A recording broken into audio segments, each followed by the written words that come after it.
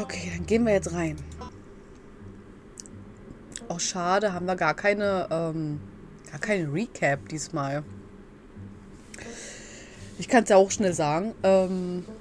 Wir waren das letzte Mal, waren wir ein bisschen unterwegs, haben so ein bisschen Leute interviewt auf dem Kohleding und bei den Kohleminen und unsere Cousine hat uns dabei erwischt und hat gesagt, ja, nicht machen und so und ich bringe dich nach Hause. Und dann haben wir gesehen, wie Rosalina, die Tochter von den Librarian, sich in die kleine Mine da reingebracht hat. Also die ist da reingekrabbelt, obwohl die ja verschlossen ist. Und da haben die ganzen Teens erstmal Party gemacht drin. Und dann haben wir gesagt, okay, geht nicht, müssen wir alle rausholen. Und dann waren wir irgendwie mal weiter reingegangen. Und weil da Kinder reingegangen sind. Und da hatten die halt versucht rauszuholen. Und dann haben wir die rausgebracht. Und dann sind wir, also Tabitha und ich sind dann beide, weil wir Scarlet sind, glaube ich, irgendwie ohnmächtig geworden, hatten voll die Krämpfe und alles und hatten komische Visionen. Und ja, dann sind wir halt aus diesem Ding rausgekommen, aus der Mine, sind irgendwie ganz schnell und dann ist sie zusammengefallen. Entschuldigung. Und ja, dann sind wir jetzt nach Hause gefahren und da sind wir jetzt. Wir sind zurück zum Estate. So, ich hoffe, es war jetzt übersichtlich, wie ich es erklärt habe. Okay. Well, this day was a lot more stressful than I needed to be. Fängt ja schon mal wieder super an. Well, this day was a lot more stressful than it needed to be. But at least nobody got hurt. I'm going to bed. I'd suggest you do the same. Vielleicht können wir uns jetzt im Haus umsehen endlich. Weil beim ersten Mal, als wir die Chance hatten, konnten wir es ja nicht.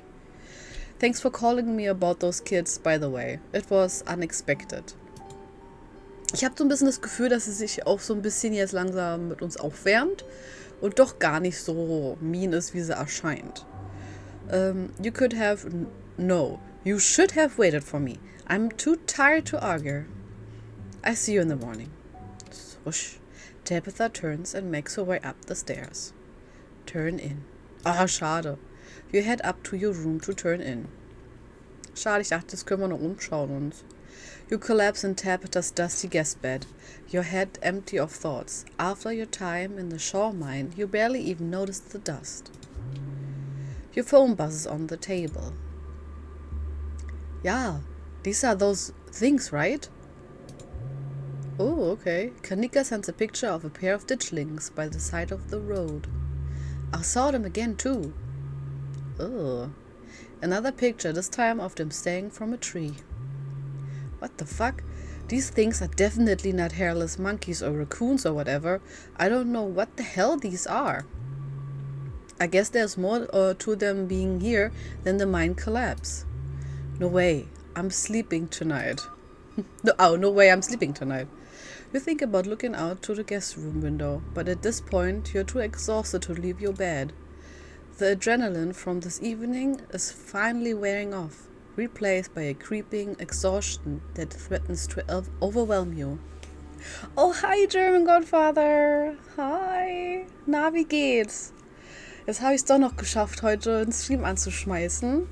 Wir hatten heute entschieden gehabt, dass wir heute doch nicht zur Arbeit gehen, weil es halt so wenig los ist. Und dann haben wir gesagt, weißt du was, bleiben wir heute hier. Alles gut und selbst? Ja, auch richtig gut. Und ich bin richtig excited, dass wir heute weitermachen können. Ich will unbedingt wissen, wie es endet. Ich weiß ehrlich gesagt gar nicht, ob das Spiel ein Ende hat. Ich glaube, es hat noch kein Ende, aber wir werden es herausfinden. So, und schön, dass du auch dabei bist, Godfather. Ich freue mich. Alright. Wir haben erst gerade eben angefangen, also hast du noch nicht wirklich viel verpasst.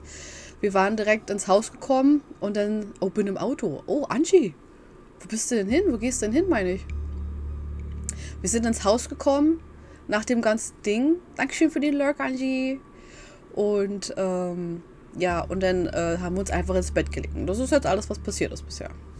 Und gerade eben haben uns Leute geschickt, unsere Freunde, Bilder von diesen Ditchlings, von diesen komischen weißen Viechern. Ja.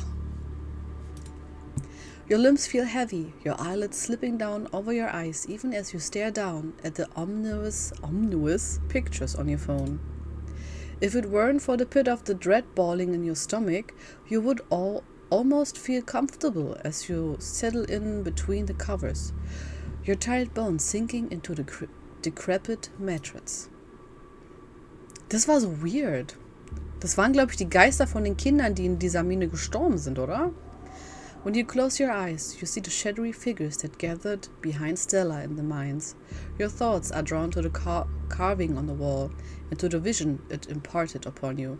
Oh, stimmt, wir haben ja da was gesehen. Da war irgend so ein komisches, rundes Carving in der Wand, aber man konnte sich das ja jetzt nicht mal mehr anschauen.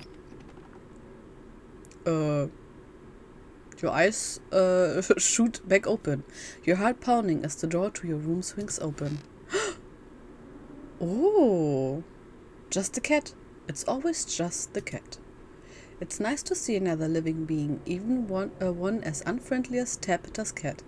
The comfort of her presence sets your mind at ease, and you finally slip into a deep sleep. Mein Gott. Ah, jetzt hast du es hingekriegt. Shrink to fit. Awesome. Nur ein bisschen klein, finde ich, die Päckchen. Aber sieht toll aus. Farben ist doch besser, oder? Ja, aber es kommt eher aufs Fotopapier denn. Muss ich mir einen billigen kaufen. Ja. Oh, ich muss die Zettel, Alter, dein Geld. Kannst du aufhören? Das liegt da einfach nur, das ist mein Tipp, jetzt leg ich da mal hin. Und dann räume ich es weg am Ende der Woche. Bitte. Diese scheiß Hunde. Geil. The comfort of her presence sets your mind at ease and finally slip into a deep sleep. Ich wundere mich, ob wir das eigentlich noch ändern können. Weil wir haben jetzt einfach weitergemacht mit dem anderen Ding. Vom letzten Mal. Ich glaube, hier war das. Ob wir diese Trades eigentlich ändern könnten. Cutscene?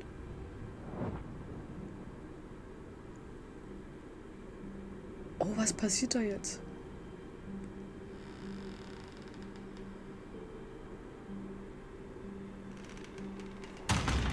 Okay.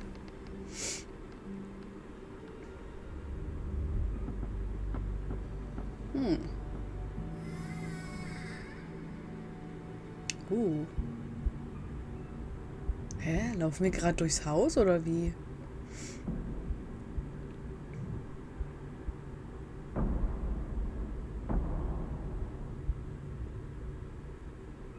Ist was unter unserem Haus versteckt? Ah, das war jetzt die zweite Episode. Finish Episode 2 with Keen Eyes. Ah, ich konnte gerade nicht lesen, was wir alles bekommen haben. Wir haben gerade 3 Achievements bekommen. Okay, Episode 3 awaits. Proceed if you dare. If you would like to continue with this world state in Episode 3, please save your game now. Okay. Boop. Haben wir gesaved. Return. Continue. Ah, Recap. Ja. Yes, please give a full recap, but just, let's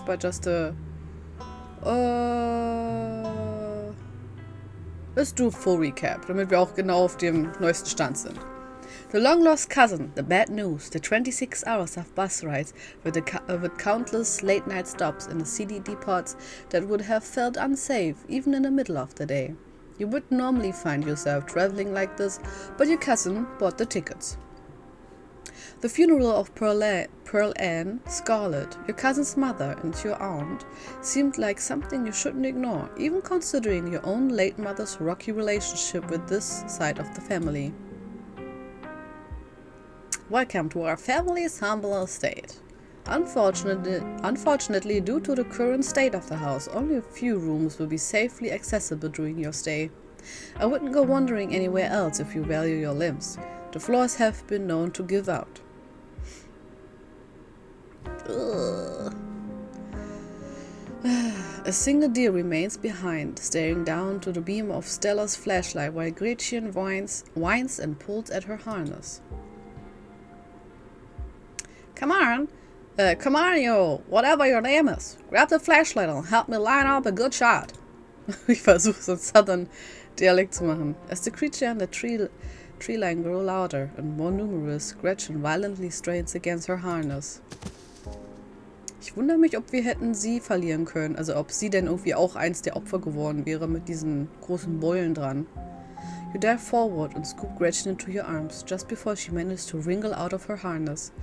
Your eyes fixate on the dark tree line over Duke's shoulder. Weil das Vieh ist ja auch über ihn rübergesprungen. Also hatte ich das, wenn man mal überlegt, könnte ja auch sein, weil das Vieh ist rübergesprungen, er hat geschossen, das Ding ist dann gegen ihn natürlich gekommen, hat ihn erschossen und dann wäre es rübergesprungen und hätte es sich den Hund geholt, 100%ig. Der Scanner geht nicht mehr davon. Was? Der Scanner. Ja, können wir das später versuchen? I don't know. Mein Zeug ist nämlich gekommen, deswegen. God damn it. Piu. Da ist er weg gewesen. Stella, keep an eye on her for us. Make sure she doesn't get into any more trouble. My grandmother called them ditchlings, and they are a terrible omen, a sign of great suffering and destruction to come. Make yourself at home. From now on, you're back at the estate by bedtime. No more impromptu sleepovers. Ach, mein Telefon ist noch mit meinem Headset connected. Ich muss das mal kurz disconnecten. Sonst höre ich das nicht richtig alles. So. Okay. Wow, that is some heavy stuff. No wonder Stella seemed distant. I'm gonna keep my ears open for you. The diner is where everyone comes to gossip, so I hear a lot about what goes on around here. I'll let you know if anyone mentions those monsters or anything else strange or unusual. Have either of you seen Rosalina around town? I don't want to be a helicopter dad, but she hasn't been answering my text, and I wanted to make sure she isn't getting into trouble out there. Oh, vielleicht treffen wir jetzt endlich den anderen Kumpel von denen. Wie hieß der nochmal? Steve? Nee, ich glaube, der hieß... Ach, Reese war's. Hi, Dr. Kelly. We were wondering if it would be okay if Reese would come hang out. Nothing strenuous, we promise. Whatever you two have planned is probably beyond what he can manage right now. Anyways. Ja, wir haben ihn auch wieder gesehen. Stay home. Wait for the week to end. Don't keep putting yourself into the path of danger. This is all I ask. Yeah, Rosalina. You're interrupted by a sudden movement out of the corner of your eye. A girl carrying a bundle of snacks pops through a hole in the fence and disappears over the crest of a hill. She didn't. No, she didn't. I guess the old Maxwell place doesn't cut it as a secret hangout spot these days. But the Shaw mine? That place was shut down like 100 years ago. Oh, da oben war ja auch einer noch hier. Wie kann man das einstellen, dass das Bild bei euch ein bisschen dunkler ist? Weil bei mir ist es nämlich dunkler, was ich persönlich sehe. Bei euch ist es heller, was ich auf dem Stream habe. Okay. Das macht es wahrscheinlich einfach heller. After a collapse that killed over 100 people. You pull out your phone and dial your cousin. What is it? You know I'm in a meeting? A kid just snuck into the shore mine. I figured you should know. What? Are you serious? Why do things happening to me? Why do these things keep happening to me? Ugh, whatever. I head over there as soon as I can. Just stay where you are and wait for me, alright? God, I don't even know why I'm trying to reason with you. It's not like you listen to me. My dad is a foreman at a continuous mining facility, and he says they only abandoned this mine because there wasn't enough coal left. So it's actually really safe and we can hang out. Okay. Hast mich gerade so erschreckt, weißt du das? Ach, kann da so rein und das zu ist. Ja, ich weiß. Schön. So it's actually really safe and we can hang out there whenever we want. Correction, your father was a foreman at the continuous mining facility. We see if he even has a job tomorrow morning. My dad says our house is haunted. Ach ja, stimmt ja. Das müssen wir auch noch rausfinden. Kanika is interrupted by a pair of thunderous knocks. You turn to see Becca and Alexis gone, and Rosalina anxiously hovering in front of a small tunnel in the cavern wall. She freezes as you notice her.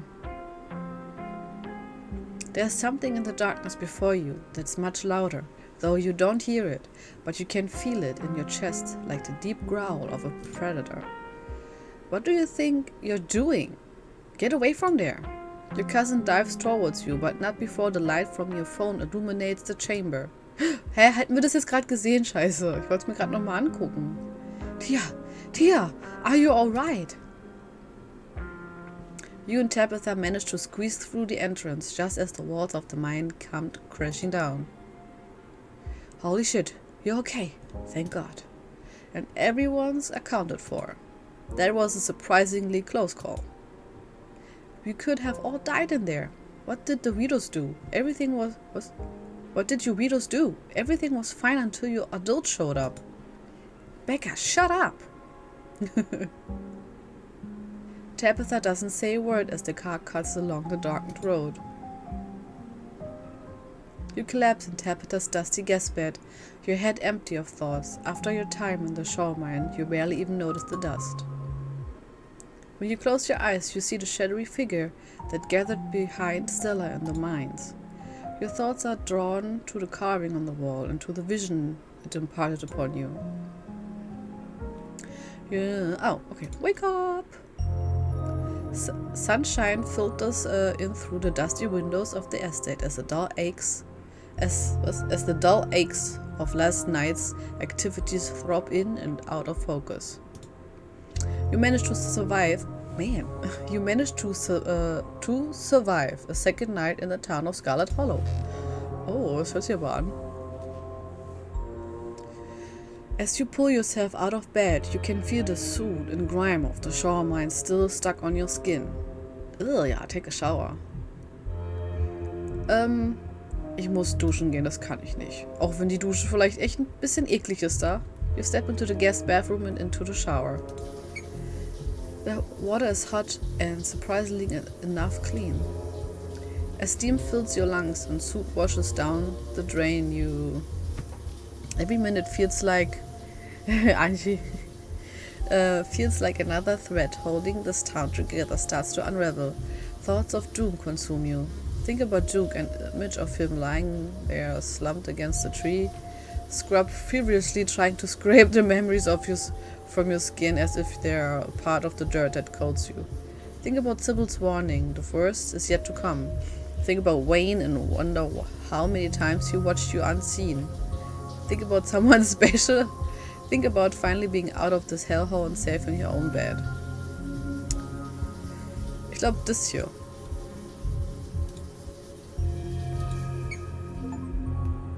Shower! Wash away your sins. Oh God. You're done here. You turn off the faucet and dry yourself off. Time to start your day. Look out the window, check the closet, message your group chat, text Stella, text Kanika. Wir gucken mal kurz aus dem Fenster. You can only imagine how beautiful the garden must have been in the heyday. A different you might have been taken away by this view, drifting into fantasies about how you might have tidied it up and enjoyed the tea by the fountain. But a lot has happened since you first arrived into town. You turn back to the guest room. Check the closet. Ooh. How long were you going to have slept in this room without realizing you shared the space with that doll? Hopefully it doesn't get up and move while you're not around. Pick it up. You pick it up to examine it closely. Its foot reads property of Alexandra. You put it back and close the closet behind you. How are you doing? Last name was Silver. I actually bonded with Tabitha last night. I can't wait to Ghostbusters tonight. Yeah, I get to meet Reese today. Sent a photo of a paint old man. Oh, paint old man. Like, das ist so wie ein Mann in Schmerzen. Morning, how are you guys holding up? Ich will es nicht irgendwie direkt so. Es ist so schrecklich.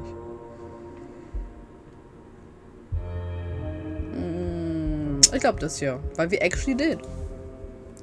It will probably be a bit before you get a response.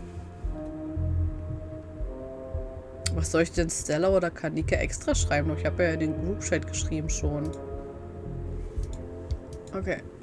Können wir uns jetzt umschauen? Wer ist denn das? Oh, okay. Ich dachte gerade, das wäre Tabitha.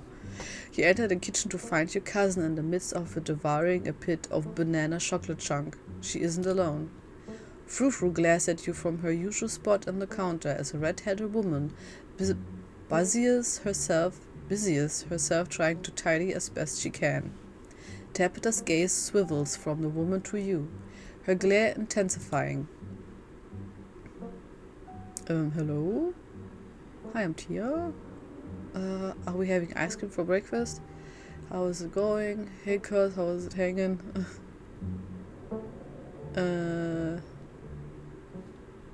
Ich sag einfach zu ihr Hallo. Oh, I'm so sorry. Hi, I'm Tia. Good morning. I'm Jenny. Just here to do my little weekly cleaning. Whatever cleaning Miss Tabitha will let me do, at least. I could have this place looking brand new, you know? Don't you go making any big renovations or moving anything around. I like knowing where my stuff is. Okie dokie. It's so nice to finally meet you, Tia. I mean, I guess I did meet you on Monday when you popped into the diner. Jenny. But seeing someone somewhere and meeting them face to face are two completely different things, I suppose. It's thanks, remaining silent. Okay, was soll man denn dazu jetzt sagen, so? Thanks.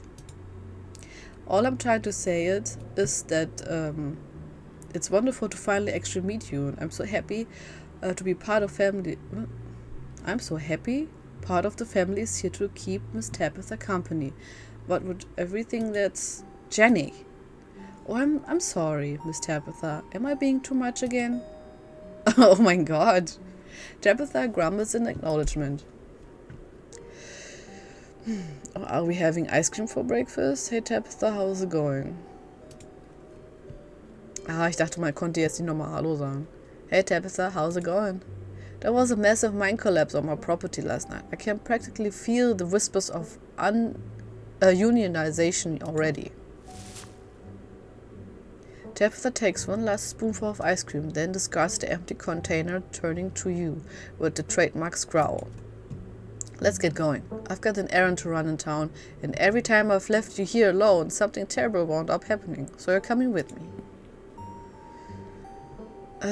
Meet you outside? Yeah, cousin bonding time. But I hadn't had breakfast. Ey, ich hatte... Ah ja doch, vorigen Tag hatte ich... Ich glaube, wir haben gar nichts gegessen da an dem gestrigen Tag. You can't just take away my freedom like that. I'll meet you outside. Sure, I'll meet you outside. Give me a track record.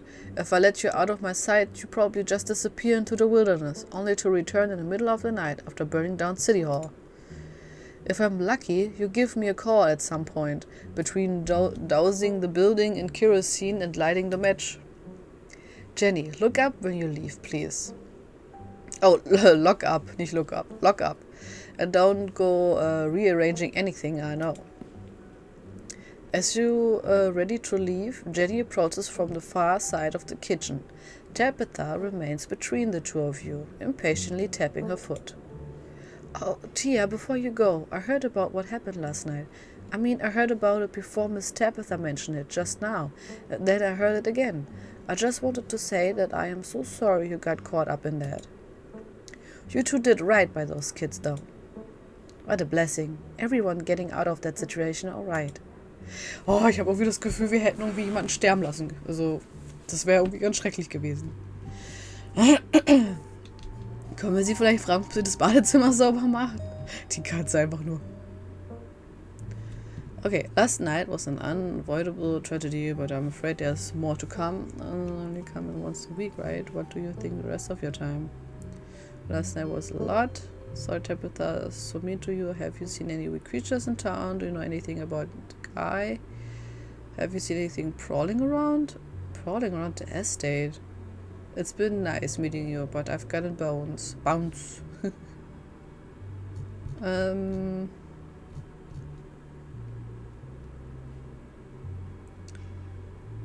Okay. Oh, odd jobs mostly. Wedding gardens, cleaning houses, watching kids, that sort of thing. My husband's the pastor, so a lot of my time spent at the church and doing things for the community. Poor Daniel, he's been going absolutely crazy since we've moved here. What with nobody really attending sermons. Oh, I'd probably do him a lot of good to talk to you through your worries. Maybe with the creepy youth pastor I've seen and hearing about.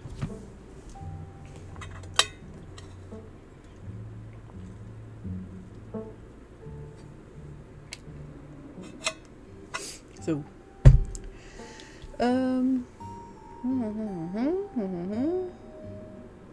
having a priest on speed dial seems handy. Oh ja, weil wir auch sowieso bestimmt nochmal zu Oliver gehen mit Rosalina zusammen und deren Haus spukt ja.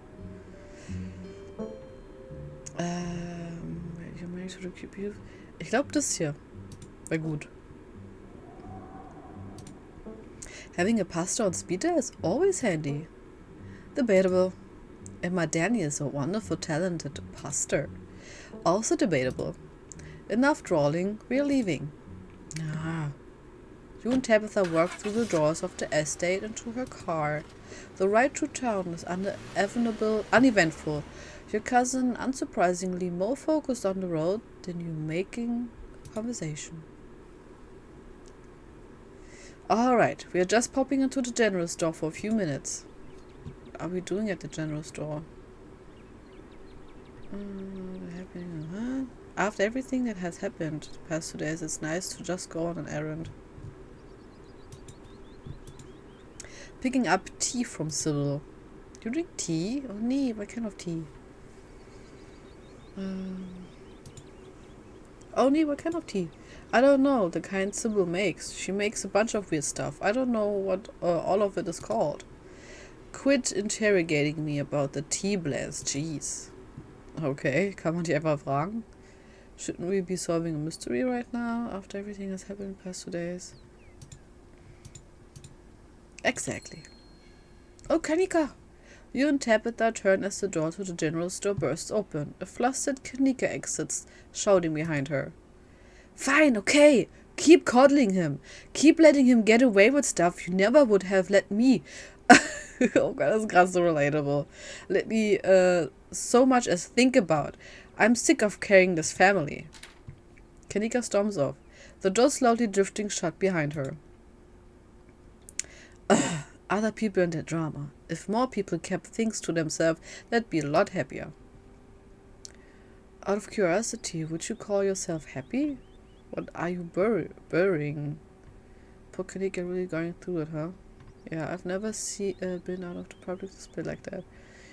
Dress herself, good for her, honestly. I'd be losing it with my brother. I've ever told you that you're scaring me. I hope there aren't any customers in there.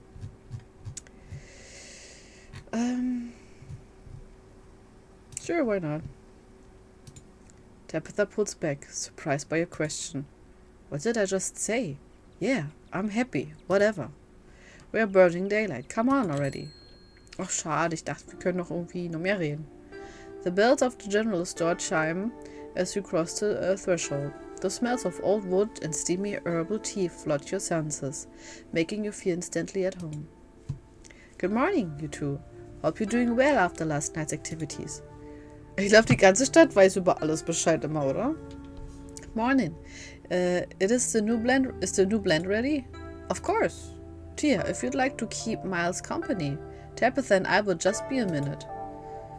Is Kanika okay? Sounds like your daughter's pretty mad at you, Sybil. Can't I go with you? Something like that. I'm afraid Miles, what if makes fun of me of being old? Can I have some tea? Of course, she just needs time to cool down. Emotions are a little high considering everything that happened yesterday. She'll settle down soon enough. I'm just glad both of my little ones made it out okay. Sybil motions for Tabitha to follow, and they both disappear into the tea room, closing the door behind them with the tinkling of bells. Kann es sein? Ich weiß nicht, irgendwie habe ich das Gefühl, dass mit Tabitha irgendwas nicht in Ordnung ist. Am Ende ist sie ein Werwolf oder so. Und sie gibt ihr jetzt Tee, damit sie irgendwie nicht so ein Werwolf-Problem hat, irgendwie mehr oder so. Okay. I tried. Listen in. Chat with Miles. Ich hoffe, ich bin nicht zu weit weg vom Mikro. Sable. I know it took a little longer than you'd hope, but this was fairly short notice. Sybil pauses, and a moment later you hear footsteps move to the far end of the tea room. She and Tabitha resume their discussion, their voice hushed. You can only make out bits and pieces of what they're saying. Is there? Yes, make sure this is all. Not inside. Outside then. Don't assume you know. I know what I'm... Your listening session is halted as the tinkling of bells announce another Patreon. Neue Person. Ich bleibe bei meiner Verstopfungstheorie. Also, es könnte es auch sein, nicht wahr? Also, man weiß ja nie. Vielleicht hat sie nur Tee für ihre Verstopfungen gekriegt jetzt. Wait, you're Tia, aren't you? My name is Bo. Oh, I'm Duke's boy. It's a pleasure to meet you. Boah, das ist ja viel größer als er. The policeman told me you saw what happened to my daddy. I've saved you. I'm so sorry. I'm so sorry for your loss. Yeah, it wasn't pretty. Sorry, Bo. I haven't... Have they found... Oh, haben sie ihn überhaupt gefunden? On me, folks don't seem to care about your dad. I'm so sorry for your loss. Thank you. The policeman said he might just be out hunting somewhere, but me and my mama both know he ain't coming back. Hä? Haben sie den Körper gar nicht gefunden? Mama's pretty broken up about it. I'm trying to hold it together. Still, since I'm the man of the house now. Well, it ain't easy. Ich versuche diesen Southern Dialect zu machen. Me and him was supposed to bring Big Betty to the state fair this week. But now he's gone. And as of this morning. So is she? Oh. Uh-oh. So I suppose if I'm not going to the fair, I may as well make myself useful and get out of the woods to look for what's left of my daddy. You was there, right? You could tell me where to look so I can try and find him.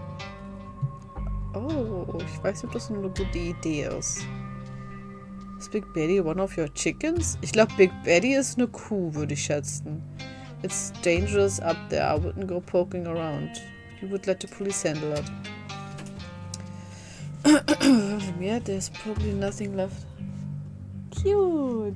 Aber es ist ein bisschen schiefer. Ach, ist nicht schlimm, ich kann noch ändern. Schön. Willst du zeigen? Hä? Willst du zeigen, was wir gemacht haben? Sure. Meine Mutter macht Aftercare Kits für Fingernägel. Wollte sie nur mal zeigen. Hat sie jetzt endlich gekriegt, gemacht, so selber, so eine Tüte. Und das ganze Design da drauf auch.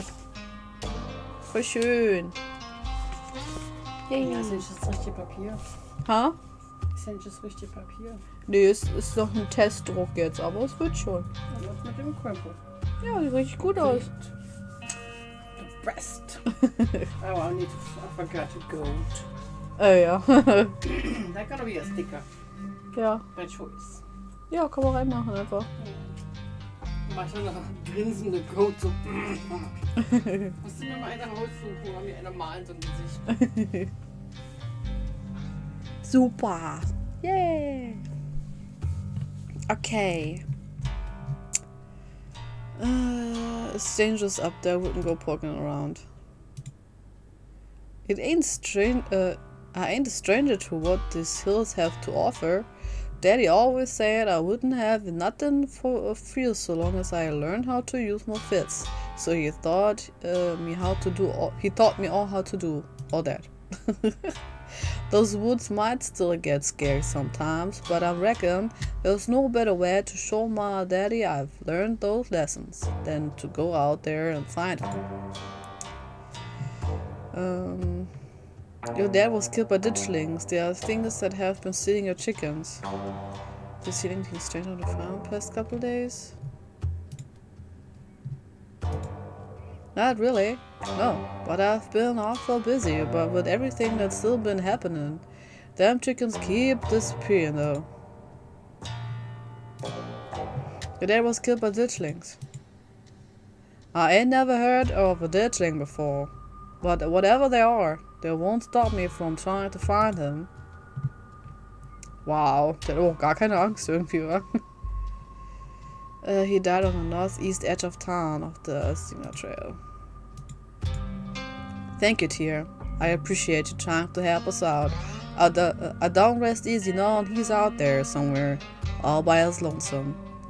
And please tell Miss Scarlet I'm sorry about her mama. Hey, jetzt habe ich es langsam hingekriegt mit dem Southern Dialekt, glaube ich. Tabitha and Sybil are still in the tea room. Your phone buzzes. Oh my god. Hey, I overslept. Still gotta make myself breakfast. If you want, you can swing by. Otherwise, meet at the library and figure out the plan. Ah, jetzt können wir eigentlich weghuschen. I think I'm good. I just had a big fight, not really hungry. Gonna chill in my van for a while if you want to hang out though. Otherwise, see you guys at the library. Also, oh my god, you gotta tell me all about it. The Tabitha bonding. Yeah! Last thing I need to hear is anything that humanizes that woman. You have plenty of time before dinner at Reese's house. Go after Kenika, swing by Stella, check in on Oscar. Oh, Oscar! Go to the diner to see Avery. Oh, ich will alles machen. Ich habe Angst, wenn ich will gerne zu Oscar eigentlich gehen. Ach nee, dann werden wir wahrscheinlich die anderen treffen. Was haben wir hier eigentlich alles im Hintergrund? Smacking Morsels. Brownies. Oh, Bockwitch Brownies. Schokonuts. Was steht da? Ghost. Sind das Ghost Donuts? Ich mag immer gerne im Hintergrund solche Sachen zu lesen. Beer. The Founders. No entry. Pulled from the Scarlet Mine. Authentic Rocks. Fresh Pickles. Ah, guck mal da. Wie süß. So. Was steht da? Assorted Minerals. Okay. Okay, was denkt ihr da? Was wollt ihr dann sehen? Wo man da hingehen sollte? Wollt ihr zu Kanika gehen, mit ihr reden vielleicht? Oder zu Stella? Oder wollen wir zu Avery gehen? Ich glaube, wir gehen zu Avery. Vielleicht hat er irgendwas gehört, was in der Stadt passiert ist, weil er hört wahrscheinlich irgendwas gehört, was die Leute gegossipt haben drüber. Gehen wir dahin. Ja, let's go.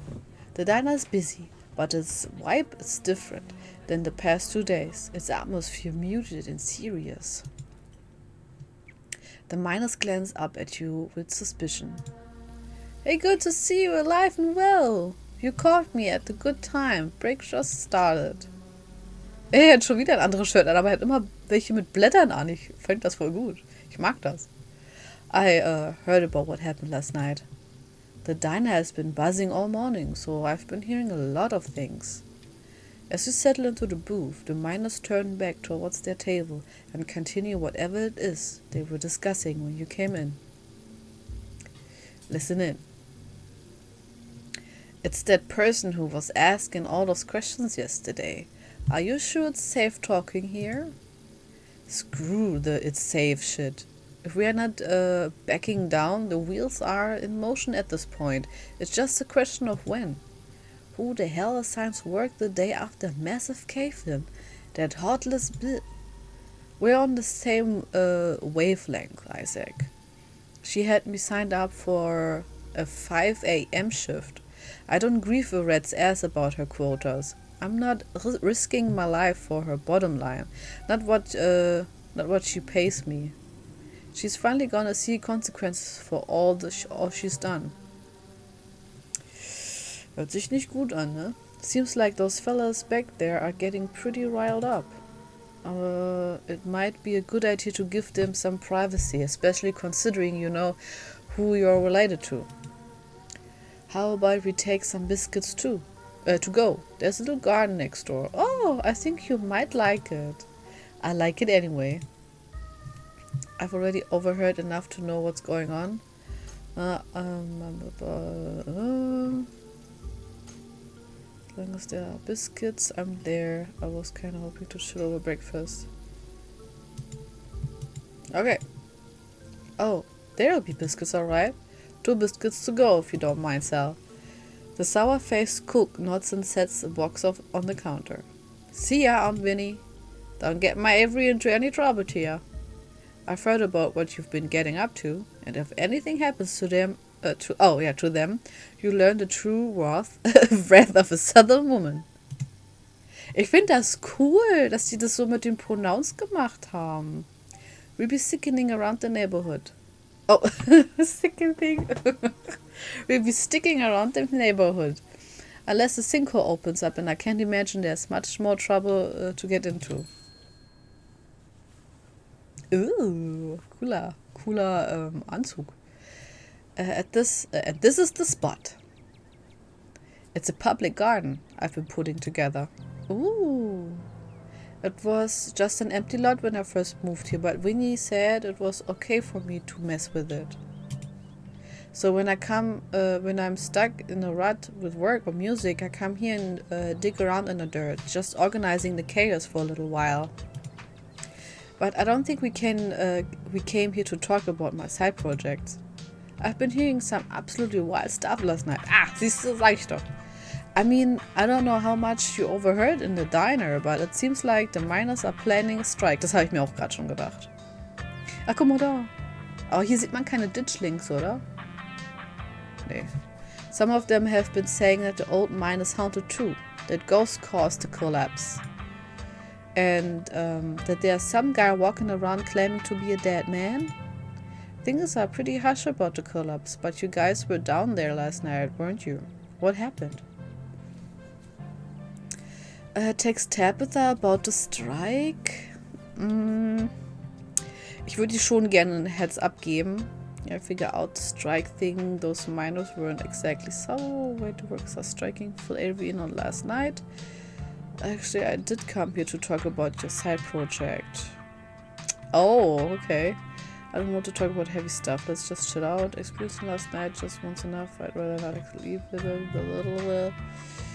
Okay, fill him in.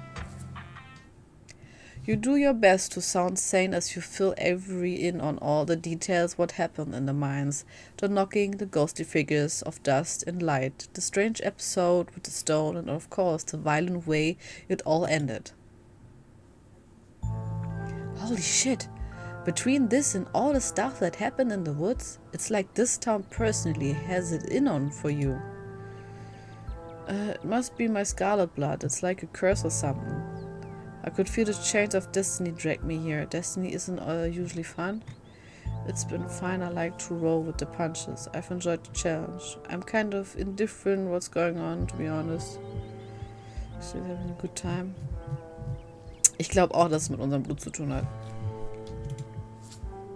I guess you shouldn't stay in Georgia, Scarlet Hollow. Scarlet Hollow clearly has a bone to pick with you. Family, am I right?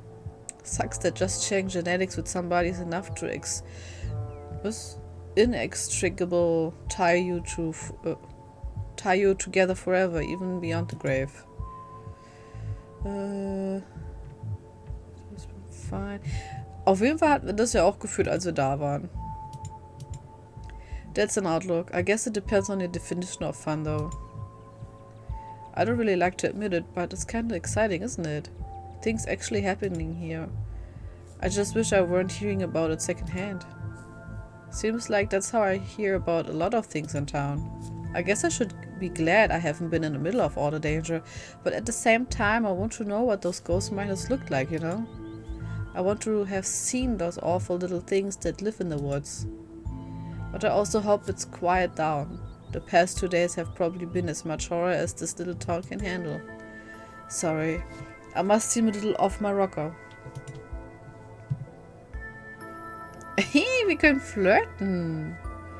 You wanna trade place with me? I get it. I'm a thrill seeker too. Is that should you feel a little excited? People have been hurt. Yeah, you kind of. Meine Nase läuft. Oh, warte, ich muss mal ganz kurz ein kleines Taschentürchen holen. Ah, oh mein Gott. Mein Mikrofon ist runtergefallen. There we go.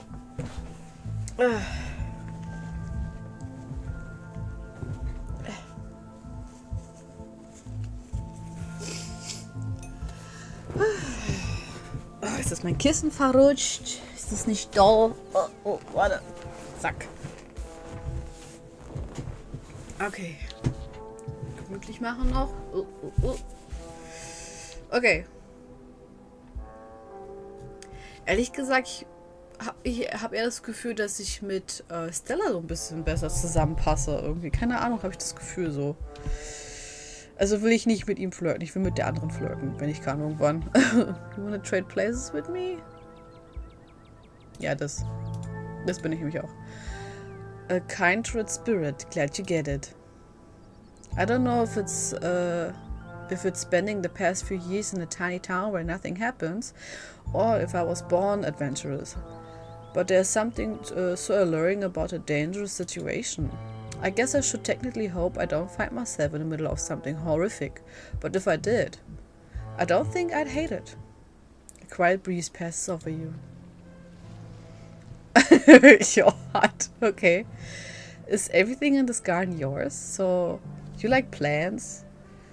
Do you honestly think about this town? It seems like you have made good friends here. You mentioned music when you first got here. Are you a musician? Oh! Ja, er könnte mitkommen. Ja, ein G. Ich hab Tee. Want to come ghost hunting with us tonight? Me and Stella and Kanika are gonna ghost bust Oscar's house. I think around sundown. Ghost hunting? Hell yes. Count me in. Yeah! Wir haben ihn. Enrico und Bild. I don't know if I believe in ghosts, but with the sort of freaky stuff Scarlet Hollow has been throwing at you this week, I guess I'll be preparing for anything. Thanks for thinking to invite me. I really appreciate that. Yeah. So, this is all yours. Ich habe mich eigentlich gefragt, ob er wirklich ein Musician ist. You mentioned music when we first got here. Are you a musician? Yeah, I've got a SoundCloud and everything. It's pretty much I want to do with the rest of my life, whether it's wind up being profitable or not. Yeah, ich meine, it's all about, right? Jamming and stuff. Oh, do you ever jam with locals, play folk music with them? I love to hear your stuff sometime. What do you play? Yeah. Oh, thanks. I sent you a link, but you hear some at the party this Saturday if you swing by. Also, don't worry if it's not your kind of thing. I don't expect everyone I know to vibe with. Is so no pressure. What do you play?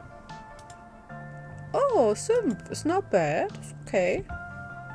Ich habe sogar von dem Lo-Fi gibt es ja auch eine Synth-Wave und so. Gibt's auch sowas noch.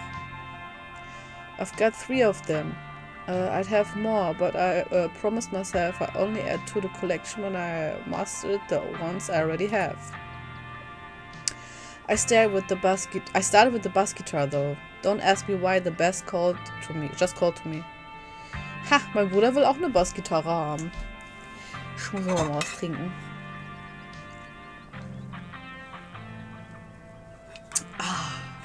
Ihr müsst euch auch mal was zu trinken holen, ja?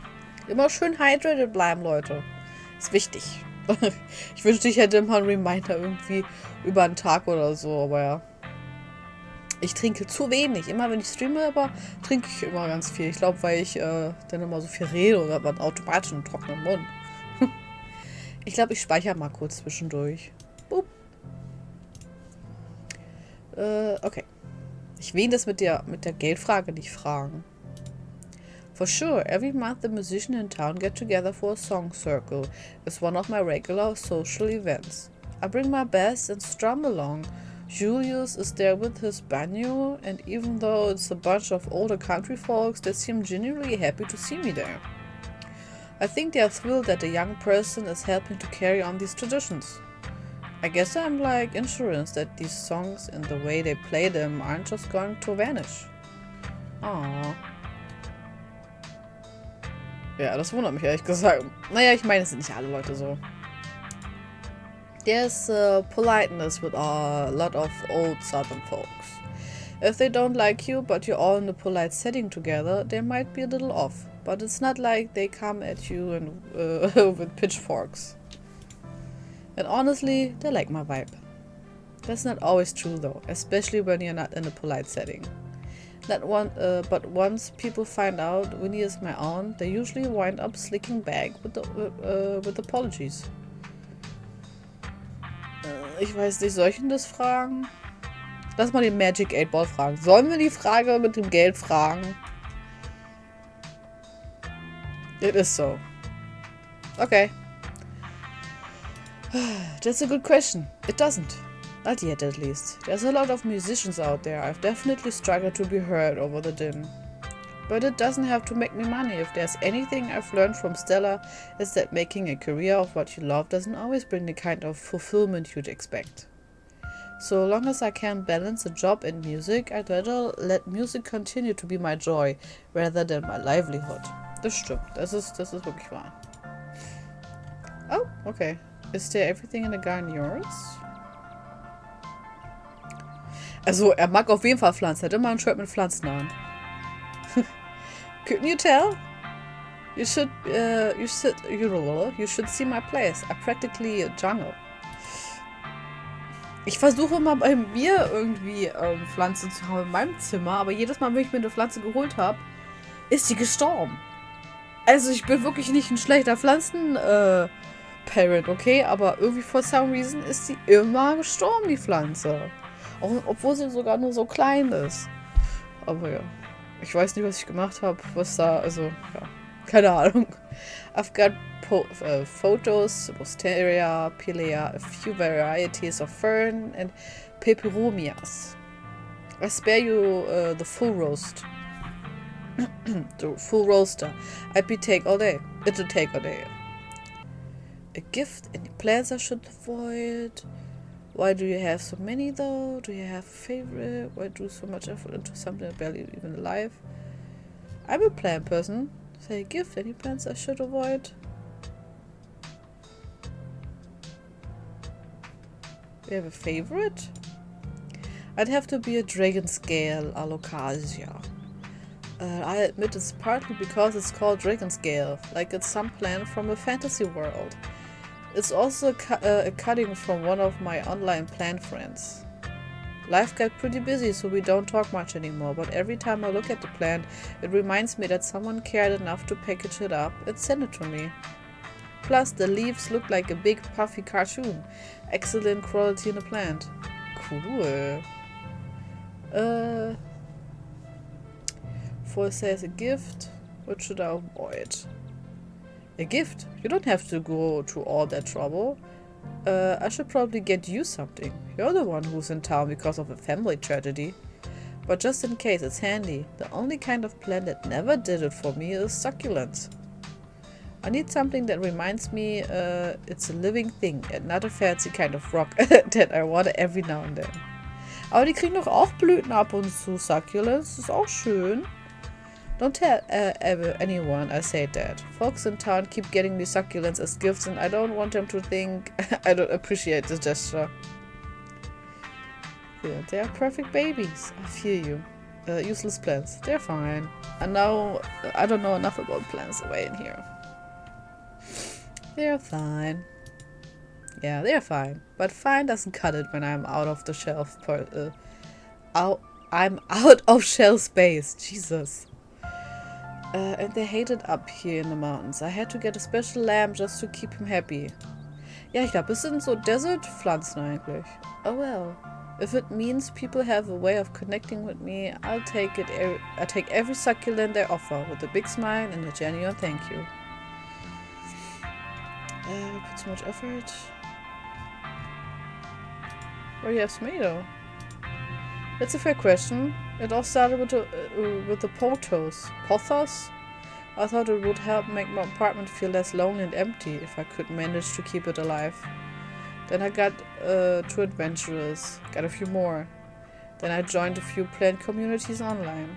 It became a way to connect with people, and the plants became a way I would remember that there was someone out there who was thinking about me, even if they were just someone I swapped cuttings with. So yeah, it got a little out of hand, but there's still some space for humans in there, for now.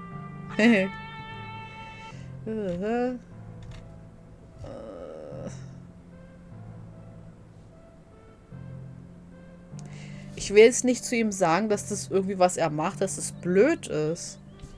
Ich glaube, wir gehen einfach. Oh, okay. Ich dachte, wir gehen jetzt. Is everything in this garden yours? I mean, technically it's a public garden, but yeah, pretty much every piece of green you see here is something I've personally planted. Once my house filled up, I had to direct all the energy somewhere. So I put all of it into the vacant lot next to the diner. I didn't make the frames or the branches, that was Julius, but everything else was me. A lot of these are a native plant that were already growing in the lot, though I couldn't help but add a few more of my personal favorites. Achso, das sind jetzt nur Pflanzen, aber jetzt keine Pflanzen, da wo man jetzt so Früchte oder so anbaut oder Gemüse, oder? Ja, es sieht nicht so aus. Hydrogenes and begonias and that sort of thing, and plenty of beds, edible plants. And I'm about to put in a bunch of marks that with the seasons changing. Just doesn't feel like autumn without them. Who's Julius? Julius Caesar! You know the guy who sits in the back of the diner reading a newspaper? Oh! This is Julius, okay. He lives out in the farms, but the diner is practically his second home. He is there every day, reading his papers and drinking at least a pot's worth of coffee. He muttered some gross things to himself when I came in the other day. And you're friends with him? I didn't see him today. He did. Oh, he is like a bat, Tia. I've gotta be careful what I say on the other side of the room from you. But yeah, he's a bit of a strange dude, kind of like some sort of wish-granting gnome. I can't say I ever really talked to the guy despite him being in there almost every day. But one day I was chatting with Winnie about how I was looking for a bench for the garden, and the next morning, there it was. A hand-carved bench sitting in the garden. I thought it must have been Winnie, but that day when I bought Julius a coffee, he asked me if I liked the bench. I said yes, and he grumbled, "You're welcome," before going back to his paper. He did it a lot after that. I'd mentioned something I needed to Winnie, and sure enough, the next day I'd be waiting in the garden. Julius and I talk a little more these days, and I even been to this house to pick up a new frame for one of the beds. But he's a man of words. He is a man of words. He strikes me as a bit of a loner. Maybe he feels some kind of kindred connection between us. I don't know. I didn't see him there today. Yeah, he hasn't been in. Ich hoffe, die sind alle okay. He left early yesterday and I haven't seen him at all today. Maybe he's working on something. I might start getting worried if he doesn't show up tomorrow. I don't think anyone else really checks in on the guy. Do lots of folks come here? I come here, and that's enough for me. Handful of the other folk every now and then too. You're hot. So total so out of character irgendwie so. You're hot. What do you honestly think about this town? It seems like you've made a lot of good friends. Oh sure, Kanika's friendly though. She's usually busy with the store. And Stella, she's on one of the nicest people I know. And she stops by the diner at least a couple of times a week to say hi. But I still don't feel like I know her. It's like she has some kind of wall up. Huh, really? It's the same for a lot of folks around town, honestly. Most of them grew up together, so they don't talk about the tougher parts of their lives.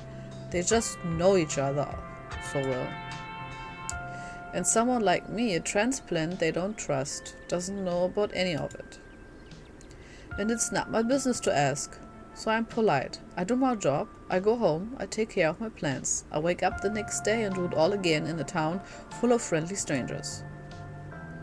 You sound unhappy. Stella has walls, she's so friendly and open. She does seem that way at first, doesn't she? But you notice them after a while. Things she doesn't quite say. Stimmt. Sachen, zum Beispiel mit dem Autofahren oder so, hat sie auch avoided. Einige Sachen. Things she's hiding, even from herself. I think she struggles to process bad things that happen to her. Aber ich muss sagen, sie hat ja auch schon so ein bisschen open up über ihre Sachen, über Sachen, die sie nicht, glaube ich, reden hätte wollen. So Sachen, da wo wir zum Beispiel mit ihr runtergelaufen sind, anstatt mit dem Auto zu fahren, als wir zur Mine gefahren sind oder gegangen sind. She just pretends they never happened. Maybe hoping that means she can pretend to live in a world where they didn't. But they will impact her, like the car thing. Ah ja, siehste. Then if you try to talk to her about it, walls. All day yesterday she seems to have... What? She hung out with Kanika all day yesterday. She seems to have time. Yesterday it felt like she said I hadn't really hung out in a while. Das stimmt. Yeah, she usually either working or too exhausted from work to hang out. The fact that you even got that FaceTime shows how serious things getting around here. Seem to get along with Sybil, befriending my cousin. Have you thought about befriending my cousin? It's been pretty welcoming me. That's creative. I like it. Honestly though, I doubt she even know my name.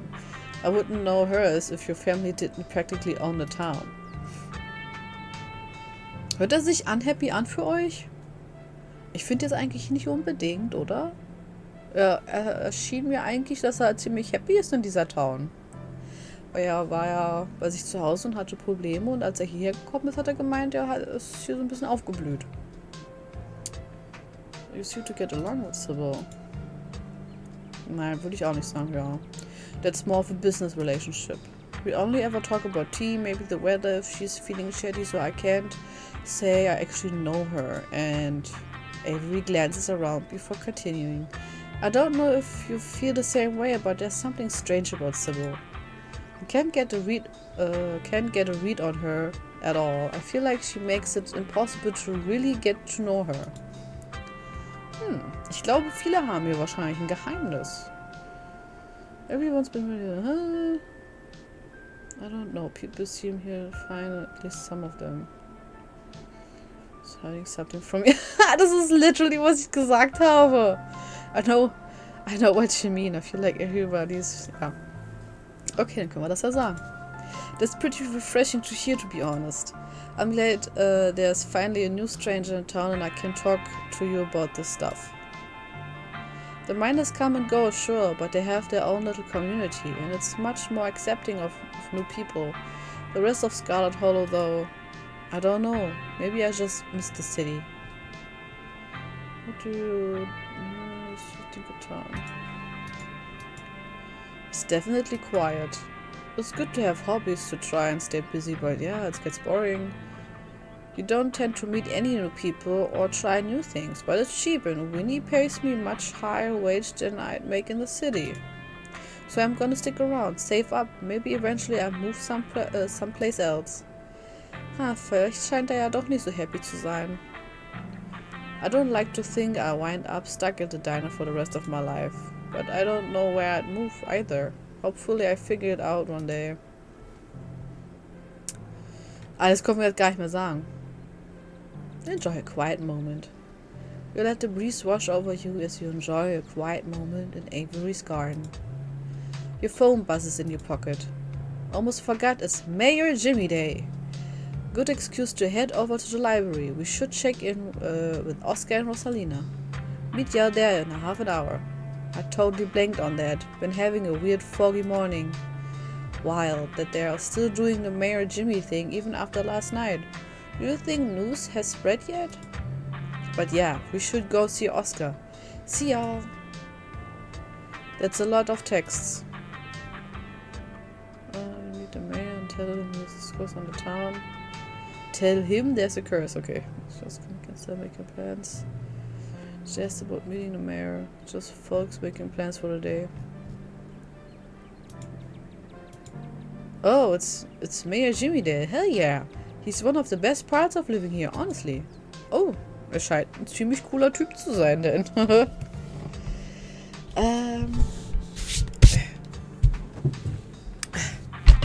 Oh.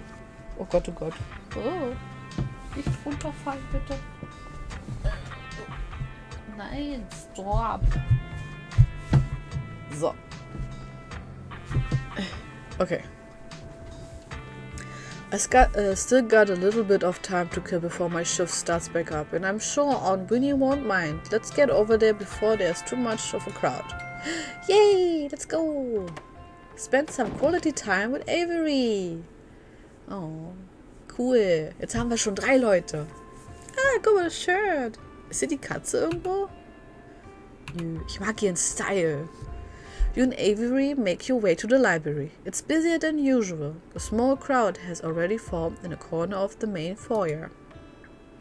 Oh hey Tia, and Avery too! Yeah! Hey, can't believe I'd almost forgotten about Mayor Jimmy Day. Thank God we have something to do this morning. My family's been driving me nuts. Yes, the whole gang's here. I've been waiting to introduce Tia to the mayor for like the entire time I've known her. It'll be worth it, trust us. Alright, shall we? Oh mein Gott! Es ist ein Hund? Es ist ein Hund! Er ist ein Hund. Okay? Wie cool ist das bitte? Guck mal, wie sie guckt. Ich will gerne wissen, was sie sagt. Oh, wie cool ist das denn? Not only this mayor is a dog, but judging from the series of portraits lining the walls, every mayor of Scarlet Hollow has always been a dog. Das ist awesome. Beste Wahl aller Zeiten. Das ist wahr. Das ist absolut awesome. Oh mein Gott, wie cool. Wie funktioniert das? Oh mein Gott, der kleine Hut. You can tell this dog is a mayor from his little sash and his fancy top hat. There's a regal air about him, almost as if he knows the position of authority he's been elected to. And unless you are making you're mistaken the serious man by his side is Deputy Franklin, one of the policemen you spoke to following your encounter in the woods on Monday. Mann, ich will wissen, was er sagt. Wir hätten nämlich von so Trades aussuchen können, was Tiere sagen auch. Deswegen habe ich gedacht, können wir das nicht noch ändern? Aber naja, ich glaube, ich hätte von vorne anfangen müssen, denn. Huh? He holds out his paw as if to shake your hand. Das sieht doch sehr polite aus. Er hat sogar eine Taille an. Hey, aren't you Deputy Franklin? It's lovely to meet you, Mr. Mayor. Mr. Mayor, something terrible is going to happen to this town, and we need your help. He's a dog. He's so cute. I was expecting something different. We're doomed. I knew he'd be a dog. Okay, we've met the mayor. Let's go. No. Shake his paw. Ah. You reach forward to take the mayor's little paw in your hand, but his burly security details to stop you. No paw shaking. Only head pats and ear scratches allowed. Oh, wie er guckt so. Exactly. Oh, guck mal, wie sie guckt. Oh nein, sie ist voll eifersüchtig. Ich glaube, sie mag ihn nicht. Isn't he just the cutest? It's the best part of living in Scarlet Hollow besides the nature. and all my friends in Winnie's Biscuits. Oh, and the closet-knit small town community of course. But having a dog mayor is a close fifth. No contest.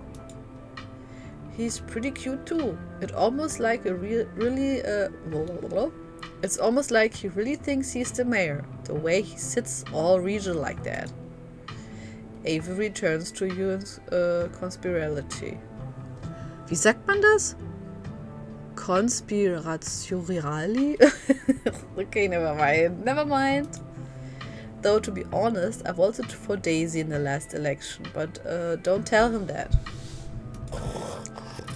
Oh, Toothless. Huch. Hoppala. Wie hab ich denn das gemacht? Gretchen squirms and Stella's arm, straining to get Mayor's Jimmy. Hey, whoa, Gretchen, calm down, old girl.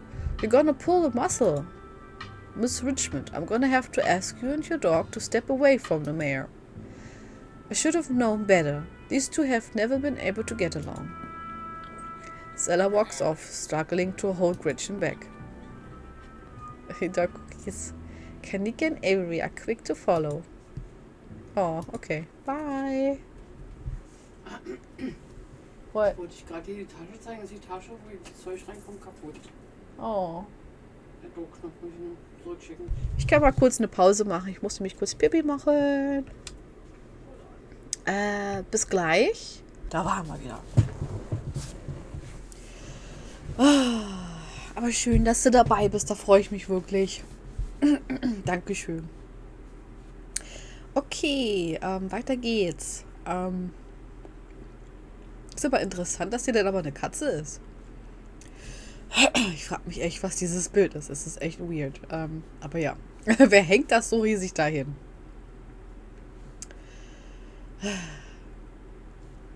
It looks like everyone else is already taken to Oscar in the next room. Wer ist das? Before you can catch up to your companions, you're intercepted by a nervous man with a cross around his neck. Oh, das ist bestimmt der Priester, der Dingens da, oder? It's hard to put a finger on it, but something compels you to dislike him. Sounds like old Gretchen and the mayor may have some unresolved issues, wouldn't you say? I'm Pastor Daniel. I take it your tear. Huh? Anyways, been buzzing about you. Priester? Oh ja, versteckt die Kinder. Oh mein Gott. Er sieht aber sonst eigentlich sehr nett aus. Er hat bestimmt unter seinem Shirt irgendwie so voll die krassen Tattoos und alles so. So ein Typ, weißt du? Ich weiß nicht. Irgendwas? Jetzt hat sie das gesagt und jetzt ist es bei mir direkt so. Allein schon das, aber ja. I'm so sorry about your aunt. But I'm sure she is in a better place now. Okay. I doubt Perlane is in a better place. It sounds like she was awful. Let's not kid ourselves. We both know Perlane is in hell. I don't believe in afterlife. Oh, thank God. I've been hoping to find a priest. Oh, ja, ich glaube, ich mache das mit ihm mit den Geistern. Der wird uns bestimmt helfen können. Do you know anything about ghosts? Jenny mentioned you this morning. Oh, you must be a creepypasta I've been hearing about. Oh Gott. Okay, ich sag mal dass Jenny ihn halt was gesagt hatte. Irgendwie habe ich das Gefühl, er ist based auf irgendeinen Schauspieler, weil irgendwie erinnert er mich an irgendeinen Schauspieler. Dieses Lächeln auch so. Jenny mentioned you this morning. That woman is the light of my life. I'm so glad she's there to help your cousin through this rough patch. Mann, was ist denn heute los mit Lesen? Ich kann gar nicht lesen heute. Oh, thank God. Do you know anything about ghosts? Actually, ich habe schon ganz viele Exorcists gemacht. Ghosts. I've never encountered one myself, but I have heard stories of folks who have been visited by their loved ones from beyond the grave, and it seems like it provides them with a sort of spiritual healing. Like their beloved relatives are watching over them, even in death. Is that about Perlane, or perhaps your mother? Meine Mutter. Have you been visited by her? Woher weiß er, dass meine Mutter tot ist? Oder wissen das die Leute in der Stadt? The place is haunted. I think we need an exorcism. Dang, I thought you might have some good ghost stories. Ew, no, I mean real ghost stuff, scary stuff. Ew, no. Wie gut diese Antworten manchmal sind. This one. Oh, like a Scooby-Doo episode or something? I'm afraid I don't buy into that particular notion. It's a bit too spiritualistic. Now, if it were a vision of one of his parents trying to contact him from heaven, I could understand that. It isn't. But I simply don't believe in malicious spirits lingering neither in heaven nor hell, jumping out of a closet to scare you. I'm sure there's a perfect reasonable explanation for whatever it is he saw. Some of the others, what makes you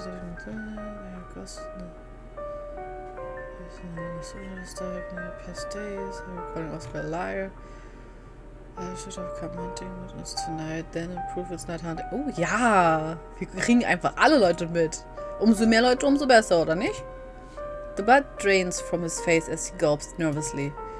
I promised my daughter we would watch VeggieTales tonight, so I'm afraid I have plans. But let me know if you see anything strange. I'd love to hear your account of the supposed haunting. In fact, here's my card. He hands you a business card. Call me if you need me. Okay, jetzt haben wir wenigstens seine Nummer. Mission Berlin being a better place. I thought she's a better place. It sounds like she was awful.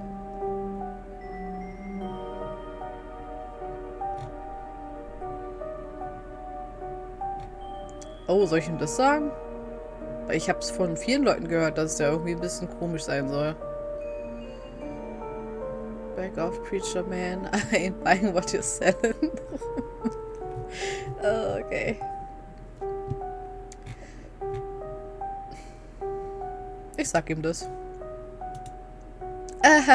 They are calling me creepy again. Oh god, I feel bad. I've heard some folks like to tell little jokes like that. Folks in this town sure have an interesting sense of humor, but it's really funny. Anyway, I just thought I'd offer to lend an ear if you ever needed to talk through your feelings about Perlane's passing, or your mother's passing for that matter. I see what everyone meant. You've got a vibe. I don't think you're creepy. Everyone else is wrong. That sounds lovely, thank you. Thanks for the offer, but I'm fine. I'm not religious. Thank you for the offer, but I'm fine. Even after everything has happened last night? Nobody was hurt, but still, from what I hear, it was quite the close call. Not to doubt your resolve, but I know I would need to do some serious praying to work through the emotions from someone like that. Something like that. Heck, I had to pray over it anyway, and I wasn't even there to witness it. Well, if you ever feel like you're struggling and could use a good listener, you know where to find me. It was lovely to meet you, and you have a blessed day, Tia. The pastor leaves you be and joins the line to see the mayor. Nothing's to do now, but catch up with your companions. Ich weiß nicht, was heute los ist mit dem Lesen. Ich bin so am Stocken. Sorry, Leute. You find them already talking to Oscar, deeper into the library. Are you sure we can't just get it over with while the sun is up? I don't know if I can handle getting scared shitless in the dark 2 nights in a row. I wish we could, especially since I'm not particularly excited about going in there after dark either, but I'm pretty sure it only comes out when the sun goes down. Ach Quatsch, bekommt man gar nicht mit. Oh, okay. Dankeschön. Ich habe das Gefühl, ich stottere so viel irgendwie und dann verliert man so ein bisschen den Faden oder so. Aber Dankeschön fürs Feedback, aber ja, ich versuche mein Bestes mit Lesen manchmal. Besonders ein bisschen schwierig, wenn es in Englisch ist. Auch wenn ich jetzt so unbedingt schon gut spreche Englisch, aber ist trotzdem schwierig manchmal. Isn't that just like a ghost waiting until you are at your most freaked out to freak you out even more?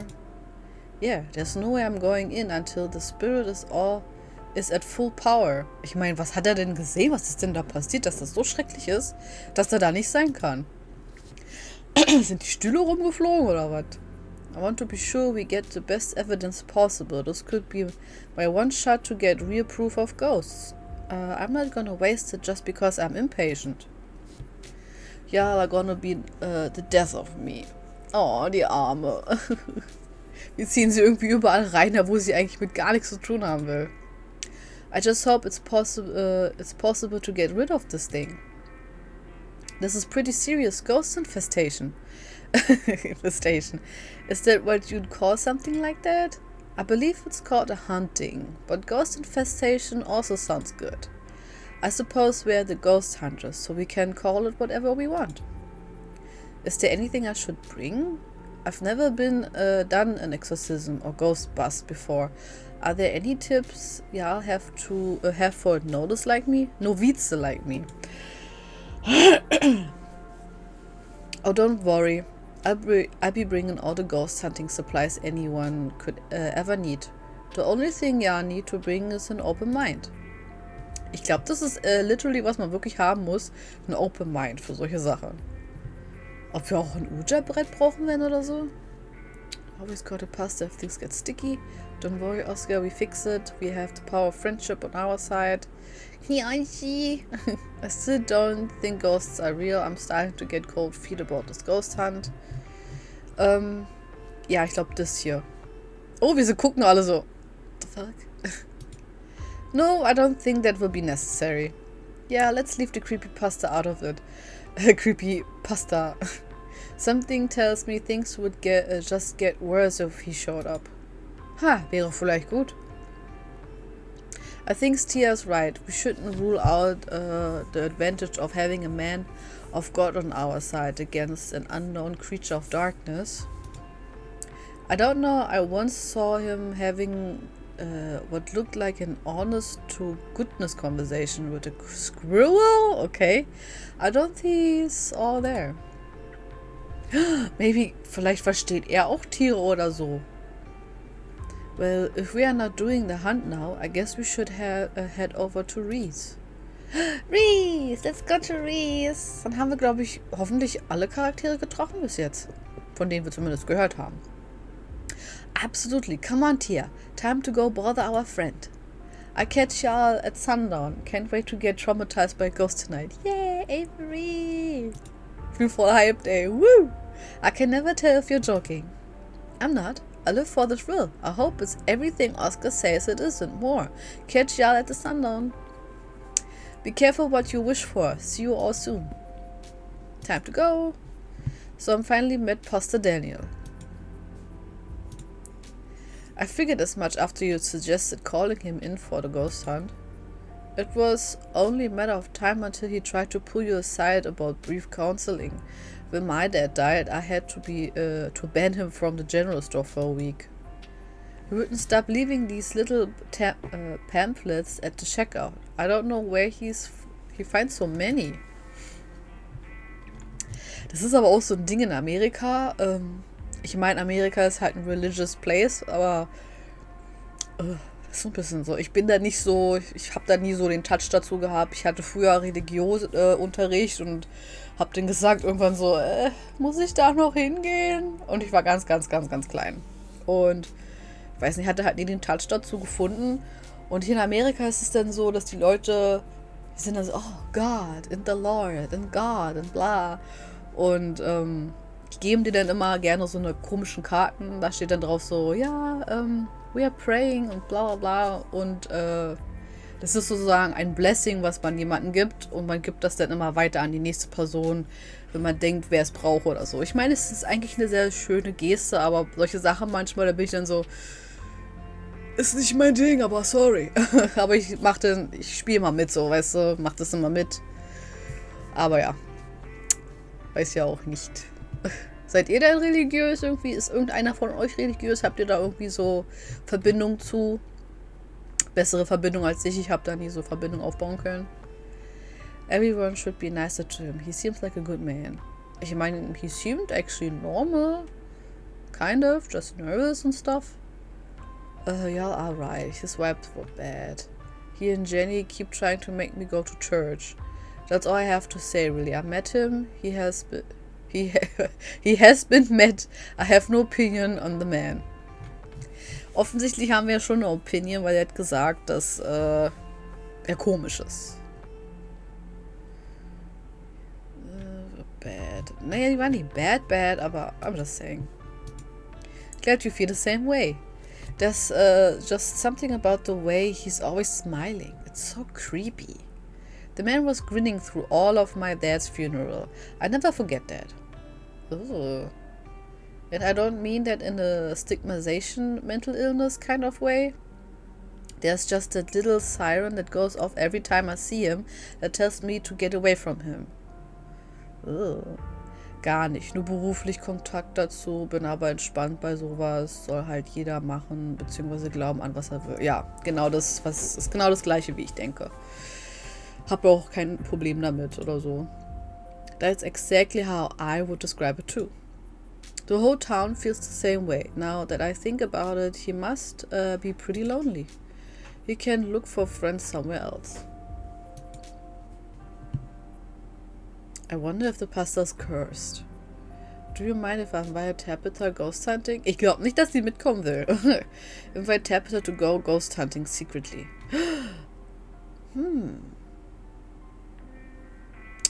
Ich könnte mir vorstellen, dass wir sie vielleicht schon dazu kriegen, dass sie mitkommt. Bin mir aber nicht sicher. What? Ich krieg einen Neusen, kann es behalten, das andere. Hä? Ich krieg einen Neusen, kann es behalten. Okay. Nein, 2, zu viel. Naja. Egal. Kannst du ja irgendjemanden geben. Ja, Mama. Nee, I'm gonna sell it. Ja. I'm gonna sell a new one. I don't wanna pick. Mein Auge juckt. You discreetly shoot your cousin a text inviting her to the evening ghost hunt. Stella and Kanika will find out about it if she actually show up. Ich kann mir vorstellen, dass ich hätte es vielleicht nicht machen sollen. Dann würde sie wahrscheinlich kommen. Aber ich will sie halt nicht exkluden so. Weil ich habe das Gefühl, sie ist schon offen für Bonding sozusagen und Freundschaft und so. Vielleicht tut ihr das auch gut, was anderes zu machen, außer Arbeit und so. I wonder if the pastor is cursed. I felt something odd when he came up to me, and the way everyone dislikes him seems excessive, unnaturally excessive. I know this is weird coming from me, but not everything in town has to be spooky for supernatural reasons. Sometimes people just give off bad vibes. Agreed. We are allowed to dislike him, even though he hasn't done anything wrong. That we know of. Oh God. That we know of. Alright, shall we head out? Let's go! The three of you leave the library for an early dinner at Reese's. You once again find yourself in front of Reese's house. A cold hesitation grips you as the building looms over the hilltop. Though it's only early afternoon, it feels much later, the sun already sinking behind the tall mountains that surround Scarlet Hollow. Mein Auge, es juckt. Ich will mal kurz speichern. Wir hatten schon eine ganze Weile nicht mehr. Jetzt habe ich mir meine Brille da voll geschmiert. Von meinem fettigen Finger. Der fettige Finger. So.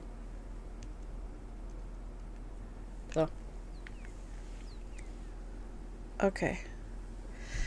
We're a little early. What if Dr. Kelly yells at us? There's no such thing as early when you're hanging out with friends. That's just extra time you get to spend together. Okay, but what if she yells at us? Oh, is this er? It's too late. The door swings open. Hey. Please. Oh my God, dude, it's been ages. You must be Tia, right? I've heard a lot about you. Stella's been relentless about making sure I got all the Tia updates. Gretchen starts yelping at Reese. Oh, straining against Stella's grip as she tries to get between them. Oh, guck mal. Sie guckt ihn aber irgendwie so an, als wenn sie ihn nicht mag, oder? Irgendwie ist der auch so pale wie Tabitha. Vielleicht haben wir irgendwie die gleichen Sachen, die abgehen. Are they here already? I knew you'd show up early, Stella, and you brought the dog. Great. Yeah, I thought she might cheer Reese up. I don't know what gotten into her all of the sudden. The dog stays outside. Oh. It's okay, Stella. We can let her chill in my van for a bit. I'll run the AC and leave her some treats. You know, I always have some of those easy chew dog jerkies stashed away. But we go everywhere together. Do you want to come in or not? Kanika nervously tucks Stella away towards her van. Well, what about you, Tia? Are you coming in? Kleinen Moment.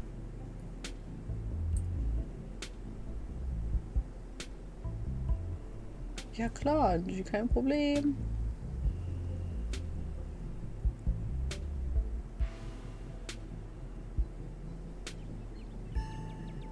So, okay.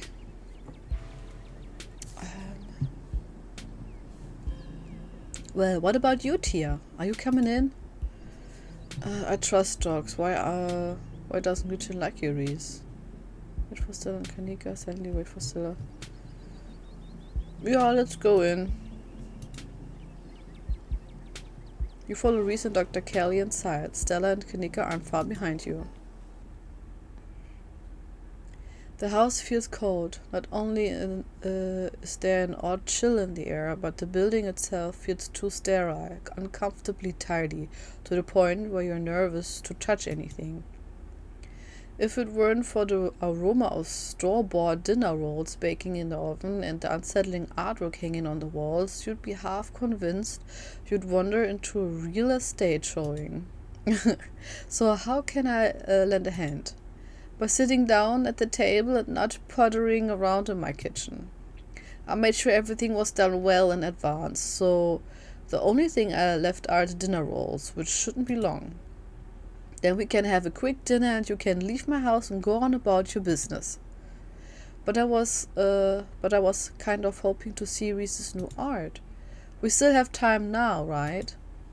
You aren't seriously considering subjecting your friends to your disaster of a room, are you? It's not that bad. You can still see the floor. Dr. Kelly raises a single questioning eyebrow. I don't mind a little mess. Yeah, I doubt it could be any worse than the way I keep my room. Sicherlich, bei mir ist the same. Yes, okay, fine. As long as you stay out of the kitchen, I don't care what you get up to. Cool. We just be downstairs. You don't even know we're here. You won't even know we are here.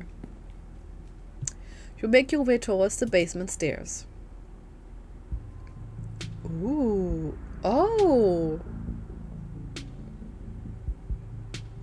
Okay. Guck mal da, Ditchlings. Ist der irgendwie related mit uns oder so? Irgendwie kommt mir das so vor. Oder vielleicht ist er irgendwie so eine Art Medium oder so. Guck mal, Vampires, Geister. Können wir da irgendwas sehen? Interessant. Okay. The basement is what you might expect out of a tortuous artist who spends all his time confined to his studio. Discarded canvases line in its edges, while trash and sketches leak out from their piles in the corners of the room, hiding the bare cement floor. Ghoulish faces coat the walls in paint, sneering out at their creator. Your mom is so scary. She can be a little intense, kind of overprotective, which I guess makes sense. Anyway, make yourself comfortable. You never to forgive the mess. I've been distracted lately, haven't been cleaning much. Your mom's scary. So, I told you about everything that's been happening a couple days. What are you sick with? Your art, this kind of collection you've got. If you need something paused for painting this week. Want to come ghost hunting with us tonight? Dinner's gotta be ready by now, right?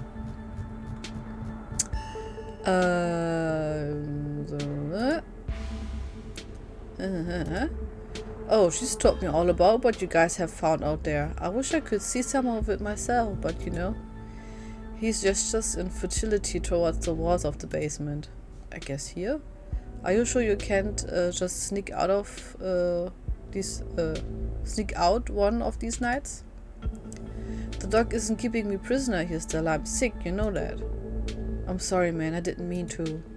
There's nothing to apologize for, and I appreciate the effort. Really, I do. There's just nothing you can really rescue me from. That die's already... Was? That die's already been cast. That die is already been cast? Das verstehe ich jetzt nicht. Was?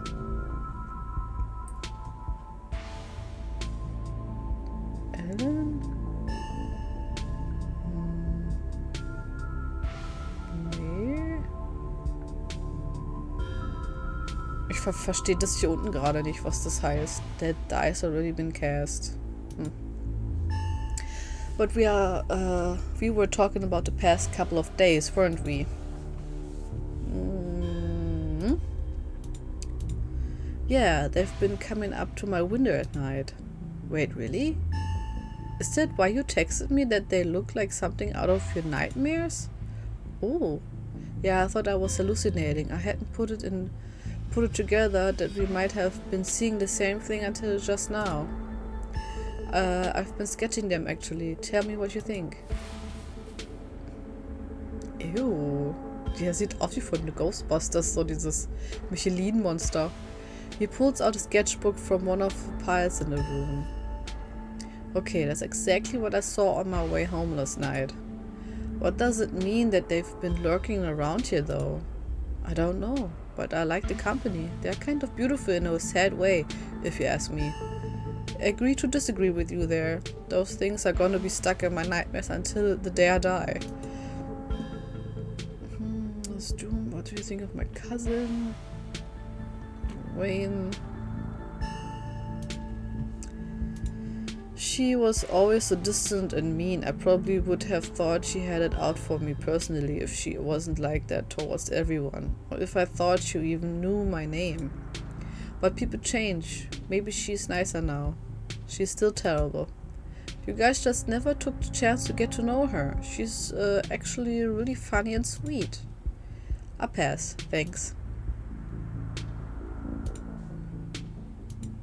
Who? You know, that guy who's been following Tia around, being all ominous? Oh yeah, that slasher creep. I appreciate the classic Jason vibe he has going on.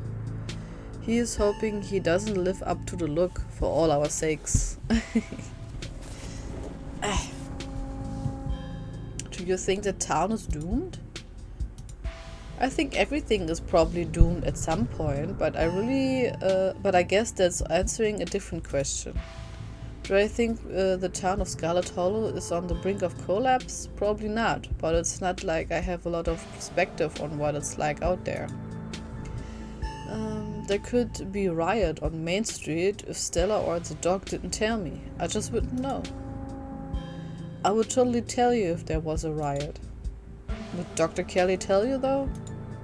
I mean, yeah, I'd hope so. But the point I'm trying to make is that other people are my eyes out there.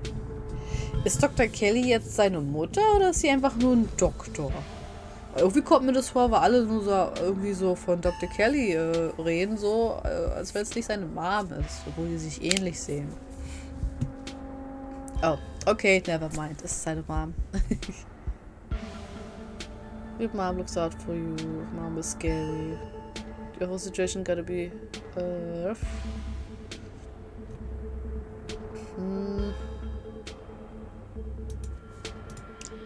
Each piece exudes a sickening miasma. It's like you can feel something squirming behind the paint, the brush strokes acting as steel bars, trapping some anguish being within. I feel the emotions you put into these. It's grotesque, it's so emo. Ja,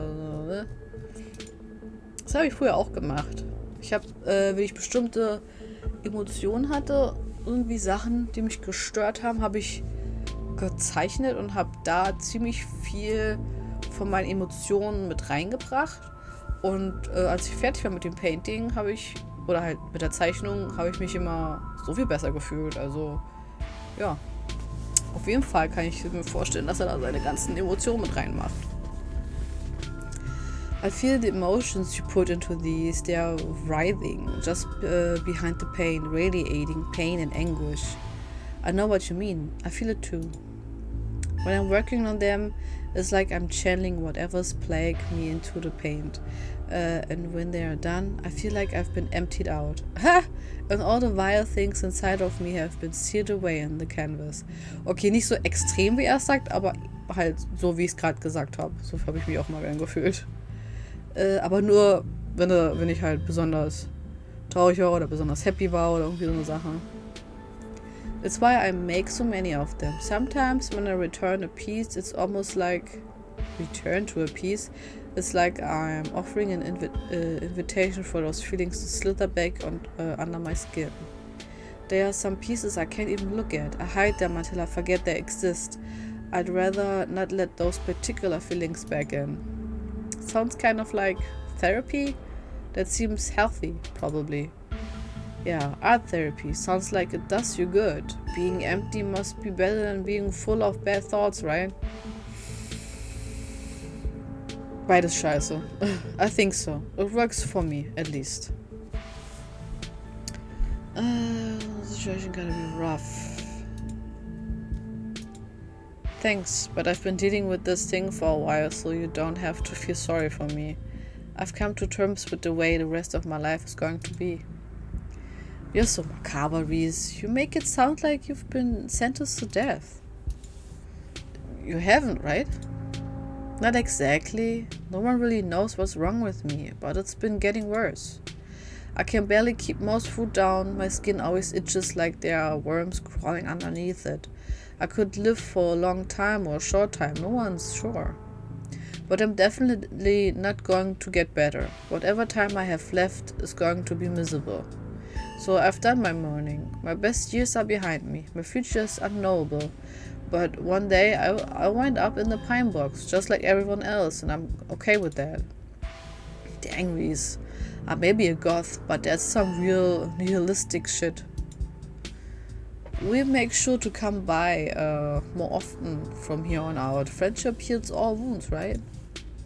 Ich meine, warum haben sie denn nicht schon vorher mal?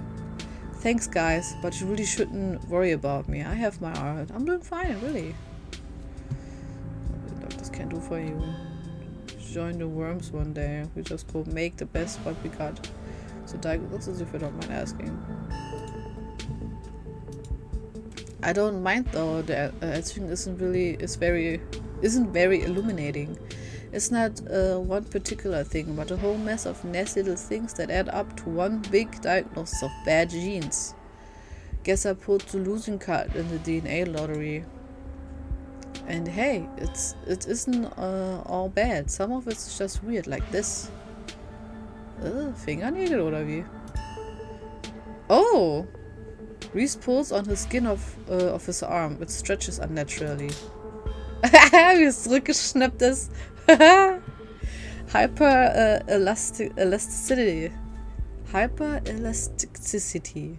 Kinda cool, right? Ich habe sowas früher gesehen als Kind, dass Leute sowas können. Und ich war immer total fasziniert davon. Ich fand das so cool. Wow. Does that not hurt? Nope, it feels fine. Like I said, it gets itchy under the skin sometimes, but I don't know if that's the elasticity, the medicine, or some other part of my condition.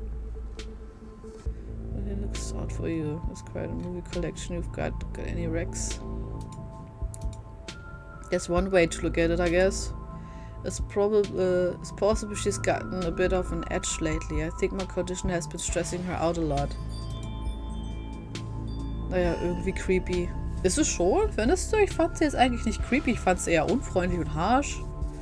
Used to be something she thought she could fix, but I think she's kind of accepted that it's just something we have to manage. But even if she is a little harsh, she means well. It's like you said, she's just looking out for me. Flirt?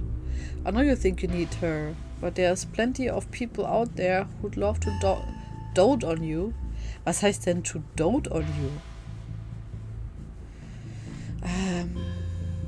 I get that. She's just worried about you. I guess Kanika has a point though. She's a little controlling.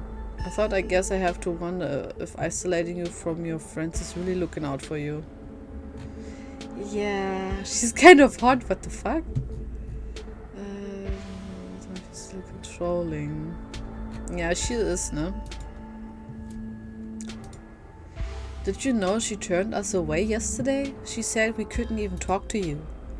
You came by yesterday? She didn't tell me, but I was probably asleep, that's all. She didn't want to wake me up. I don't think that her being controlling or anything. Not to cast any doubt on that, but she did say I couldn't bring you any food. She knows that's how I show my friends how much I appreciate them, and she knows I can work around all kinds of allergies and intolerances. Not gonna lie, it felt weird.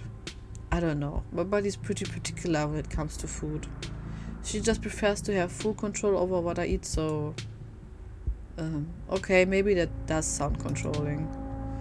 But it's for a good reason. If I eat the wrong thing, it could really mess me up, so she has to regulate my food.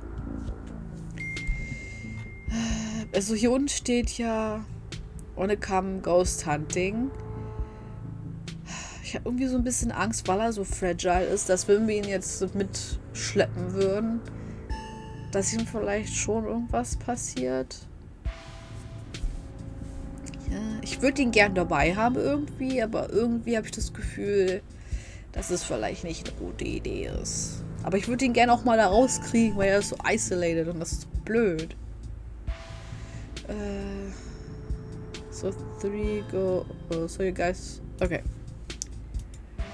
Sollten wir ihn mitnehmen? Sollten wir ihm sagen, er soll mitkommen? Ich weiß einfach nicht. Almost to the womb. The school here is a tiny K-12. Not exactly a one-room schoolhouse, but not far from it. We're lucky we all got along as much as we did. Some kids weren't able to make any friends their own age. Ja, durchaus. Okay. Vielleicht sage ich es ja und er kommt vielleicht auch gar nicht mit. They just happened to be born around the same time as some real jerks and were stuck with them through their whole school career. Poor kids. Not that we were free from dealing with jerks like a certain Scarlet I could name. Okay, she was a little rough around the edges, but she was pretty friendly when you got to past that. Maybe to you, the way she used to look at me, you'd think I rolled in something foul every morning before school. Same here. Jede Gruppe braucht einen... Oh Gott, jede Gruppe braucht einen Köder. Oh Gott. Aber, weißt du was, lass ihn einfach mitnehmen, aber nicht als Köder. Oh Gott. Okay, vielleicht ist er ja irgendwie so ein Psychic-Ding oder so, weil er hat ja gesagt, er hat Träume gehabt, wo er diese Viecher ja auch gesehen hat. Vielleicht ist er ja auch related mit uns, keine Ahnung. Same here though, to be fair, the feeling was more mutual between us. She deserves it though. Only collection if you need some posts for paintings, want to come ghost hunting with us tonight. She's happy, she don't know really. Oh wow, do you think you'd be down for that? We'd love to have you. Yeah, it'd be great to have you along.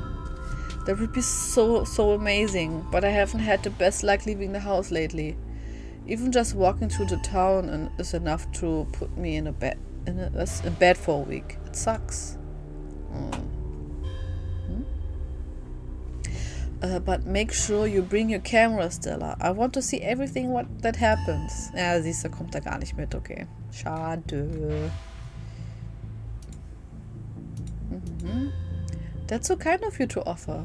If you're okay with hanging out at weird hours, I'd love for you to come by and sit for me. It's been a long time since I was able to draw anyone but myself, and I really appreciate the company.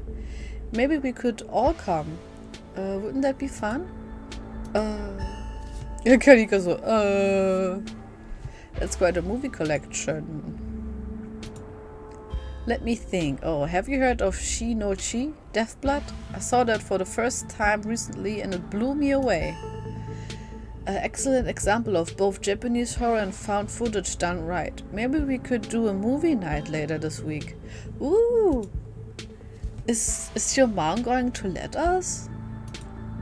I don't see why she wouldn't. It's just a movie. Oh my god, yes! We haven't had a movie night in years! Reese's mom shouts from the kitchen. Dinner's on the table! Guess that's it for the catching up. Make sure you all wash your hands with soap. I don't want anyone sharing the germs at the dinner table. Sure thing, Doc. My hands are really clean. Go wash your hands. Oh, wow, aber guck mal, sie kehrt schon über ihn.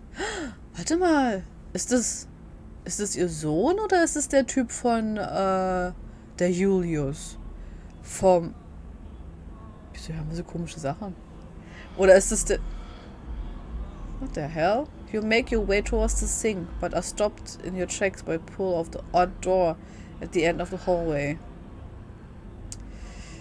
Der sieht so aus wie der Typ aus dem Diner, aus dem Diner, da wo der die Zeitung gelesen hatte. It feels out of place, like you've accidentally wandered into a different, older house. But more than that, you feel something radiating out from behind it. Something dark and cold. You felt this before in the dusty tunnels as you so narrowly escaped last night. An oppressive hum, like a muted scream heard through layers of rock, trying to draw you towards it. You feel lightheaded. You are compelled to approach the door, drawn in as if hypnotized. Something wants you to find it.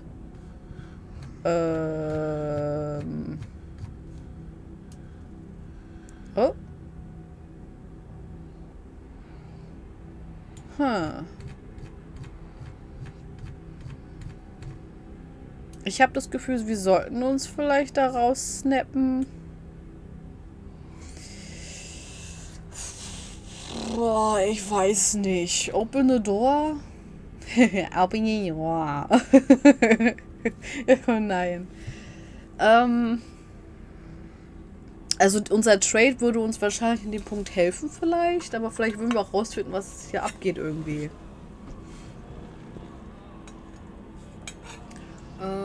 Let's see. Vielleicht frage ich den Magic 8 Ball. Sollten wir uns da raussnappen oder die Tür öffnen? Nee, eine Frage. Sollten wir die Tür öffnen?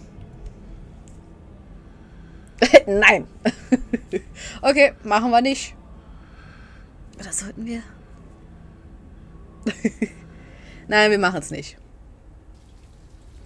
You do your best to snap yourself out of it, turning into the bathroom, dutifully washing your hands before joining your companions at the table. Ah, wir hätten es doch machen sollen. Dinner's already laid out. Dinner rolls, spaghetti, and a light salad. Kanika anxiously picks at her food. Stella is nervously talkative, and Reese is suddenly quiet and tense.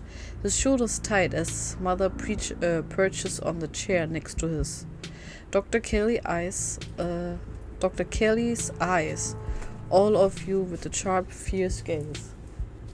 Was denn? Das müssen wir auseinander machen und dann müssen wir das einscannen und dann noch wieder machen. Okay. Das ist nicht ein bisschen klein? Für Fingernägel? Okay. Wie brauchst du denn? Keine Ahnung, ich habe nur gerade gedacht, so. Ist schon okay, so glaube ich. Stimmt. dieses Emote daneben, wie der da tanzt. She sits opposite you at the far head of the table, her features silhouettes against the light of the setting sun in the window behind her. Pills. She slides a few tablets towards Reese. Warum hat er auch so eine komischen Fingernägel? Ach, ich wünsche, wir hätten doch die Tür aufgemacht. Ugh. He obediently swallows them. This is excellent, Dr. Kelly. Is the pasta sauce homemade? No, it's from a jar. I worked too many hours to make my own pasta sauce. Well, you have excellent taste in brands. And if you ever want any tips on easy home-cooked pasta sauces, you know, no thanks, Stella. I have the internet if I need recipes. Thanks again for having us, Dr. Kelly. We're really appreciated. You know, I think I saw a video online about a family like yours. Turns out the mom was poisoning her kid for 18 years. About Reese, small talk, the danger. Does no one in this town have 2 parents? Oh my god. Does he have? It might break your heart having the size that your son. Reese might feel better if he got to see people more often. You're hell-bent on keeping your son from seeing his friends. You must be very proud of him. The thing is, that's concerning macabre. He has a lot of skills, honed through practice and dedication. I can't say I understand a lot of his pieces, but of course I'm proud. Thanks, dog. Wow. Sagt nicht Mom, sagt Dog.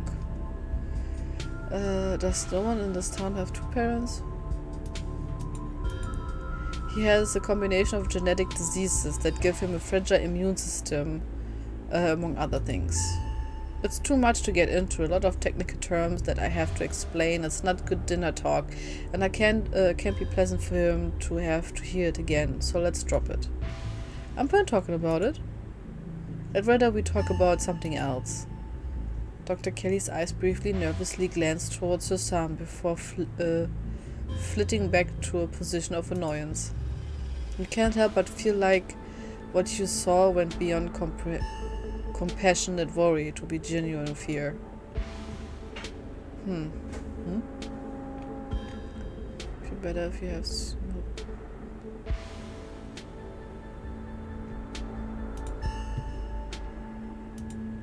No. I'm his doctor and his mother. You are someone who met him for the first time less than half an hour ago. One of us is a little more qualified to make decisions about his life. You know, Doc, I feel pretty okay. I mean, as okay as I usually do. So still kind of shitty. But I think having people over has been as rough as I might have as you thought it might be. It's been really nice. Hear that? Reese can hang out with friends again. If you're still feeling okay after dinner, maybe you can even come ghost hunting with... Oh jeez, Kanika. What was that for? Oh god. Don't push it, Stella. Just say that the next time instead of kicking me. Your boots are heavy. Sorry, Dr. Kelly. Dr. Kelly, we are totally respectful of Reese's boundaries, even though they might seem a little arbitrary and strict. They're not arbitrary. These rules are in place for good reason.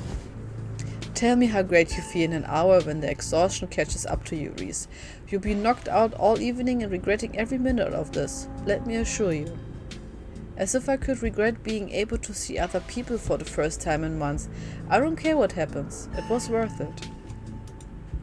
I mean, live like it's your last day, right? Aside from Reese's mom staying down at the table, nobody's making eye contact with anyone else. Does no one in this family has 2 parents? Let's go. Dr. Kelly glare intensifies. Small towns are full of drama. People meet when they are young and reckless, and it doesn't always work out long term. Plus, these hills are dangerous and the jobs even more. So things happen. Not everyone gets some fairy tale ending. You can find happy endings anywhere, though. It doesn't have to be perfect, but people can still be happy even if bad things have happened to them. I guess living in denial is kind of happiness, sure. Okay. You know, I think I was in a video I saw oh, okay. Small talk. The food's really good. Thanks for putting this together. You're still in kindergarten, like his kids. What do I have? Where do you know Tabitha? Wie waren die als Kinder? Noisy and messy, like all kids. Irgendwie lächelt sie gerade. There's suddenly a wistful look in her eyes. like she's glimpsing back to some brighter time in her life. Kanika softs too, her shoulders lowering from their defensive place by her ears. Ear, like this. And they always had those little projects, videos or crafts or animal rescues, whatever it was that had captured their imagination that week. The glimmer of joy at the corner of her eyes fades. Her glower returns in its place. So, like I said, noisy and messy. Didn't we bring a dead squirrel into your house once? Oh god, not the squirrel. I remember the squirrel. Didn't you think the dog could Frankenstein it back to life or something? Oh god. Ew. Kinder sind so morbid, ey. I was like 12. I was very susceptible to what I saw in media. And very sad about that squirrel. That one of those things that keeps me up at night. I still feel guilty about bringing that thing into your house, Dr. Kelly. I'm just glad you didn't make it a habit.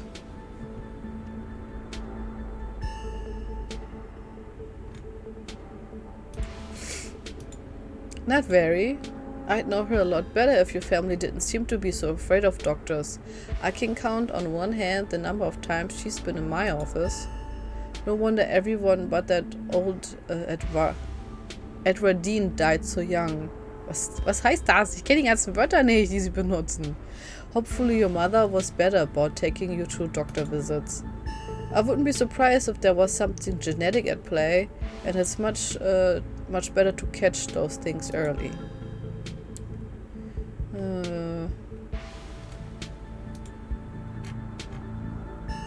Danger. Have the police contacted you about Duke's body yet? See me with hairless creatures. Has anyone come and suffering from hallucinations? Have you seen any sick animals lately? Have you been strange illnesses spreading around in town? Do you know Sam Wayne? Dr. Kelly takes a moment to think. No, doesn't ring a bell. Someone you know? Someone who's been following Tia around. Super mysterious guy. We have reason to believe he might have caught some kind of weird illness at the mines. He definitely looks like he could use medical help. So please let us know if he shows up or anything. If there's someone harassing you, should get the police involved. This isn't any of my business. I don't tend to go wandering in the woods, so no. You don't have to go all the way to the woods. They've been coming to our window at night. They've been what? There are these things called ditchlings, and they've been preying on the local wildlife, and Tia and I found a whole nest of them the other night when we... Oh, I see. They are some of your little cryptozoological creatures. I know it sounds pretty out there, but I've seen these things in person. We're not messing around. They are out there, laying eggs in animals and doing God knows what else. And here I thought you finally managed to get an even head on your shoulders, Kanika. Oh god, sie tut mir so leid. Seems like Stella might be a bad influence on you. I know her little stories can be convincing, but that's only because she managed to so thoroughly convince herself. She's not making up stories. Neither is Kanika, and neither am I. All you have to do is look outside after dark. There have been more every night. They are all pale and doughy, and their faces, they are like sculptures of humans that didn't set right. I see. You stay up too late painting your grisly faces, so you've started to see them everywhere. I'm sure whatever is outside is just raccoons or... Stop. Stop doubting everything I say. Stop trying to rewrite things. I tell you fit what you think should be true. There's weird shit going down in Scarlet Hollow, whether you want to face it or not. The more you talk, the less you feel like you're having conversation, and the more you feel like you're treading on eggshells. Treading, glaube ich. Has anyone come in with hallucinations? I'm not at liberty to discuss private medical information. Are you sure? Not even a little bit? It could help our investigation into the strange goings-ons. It's not like you have to name names. Investigation? Into what? The mine collapse? You little ghouls? I think this is the best I think this is best left to professionals, Stella. not someone who runs around in the woods with a camcorder. Judging by the police response so far, Dr. Kelly, I don't think it is. We saw some stuff down in the mines last night that I struggled to explain. Maybe if we knew there were any miners suffering from hallucinations, we could just rule it out just as a gas leak, but you were in an abandoned mine. The chances that you were huffing something dangerous and hallucinatory are through the roof. Leave it at that and treat it as the accident it was, not like some kind of mystery to unravel. Oh Gott, warum sind die so unfreundlich? Also sie zumindest. Any stage illness is spreading in town. Das würde sie uns wahrscheinlich auch nicht verraten. What? No. Are you sure you haven't met with any miners who had unusual symptoms? Anyone who seemed sort of drippy or strangely ominous when they talked? Sorry to pry, just doing my due diligence. Absolutely not. I've barely seen so much as a runny nose, which is a good thing. If you're so concerned about the mine, why don't you just have Tia ask Tabitha? I have no interest in violating HIPAA for your weird little investigation into nothing. Sick animals. I'm a doctor, not a vet. Didn't someone come in with a sick cow last week? Yes, but it's not like I examined the thing. I told them what I just told you and sent them on their way. Oh, es ist gemein. Man kann auch wenigstens... Viele Leute, die halt auch nicht unbedingt mit Tieren arbeiten, können trotzdem manchmal den Tieren helfen. Das ist ja gemein. You said it had lumps.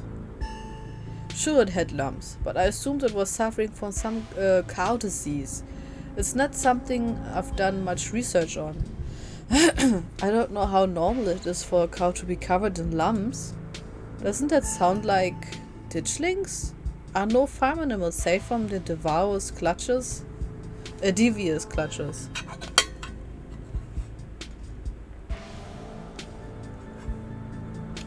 So.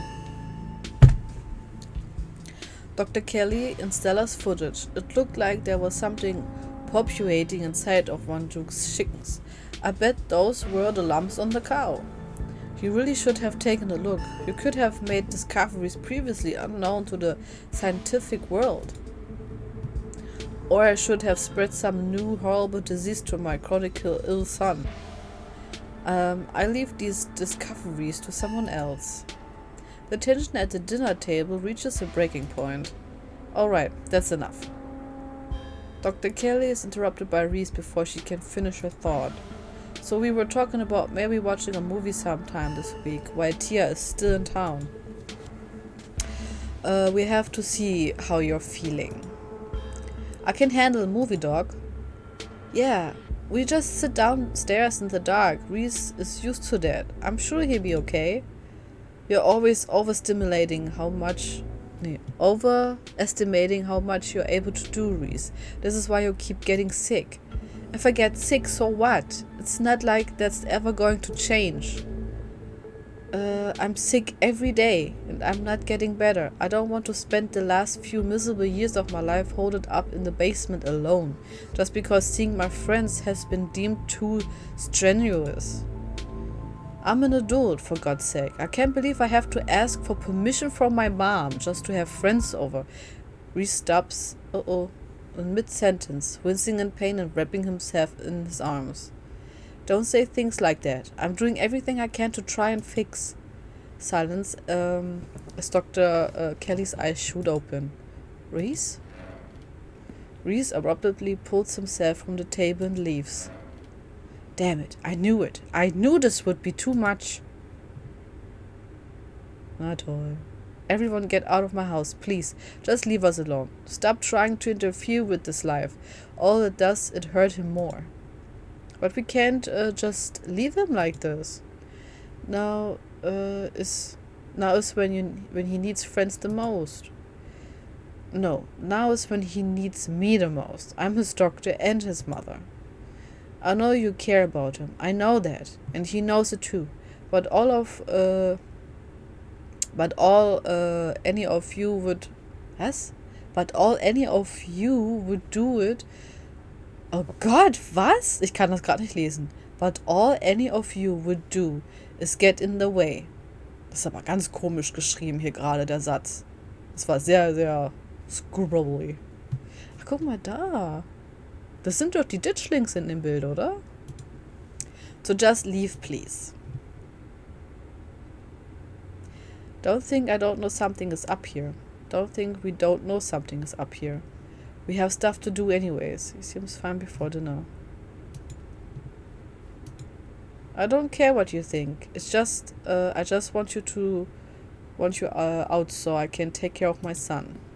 Ah, missed. The three of you are rushed to the door. We'll be back, Reese. I hope you feel better soon. Dr. Kelly shuts the door in your face. In your faces. The click of a lock signals the end of your dinner at recess.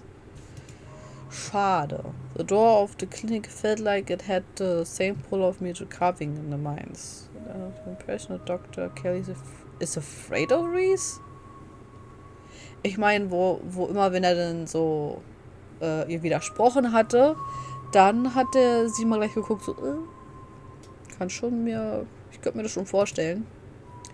The door to the clinic felt like it had the same pull on me at the carving in the mines. Do you think something's back there? Oh, ich hätte die Tüte aufmachen sollen. Ich ärgere mich jetzt. Another one of those carvings is somewhere in there. I'm certain of it. Okay, that'd be really weird. If we find it, do you think you'd get another vision? I'm just spitballing here, but I wonder if what that carving showed you last night is related to the ditchlings. You're not suggesting we go poking around in there, are you? Of course I am. Maybe tomorrow. I am not breaking into Dr. Kelly's clinic based on bad vibes Tia got. Do you think Reese might have supernatural affliction? Did either of you get the impression Dr. Blah? There's something seriously wrong with the dynamic.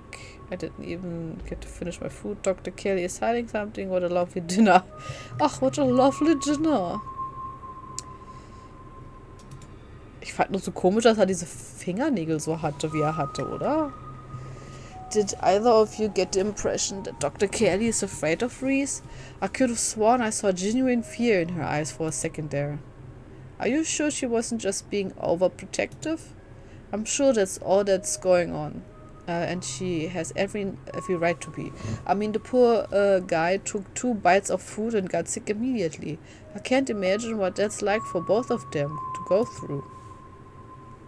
If anyone is afraid of anyone in that house, Reese is afraid of his mom. Hm? Was denn? Ich glaube, die machen da hinten Bäume weg. Was? Ich glaube, die machen die Bäume da weg. Könnte sein, da im Haus. Okay. Ja, ich leg mich jetzt hin. Dann mach die Tür zu, weil ich bin hier ein bisschen am Lesen und so. Kannst du nicht zum Walmart kurz gehen mit 5 Lieber für mich? Okay. Nicht so spät, ja. Ja.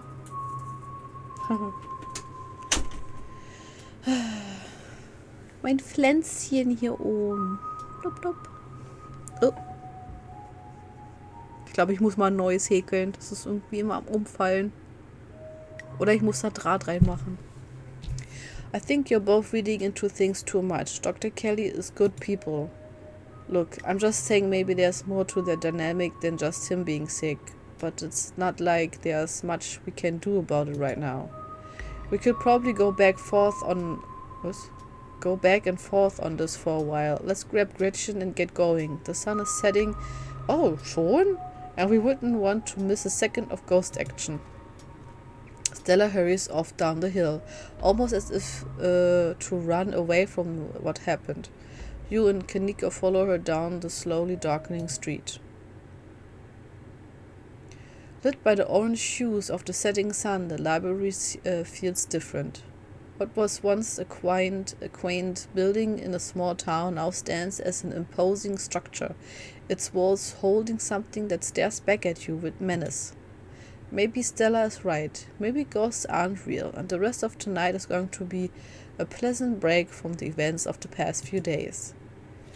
But you know what's not the case? There's something old and powerful in there, and you can feel it stir as the sun sets and daylight fades away.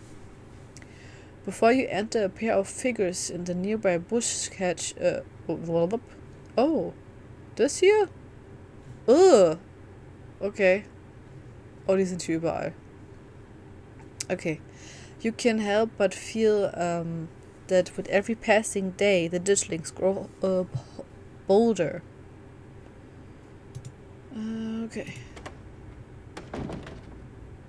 Little kitty! Just as its exterior was intimidating in the setting sun, the inside of the library is dark, its shadows deep and foreboding. The meet and greet with the mayor ended quite some time ago, and the throngs of visitors took whatever joy was in this place with them as they left. Hey Oscar, are you back yet? Shh, you can't yell in a library. It's against the rules. Sie ist so süß. It's after hours rules, only apply before 5 p.m. Now it's our domain. Hey, you're here sooner than I expected. Hope dinner went okay? Yeah, it went okay. Reese wasn't feeling up for a longer hangout, unfortunately. I'm sorry to hear that. It's okay. Just means we have more time to hunt ghosts. I've come fully loaded. Got my EMF reader, temperature gauge, spirit box, infrared camera, UV light, video cameras, sword, flashlights for everybody in case the ghost messes with the electricity. Parabolic microphone, sharpies, and paper for automatic writing, matches, and candles for rituals. Wow. Oh, ich wollte gerade sagen, sie hat noch ein Ouija-Bett vergessen. And the Ouija board. I know they are toys, but you never know what might have come in handy. Wow, this is a lot of ghost hunting stuff for something that was so last minute. Do you just have the stuff ready to go in your bug out bag or something? Ach so, eine Socke. Of course I do actually stashed a couple of bags here overnight after I got back from the mines. Excuse me? I wasn't about to carry everything around all day. This way we can go in light and pop out to grab more stuff once things start getting spooky. Oh mein Gott, ich habe mich gerade so erschreckt. Oh, Avery kommt, glaube ich, oder? Kurz das Kissen nach hinten schieben wieder.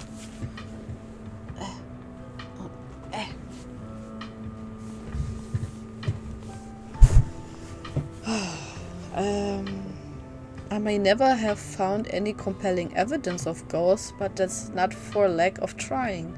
And after last night, I'm more than ready to try again. Avery!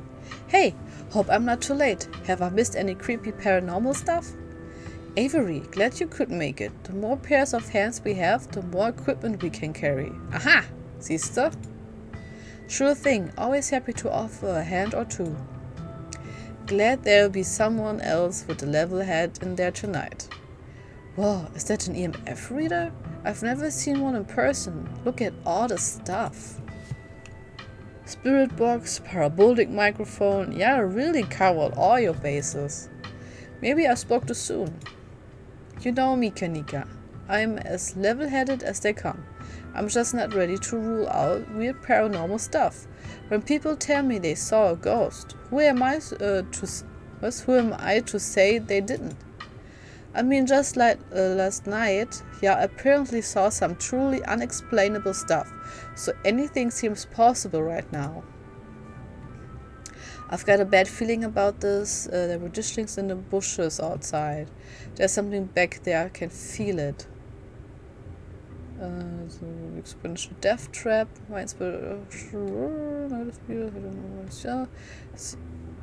There was nothing unexplainable about the mine collapse.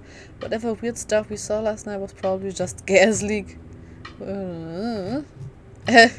Like aliens. Aliens.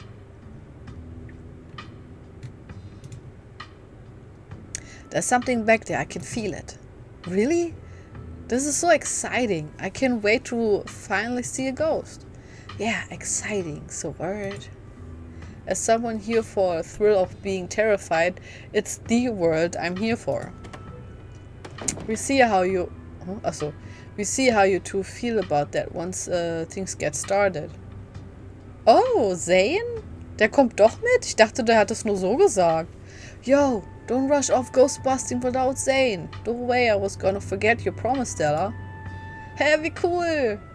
Zane, glad you could make it. I was confronted with my own mortality for the first time yesterday, so I'm desperate for answers about the afterlife to ease my troubled mind. Now let's go mess with some ghosts. I hope my house is big enough for 6 ghost hunters at once. If this is everyone, we can go ahead and get started. It's through the back. Follow me. You and your companion grab some equipment from one of Stella's careful stashed bug-out bags before heading towards the junction connection, Oscar's house and the library. Looks like the sun has almost set. This is when stuff usually starts to kick off. I haven't been back inside for about a week, so I have no idea what to expect. Hey! Oh, Rosalina's dabei! You didn't think you'd be doing this without me, did you? Rosalina? I thought you were at Alex's place. Sorry, Mr. Gutierrez. She's really convincing. Oh, hi Zane, what's up? Yo! You don't have to leave me out of stuff like this anymore, Dad. I'm not some fragile thing that needs protecting. I can handle seeing a ghost or whatever it is what's keeping us out of our house. I really don't think you want to see what's in there, Rosalina. I don't know if you'd ever be able to feel safe in our house again if you knew it was there. Was ist denn passiert? Ich will wissen, was passiert ist. Es hört sich so an, als wenn irgendwas voll Schreckliches, als wenn ein Zombie rumgelaufen ist oder sowas. I mean, Zane is coming. It's not like tonight. It's an adult-only event.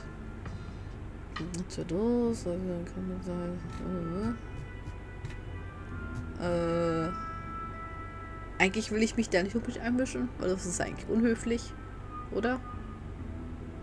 Nah. I mean, Zane's coming. It's not like tonight is an adult-only event. She's got a point, Mr. G. Yeah, I don't want to be coddled just because you're scared. Alexis and I can handle this. Yeah, we can totally handle this. Okay, I'm sorry, Rosa. Just let me know if it gets to be too much and you want to leave, okay?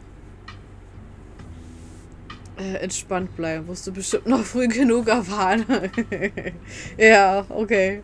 Let's see. Irgendwas werden wir ja schon herausfinden noch. Thanks, Dad. Now let's get our house back. Yeah, let's go. Jetzt haben wir doch eine ganz schöne große Gruppe bekommen, ne? Boah, stell dir mal vor, da wären... da draußen sind die Viecher. Mal sehen, ich will kurz gucken. Kann man hier irgendwas sehen sonst noch? Nö, nur Bilder. Okay. You all cross over the threshold and enter Oscar's living room. Family photos line the walls, and stacks of books sit comfortably on wooden furniture. And there's that feeling again, like the mines, like the door to the clinic. A dusty, suffocating, dizzying feeling. Something is in this house, though whether it's a ghost or something worse, you cannot know. Okay, looks pretty normal for now. I don't remember that picture being on the floor, but that could be non-supernatural. None of my equipment is picking up anything around the picture. But I still set up a camera in case it falls again. Could be important evidence. You might want to save your cameras for Rosalina's room. That's where I've seen the ghost manifest. It's just down the hall. Oscar and Kanika startled as the door swings open. Ah! Ghost hunting with the maximum number of participants. Woo! Awesome. Hold it. You're not taking my cousin along on any more of... Oh, guck mal, der Hund. Any more of your little hijinks without me. Yay, she's with us! Woo! Awesome! Tabby, I can't believe you had the audacity to give me the slip earlier today, Tia. After I explicitly asked you not to. Ach ja, wir sind ja einfach gegangen, ne? Sie war ja noch im General Store, wir sind einfach abgehauen. Oh Gott, hab ich ganz vergessen. After I explicitly asked you not to do. At least you did me the courtesy of letting me know exactly where you'd be tonight, so I didn't have to waste my time looking for you. Wait, Tia, you invited her? Don't be mad. Der Hund. Wow, Tia, you really brought the whole gang together today. I have every right to be here, Kanika. My family's built this place, you know? Yeah, I know. We all know. Tia, what made you think inviting her was a good idea? She's my cousin. She just wants to make sure I don't get hurt. What? I like her. We are friends. I'm just placating her.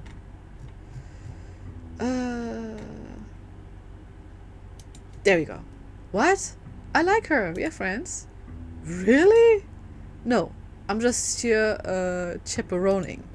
Wow, Tia. Do you have any idea how hard it is to get these two in the same room? This is amazing. Yeah, amazing. That word for it. Sounds like we are in for an interesting night. I'm glad I didn't stay in the same town with the people I went to high school with. No wonder small towns have so much drama. I wonder if the ghost will even show with this many people around. Oh, wait, is it just me or does it suddenly feel colder? It sure does. I definitely feel that. Same, I've got chills. The temperature gun says it's actually a couple of degrees colder, but that's normal. Rooms and hallways are sometimes colder than other parts of the house. Whoa, a genuine cold spot. I gotta snap a pic for posterity. Is that it? This isn't very scary. Wait, Rosalina. If the ghost mostly manifests in your room, shouldn't you have seen it? Let's go. I'm scared. Let's just leave. I'm alright, gang. Alright, gang. I think we cover more ground if we split up and search for clues. Okay, ich frage sie das erst. Wait, Rosalina. If the ghost mostly manifests in your room, shouldn't you have seen it? Ich meine, der Hund würde wahrscheinlich auch denn irgendwie reagieren, oder nicht? Oh Gott, mein Rücken, ey. I've only seen the stain. Dad made me switch rooms with him way before we moved out. I wasn't about to let my daughter sleep in a haunted bedroom. I spent most of my nights on the couch before we set up shop in the library. Even if there's something back there, I'm not scared of it. I'm mad at it. Sie ist ja süß. Y'all are so brave. I'd be terrified sleeping somewhere that might have a ghost. See more real action. I'm scared, let's just leave. It's just shy, we are wasting our time here. Oscar said the ghost is in Rosalina. We found the ghost. Case closed. Oscar said the ghost is in Rosalina's. Come on, let's go some real action. I'm scared. Oh my god. Also, splitten sollten wir vielleicht jetzt nicht unbedingt.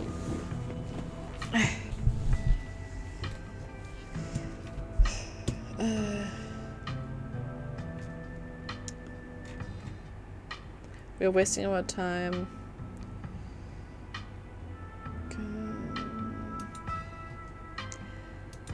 Yeah, but we don't have to rush there. I'm sure we can deal with it from out here, right? What are you actually scared of? Scared or something? Are you actually scared of something? You're an adult with a child. Grow up. Shut it, Tabitha. No one wants your opinion. Stella, I've been meaning to ask, do you actually know how to get rid of ghosts? How exactly are we going to get rid of it if we find one? Well, my ghost hunting kit has symbols from every major religion, assorted holy books, a bunch of salt, and some jars for ectoplasm. And if worse comes to worse, we can always use the Ouija board to politely ask it to leave. Aren't Ouija boards super cursed? Are you sure that wouldn't make it mad or invite a demon into the house or something? Ouija boards are just toys. The only power they have is scaring kids at slumber parties. That sounds like fun to me. We might as well try, right? What's the worst that could happen?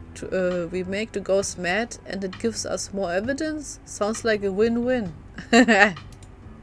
I think I'd rather not take the chance. One ghost is enough to deal with. I don't much like the thought of opening a door for something worse. Wow, you've never been this superstitious, Dad. This ghost really has you freaked out. Okay. Oscar takes a deep breath before continuing. Let's head to Rosalina's room. Follow me. Oh, da ist wirklich Blut. Wow.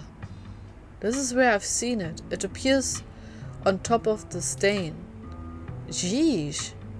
That's gotta be tough to scrub out. Doesn't the county own this house? Do they know about the damaged carpet? Have you seen your house? For real. I don't see how that's relevant. Weird. I'm not getting anything. It's not even cold. It's the same temperature as the living room. Nothing on the EMF either. Then your equipment is wrong. The stain is definitely paranormal. I've scrubbed it out too many times to count, and it just keeps coming back. It's just a stain, Dad. Can't we just cover it back up? I don't mind sleeping in here. Maybe we have to scrub it out first. Could be that the paranormal stuff will activate if we give it a reason to. Oh, good idea. I've never heard of a bleach-activated ghost before.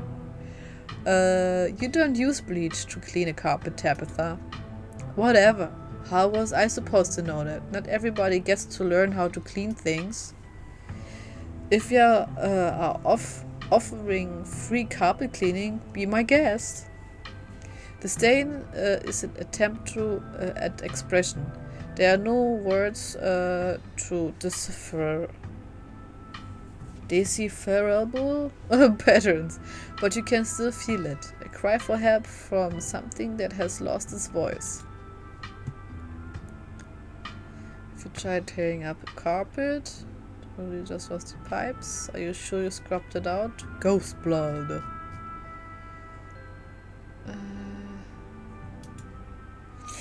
Something's crying out for help. Huh, you might be on something, Tia. I wonder if the blood spells something out on the floor underneath. Have you tried tearing up the carpet? In a house owned by a government? Nope. I'm not messing with their carpets. I'd rather scrub ghost blood out of it every day than have the government take me to court for destroying their property. Don't worry. I'm sure they just take you to court for neglect instead. Did it not occur to you that there could be a leaky pipe under the floor? I hate to agree with Tabitha on anything, but some kind of structural damage does seem likely. Tearing up the carpet doesn't seem like such a bad idea. Only one way to be sure. Oh, she let it rip.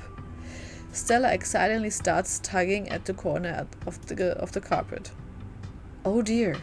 Oh, guck mal, sie versucht mitzumachen. Ah. You're doing the government a favor, really. Many boys, no album. Ist das irgendwie so ein Joke auf den koreanischen Leuten, diese Bands, da wo so 1 Million Leute immer sind drin? Oh.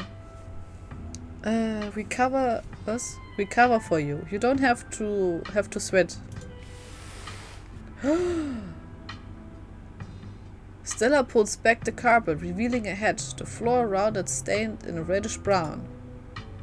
There's a broken seal around its edges. Whoever carpeted over this hedge didn't want anyone going down there.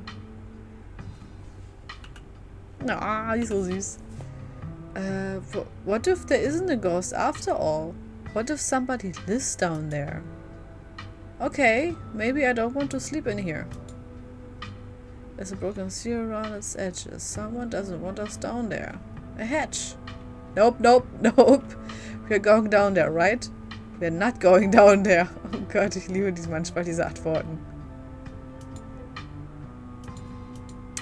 Yeah, but how long ago was it sealed up? Whoever did this has gotta be long gone, right?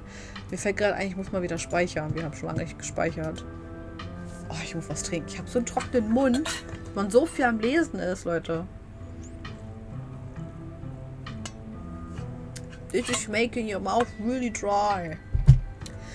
Apropos trinken, ich gehe noch mal kurz eine Pipi-Pause machen, bevor jetzt das Drama anfängt. Also sind wir gleich wieder da. Und dann wissen wir, was da unten gleich drin ist, hoffentlich. Und vielleicht finden wir ja sogar noch so eine komische Scheibe mit Carvings drin und allem. Aber ja, bis gleich. Okay. Mikrofon ist an? Ja, okay. Let's go.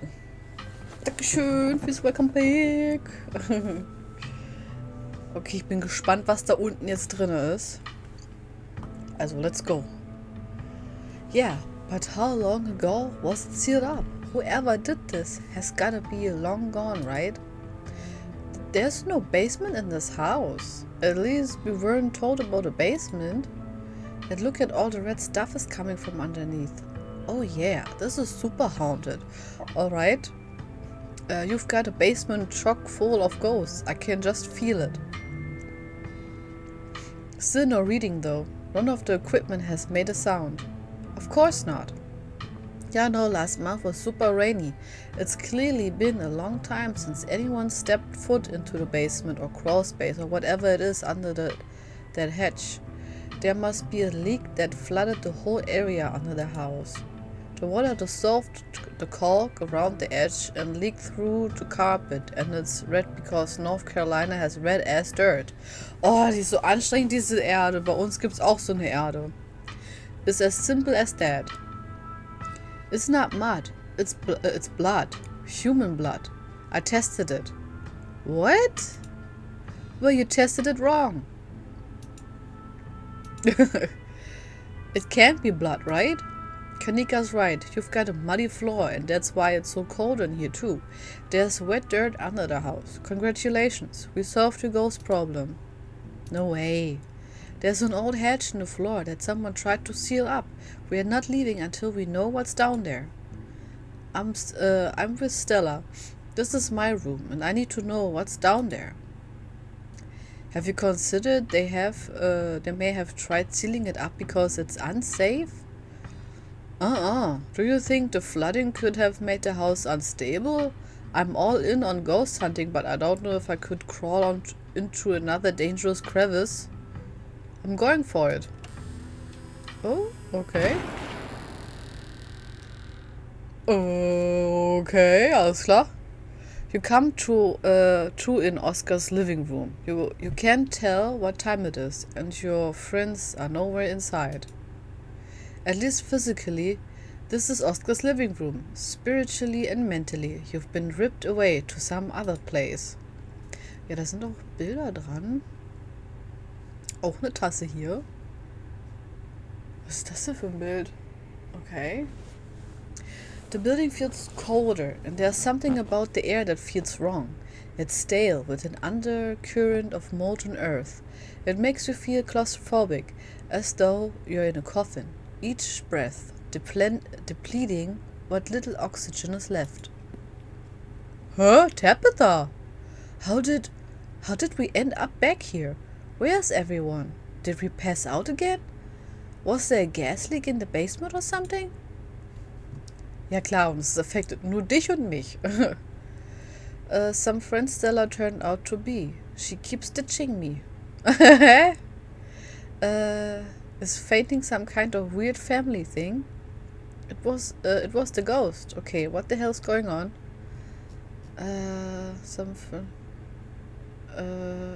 Is fainting some kind of weird family thing? Is there a genetic condition I need to be worried about?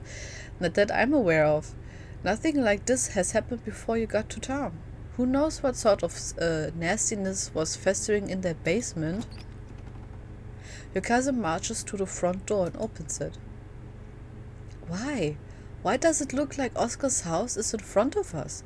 Didn't we just leave? I must just be misremembering things. Let's go. No, you're right. There shouldn't be the door. You're not done ghost hunting. What if the others passed out in Oscar's house or somewhere deeper into the library? Wait, we're not done ghost hunting. Ich glaube nicht, dass die anderen passed out sind. Ja. Clearly, whatever was in that basement is messing with our heads. We just left Oscar's house. The library has to be on the other side of the floor, of the door. Of that door. The two of you cross the hallway and open the door.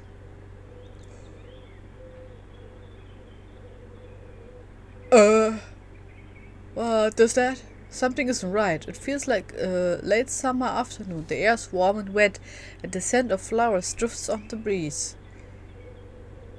Oh, das ist aber auch so ein Vieh wieder. Was ist that? Oh, I don't like that. I don't like that. This... Tabitha, please tell me I'm not the only one seeing that scratchy shadow in the distance. Do you see that creature behind the thorns? That's one of the bad omens Stella and I found in the woods. Oh, das? Redet sie von dem da? In dem Ding? Hey, this is so cool! Pinch Tabitha to see if you're dreaming. Let's call the cops. Did we die?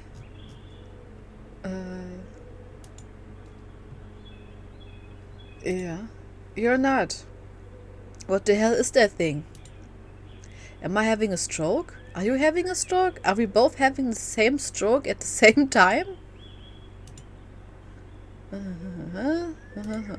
Ew. Wie süß sie reagiert. Ew. Let's pinch. You reach forward and pinch your cousin. Oh, hey! What was that for? You suddenly remember you're supposed to pinch yourself to see if you're dreaming. Tabitha glares at you. There's gotta be an exit somewhere. We just have to look. Wait, do you hear music?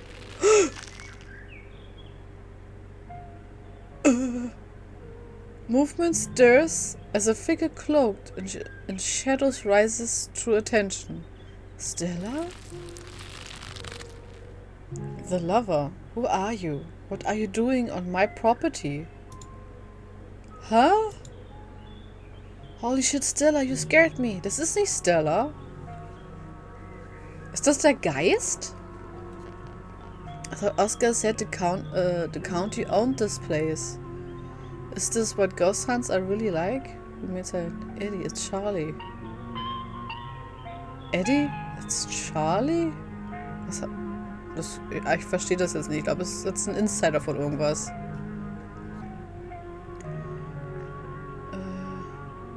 Oh, was sollen wir jetzt sagen? Huh?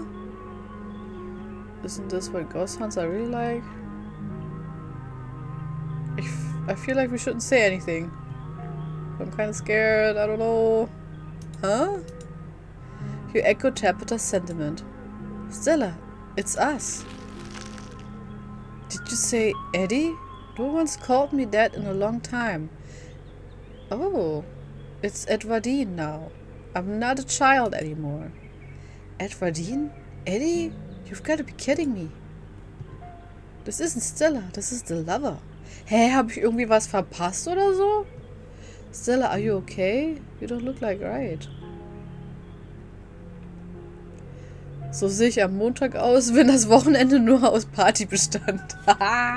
Ja, das kann ich gut verstehen, ja, ja. Oh Gott, oh Gott. Aber sie sieht total so aus. So bin ich heute Morgen aufgestanden, ey. Oh, okay, this is definitely a dream. It has been a long time, hasn't it? I wasn't sure I was ever gonna come back, but I'm glad I did. It's good to see you. Hä?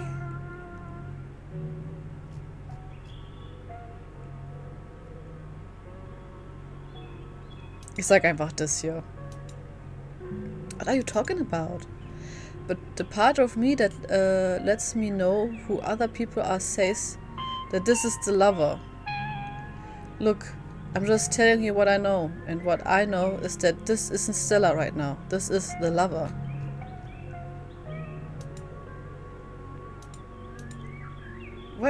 Frei, does that little part of your brain tell you I am? Consenting, oh my god. Favorite cousin in the world. If you're going to be like that, I'm not going to share things with you. Tabitha. I wish I could say the same. You should have stayed gone. And you absolutely shouldn't have shown up here, of all places. If you're caught, I don't think you understand what father might do. Aber warum benutzen die ihren Körper dafür? Crud, I think I missed a line.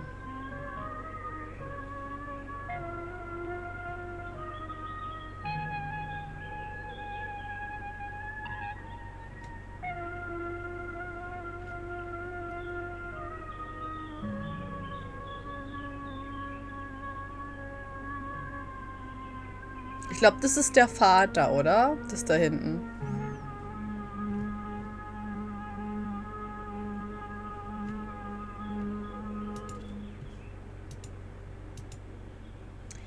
Yeah, you two rehearsed this. A flash of pain in Stella's eyes tells you that she's keenly aware of everything that... Oh no, that's happening right now. She is in agony. I can't. It's not that easy for me. My brothers were sent to Normandy, and now I'm the only Scarlet left besides father. I have responsibilities, Charlie. Shut up. Shut up! She can't. She's clearly possessed. Ja, das habe ich mir jetzt gerade auch gedacht. How do we snap her out of this? How do we snap out of this? Is Stella the ghost? Have I been talking to a ghost this whole time? I'm more important than your responsibilities. Screw your family. Screw my family. Why are we letting the choice made by our fathers destroy our lives too? Oh, warte mal. Ich glaube, wir spielen, wenn wir die letzten Nachrichten nehmen, glaube ich, Sachen nach, die passiert sind in der Past. Sie ist wahrscheinlich mit jemandem zusammen gewesen. Und wir sehen gerade so aus wie die Person. Wahrscheinlich in ihren Augen. Okay.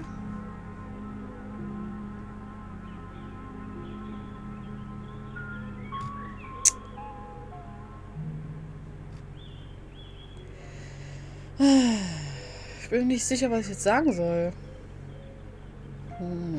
Screw your family, screw my family. Why are we letting the choice by me destroy our lives too? Vielleicht sagen wir das. Let's just try to find an exit or something. I've had enough.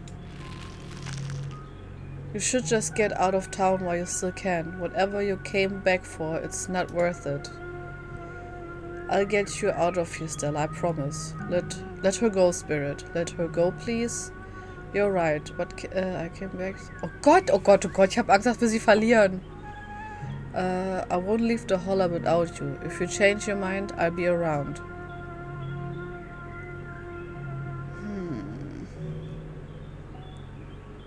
Oh Gott, Leute, was soll man sagen? Let her go? Ich glaube, das ist schon richtig, oder? Das hier.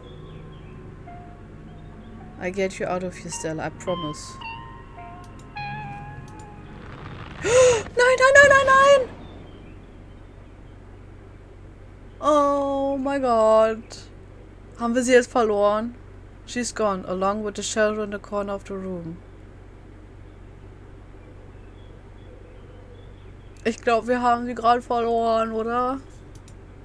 Come on, we must have taken the wrong door out of the annex. We're getting out of here before anything else happens. Ja, wir müssen unbedingt nach hier gehen, glaube ich. I don't think we're in the woods. Hell no, I'm not going back into the house. Do you need to hold my hand? Are you scared? Hold my hand, Tabby, I'm scared. We should hold hands for safety, not because I wasn't scared. Yeah, let's get the hell out of here. We have to go after her. Nicht unbedingt. Kann sein, dass sie später wieder auftaucht. Es kam mir jetzt so vor, wir haben eine Choice. Wir hätten sie wahrscheinlich irgendwie da rausholen können oder so. Ach, dang it. Absolutely not. We are not being drawn deeper into this weird garden, greenhouse, whatever it is. She yanks your arm, pulling you back to the way you came. Nein! Where did the annex go? Let's turn back. Just open the door. Deswegen immer einen Köder mitnehmen. Toll. Let's try the door. Let's turn back. Yeah, maybe we just got turned around. Hä? The two of you turned around only to be met with the same door. Where's the annex? Hä? Maybe we turn 360 degrees into 180. Let's try. Don't you get it? This is the annex. Ja, wahrscheinlich.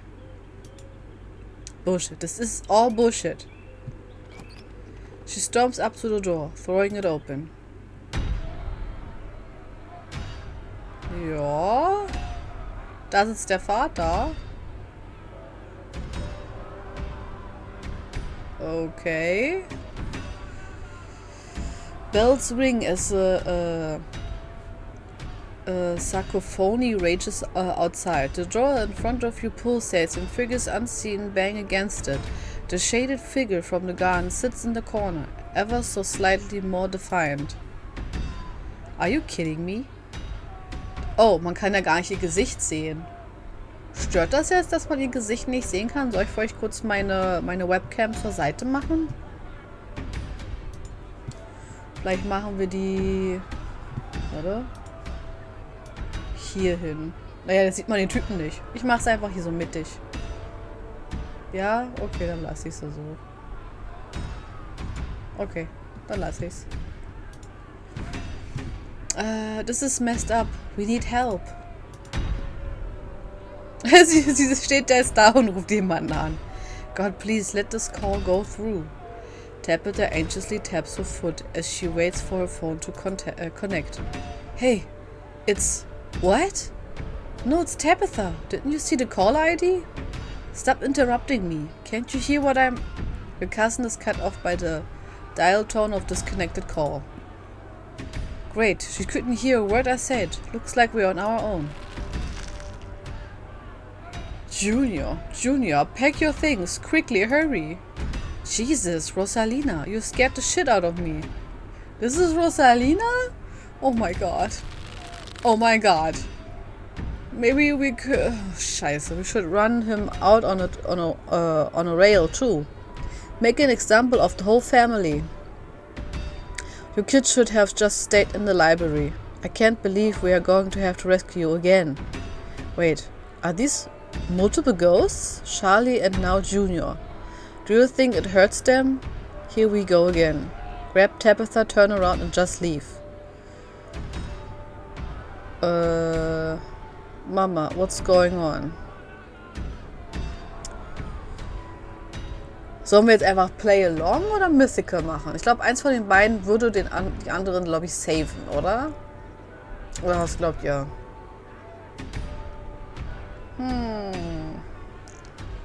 Ich glaube, Play Along wäre ganz gut.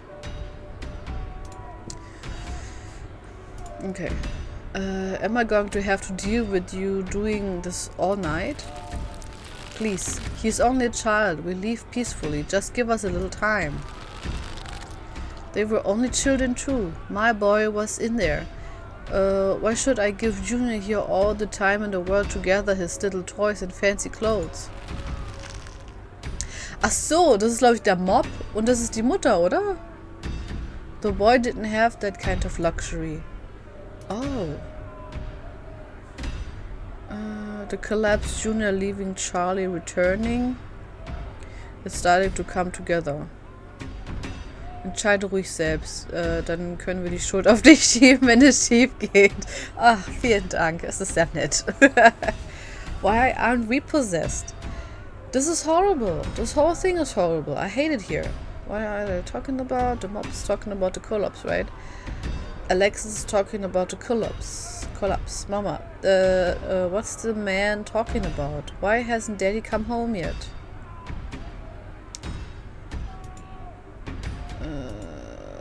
This is that who you think that little girl is?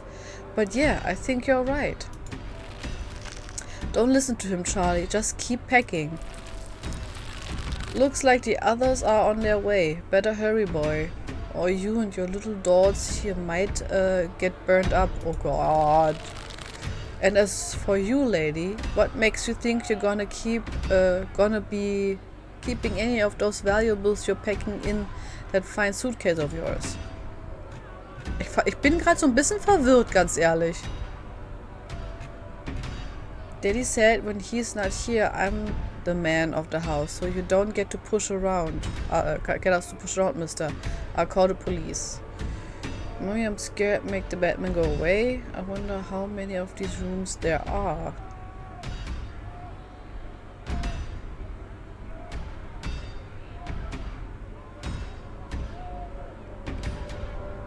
Shaw wasn't even responsible for the collapse in the first place. War er nicht? Ich meine, er hatte doch das... Oder war er das gar nicht da in dieser Vision, die wir gesehen hatten? Ach, guck mal! Ah, das ist das Bild, was wir in der Library gesehen haben. Okay. Oh, Leute, ich bin ein bisschen verwirrt. Ich habe ein bisschen Angst, was zu picken hier.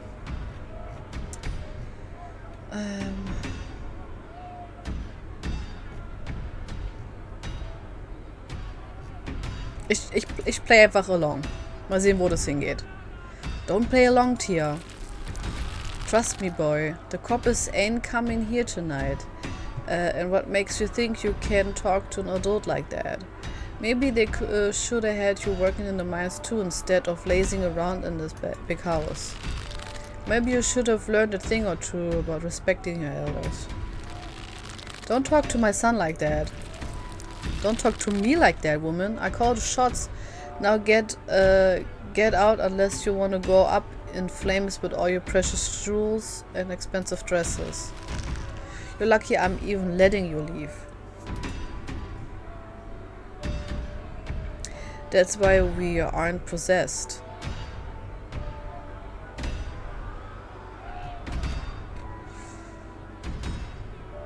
People keep talking to us. Who are you supposed to be continue this thing?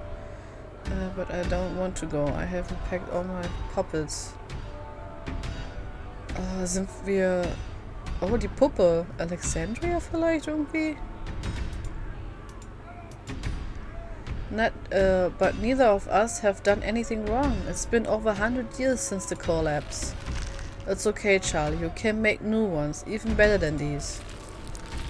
It's good for him. Shouldn't be playing with all with dolls anyway. Now you're gonna have to earn your keep just like the rest of us, boy. No more big inheritance for you.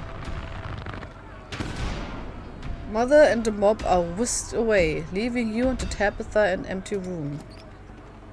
As they depart, the front door stops pounding and opens into the beckoning white void.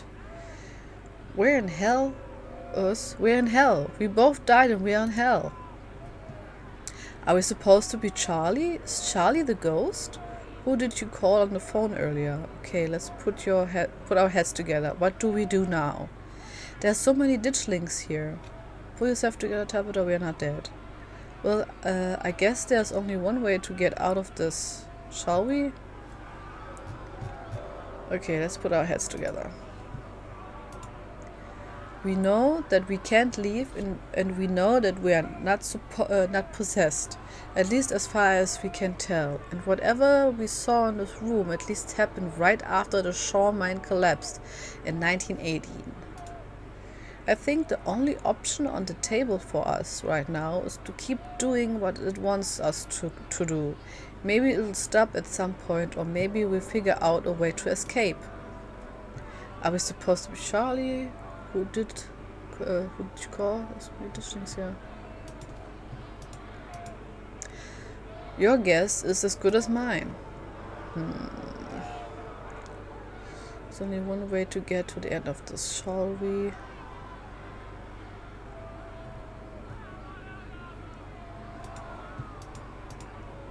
Friend of a family. Not that it matters though. The call didn't go through, so we are on our own. Huh, okay. So many ditchlings here. Yeah, they are. Those things are horrible. Eh. No wonder you were so too scared to come back to the estate on Monday. You're right, there's only one way. Yep, I guess. Yeah, let's get this over with. You and Tabitha walk up to where the pounding door used to stand, step into the void. There ist er wieder. You're outside and it's night, a false moon looming massive in the painted sky. The night feels thick and warm, the insects lively, their calls unnaturally tinny. Everything feels warped and wrong, like you're listening to a record fished from the bottom of a pond. Ugh, what magic words do I have to say to get you to let us go? I'm sorry, okay? Whatever my family did to piss you off so much, I'm sorry. Oh Gott. Jedes Mal erschreckt mich das. You poor dear. Eine Hexe.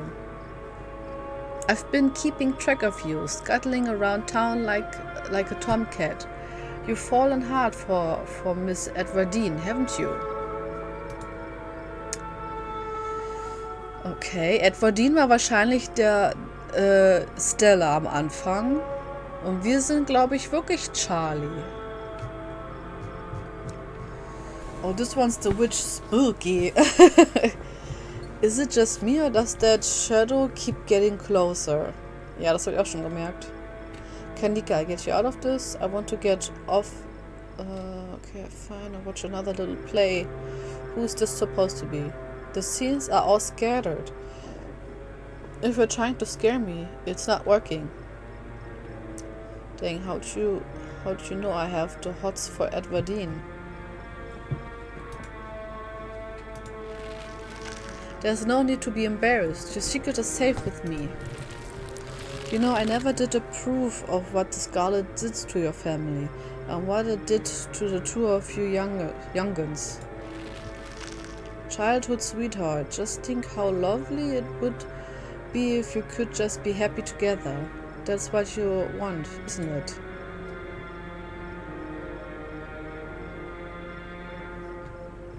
It looks like there's more to this haunting other than the collapse. Yeah. So Edwardine and Charlie. The plot thickens. Who is this supposed to be? That's all I want. What should I do? Actually, all I want to get out of this place. Do you have any idea? So to figure, don't talk about my family and Actually, all I want to get out of this place. Do you have any idea?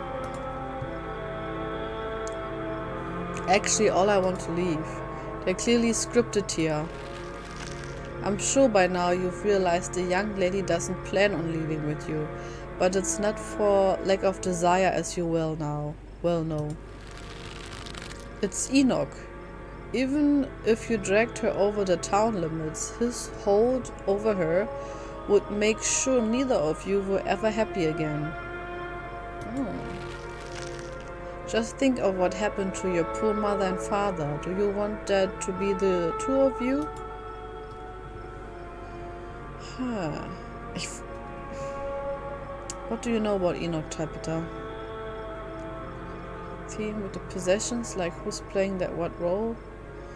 Mad because Edwardine and Charlie's romance didn't work out? What happened to our parents? Our cute secret romance? Why wouldn't I want to be like my parents? What do you even know about my parents? Listen to the figure. We could never be like them. We love each other. My mother just loved his money as soon as it was gone. She was. And then all the love was booze. And me and Eddie aren't like that.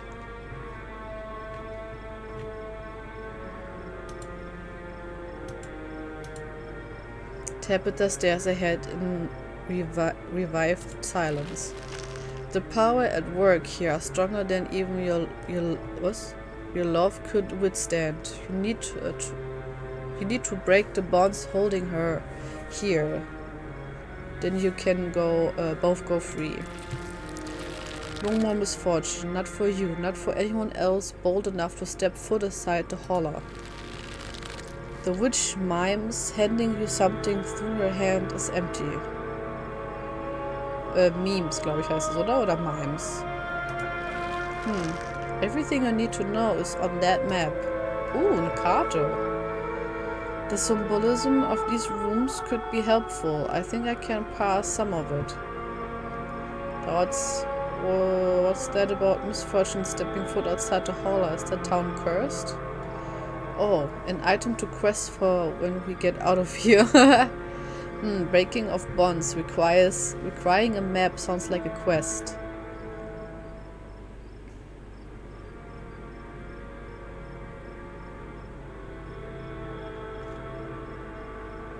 Ich gehe einfach mit, was mein Bauch mir sagt. And some kind of poem? That's where you find them. You need her there. Then read what I've written down and be careful. Good luck to the both of you. I hope you get your happiness. Then she's gone. Okay, also ich glaube, dass die Leute, die wir jetzt hier treffen, dass die nicht sterben oder so. Also ich habe irgendwie das Gefühl, dass halt nur das alles kommt so und dann wachen wir irgendwann auf bestimmt oder so. Hoffen wir mal. Okay, let's find the way out. Unless you have any idea, I don't think there's anything else we can do until we get to the end or until we die. Whichever. Before the two of you can leave, a smell hits you. Sweating, suffocated flesh with a tinge of the sheen and stomach churning scent of decay. Ooh. There you are. I would have found you sooner, but the resident clearly doesn't want me here. Oh! It doesn't seem to have the same issue with these miserable little parasites. Wie das aussieht. Oh! Bottom feeders always manage to slip through the cracks, don't they?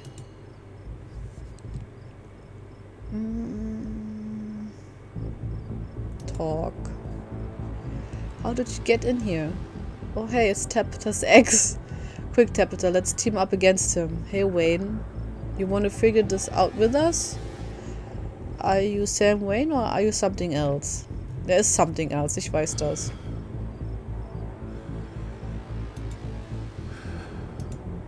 Stop asking it questions. Just stop interacting with the thing at all, okay?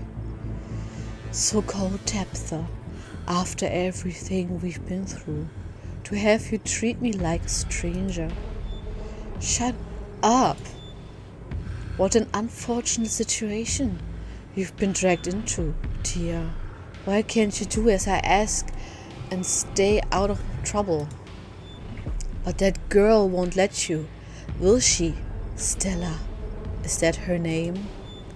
Perhaps I should pay her a visit soon, if she makes it out of here alive. Why he had to say that? Tabitha bolts for under bush, desperately pulling you along. Stella. So Wayne is connected to the ditchlings. Oh no, what's he gonna do? Are you okay? That couldn't have been easy for you to see. Who the hell is he? Oh yeah, having lover's spat? Tell me now, did you kill Sam Wayne? Absolutely not. I'm telling you the truth. Please stop asking, and if you see that thing again, just ignore it. Or better yet, run away. Now come on. If it got in here, there must be a way out. Oscar. The two of you step out from the brush into a long wooden corridor lined by bottles and rails. A figure rises to attention, blocking your way. The caretaker. I'm afraid he doesn't have long. If there's anything you need to say to him, I'd say it now.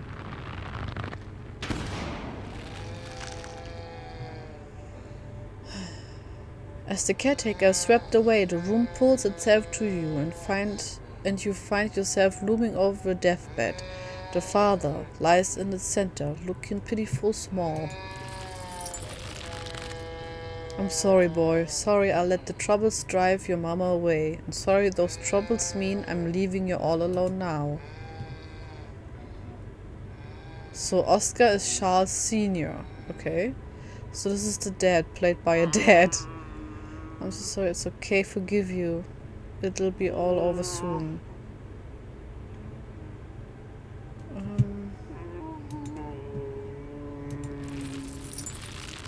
Damn it, Junior. How many times do I have to tell you? I tried to stop it from happening, but that damn snake Enoch went behind my back. Oh, what bullshit. Strike a nerve? Is something on your mind?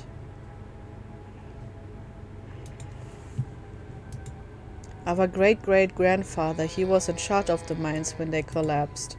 Besides that, I don't know anything, so don't bother asking. You're right, I've been using that excuse for too many years. At a certain point, a man has to accept when he's dug his own grave. They may have run me out, but they didn't put the bottle in my hands, still. They destroyed our legacy, boy. Both our names are cursed with that history. I'll be dead and gone soon, but I won't be able to rest. Not until our name is cleared, not until you can pass on this name with pride.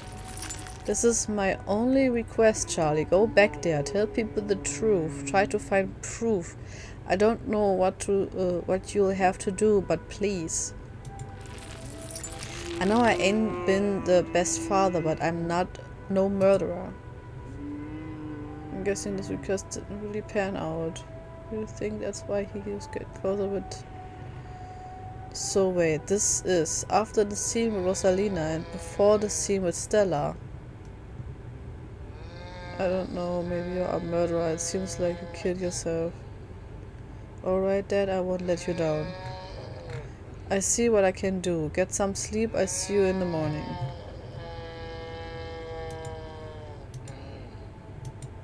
That sounds about right. Then the scene with Kanika. I wonder how many more of these there are going to be.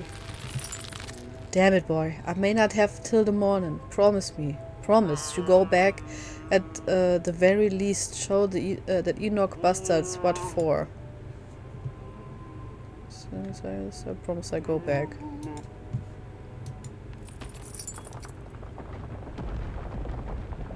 You watch the father's body seize and falls through the sheets, taking the rattling pile of bottles with him.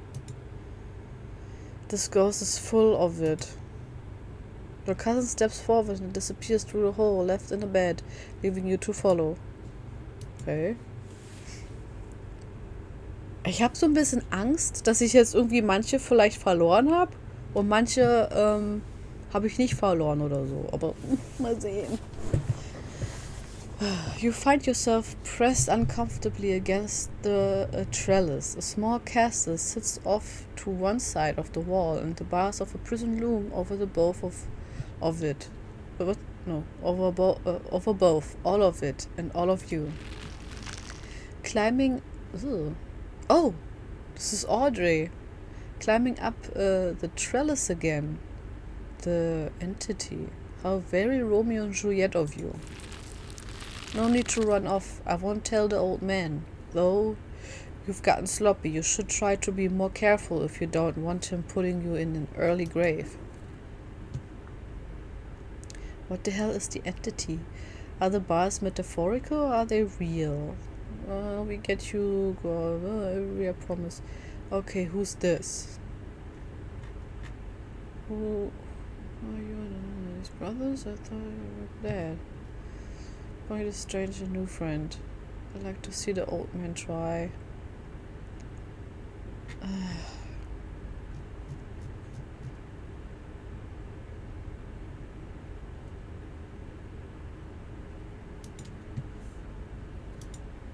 You keep asking me things like I know any better than you.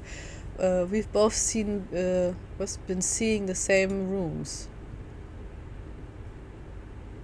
Don't you know better than me? You're the one who grew up here. I just thought you might recognize stuff. It's not like this is exactly what the real world looks like, is it? How am I supposed to recognize anything when it's all messed up like this? For all we know, none of this is happening. And even if any of this did happen, who's to say this is even close to an accurate interpretation? We are watching the... Shit, was denn geklickt? No, not one of her brothers. I am a prisoner. Another victim of the Scarlet's lies. Like you, Charles Shaw. Okay. Tabitha, does our family have a history of locking folks up in some sort of rich people dungeon? Bitten wing? I'd hate to Scarlet except for lovely Edwardine. I'm not him. A mere generation makes no difference. His blood runs in your veins, does it not? And now it runs in hers.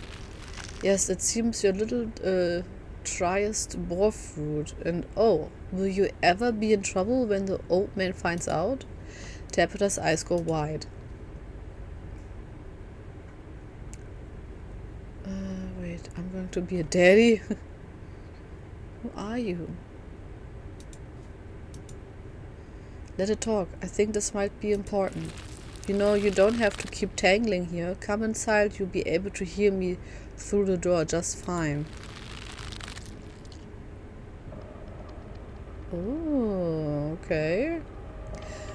The world around you swirls and you and Tabitha find yourselves pulled into to the other side of the wall. A door bound by countless locks and chains pulsates before you. This is definitely supposed to be the estate, but I can't tell how much of this is real and how much is metaphor. Tabitha, let's just leave the scene. Do you get what's going on here? Do you want me to let you out? I'm not messing with those locks. There are so many locks, I can't free you if that's what you're after. Stop talking, we might miss something. That's not what I invited you in for. I couldn't escape even with your help. I merely wanted to offer a warning. Leave town now. You can't tell me what to do? Well, Tabitha, you heard it. I better leave town. I wish I could. Why? Why should I leave? Absolutely not. I'm not leaving without her, especially if what you say is true. This guy has nobody to blame but himself. You hear that ghost? You were given every warning. You could have just left. You can't take her with you. It's not possible. You can always stay and die. But if I were you, I would use my healthy legs and run as far away from Scarlet Hollow as possible. I hear the beaches are nice. Why don't you take a permanent vacation there? Komisch, dass sie irgendwie die ganze Zeit sagen, dass wir verschwinden müssen, aber Tabitha ist okay anscheinend hier zu sein. Ich verstehe nicht, warum das ein Problem ist, dass ich da bin. Sind wir irgendwie der Teil, da wo die beiden wer war das nochmal? Charlie und Edwardine? Die haben, glaube ich, zusammen ein Kind gekriegt. Und ich glaube, das ist von der Line dann irgendwie wahrscheinlich, dass ich das Kind bin, glaube ich. Aber ich weiß es nicht genau. This mysterious figure has the right idea. I'm guessing he doesn't do that. Kann schon sein, ja. I'd kill to go back to the beach right now. Why should I trust you? I wish I could. You're wrong. I know it's possible. I have that weird map. I have the spell or whatever it is. Me and her are gonna get out of here. Ah, you've been talking to the witch then. How very interesting. Oh, da ist sie ja wieder. Charlie, get away from the door. Don't listen to it. Stella! I promise we figure out which is real. This is like being stuck in some sort of soap opera. Oh, ich habe irgendwie das Gefühl, dass die Charaktere in der Past auf die Leute, die jetzt der Gegenwart irgendwie ähnlich sind. Zum Beispiel Sybil könnte die Witch sein. Vorhin auch mit Dingens da, wie heißt der? Oliver oder so. Da hat er ja auch, glaube ich, irgendwie hier. Die haben, glaube ich, alle Strings hier, oder nicht? Ach, ich bin mir irgendwie gerade nicht sicher. Ich versuche einfach nur irgendwie alles so ein bisschen Sinn machen zu lassen. Eddie, what the hell is going on here? Eddie, I'm so happy to see you. Listen to whoever I dang well, please. Eddie, are you pregnant? How does it know that? Schwupp. Das hört sich mal an, als wenn jemand erschossen wird oder so. This is too much. I just want to go home. Do you feel sick? I feel sick. Can we talk now? What do you know about this place? Yeah, I felt sick pretty much the whole time we've been in here. That room. What the deal with that room? Are we related, Charlie? Do you know where in the estate we're supposed to be right now? Let's move on. I don't want to leave our friends in the ghost's clutches any longer. If this is even a real place and not some sort of garbled mess of metaphor and memory, it would probably be in the Forbidden Wings, at least going off of the location of the windows. It's been sealed off for at least a decade though. There's no point thinking about it, okay? I don't want you getting in any ideas and sneaking around and falling to your death through a hole in the floor. Come on, the quicker we get through this, the quicker we'll be out of this ghost place, hopefully. You and Tabitha walk after Stella and into the darkness. Okay. You and your cousin find yourself crouched under a large table. The lower stairs through you... Oh, the lower... The lover stares through you as indecipherable murmurs and shuffling feet echo from the ends of the table. Ugh, I don't know how, but this feels so much worse than the last room. They're so lovely. Are you sure I can keep one? You must have worked very hard on them. Der Hund ist einfach auch possessed. I guess we're supposed to be kids now. This is one extra creepy. Is she doing a baby voice? It's a gift. Take it. Okay, you've got a good point. No puppets for you. Of course, it's a present. When you look at it, you can remember all of the fun we've had. We've got a near end, right? That music is the same song that started playing when Stella first showed up. Yeah, I think you're right. What a creepy scene to end things on. I can't believe that Ghost is making Stella humiliate herself like this by doing a baby voice. It's embarrassing.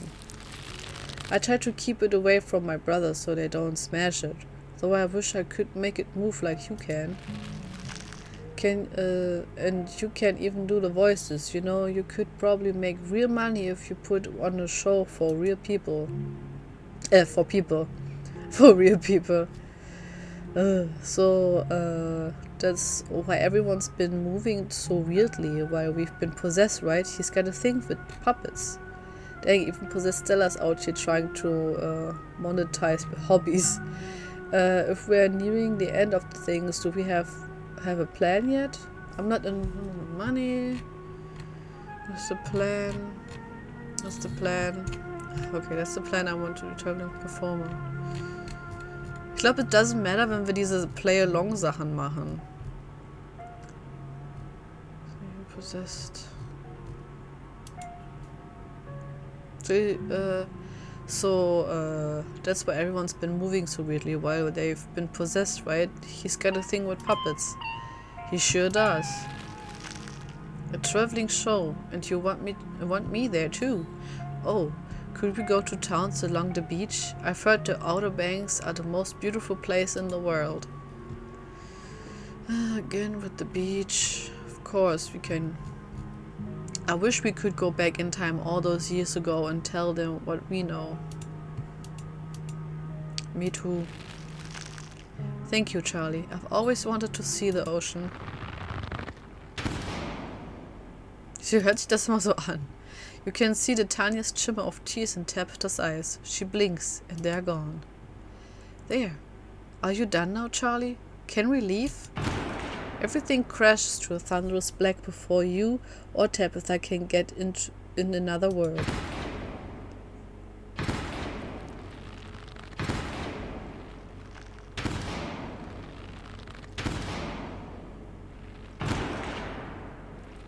I don't like that.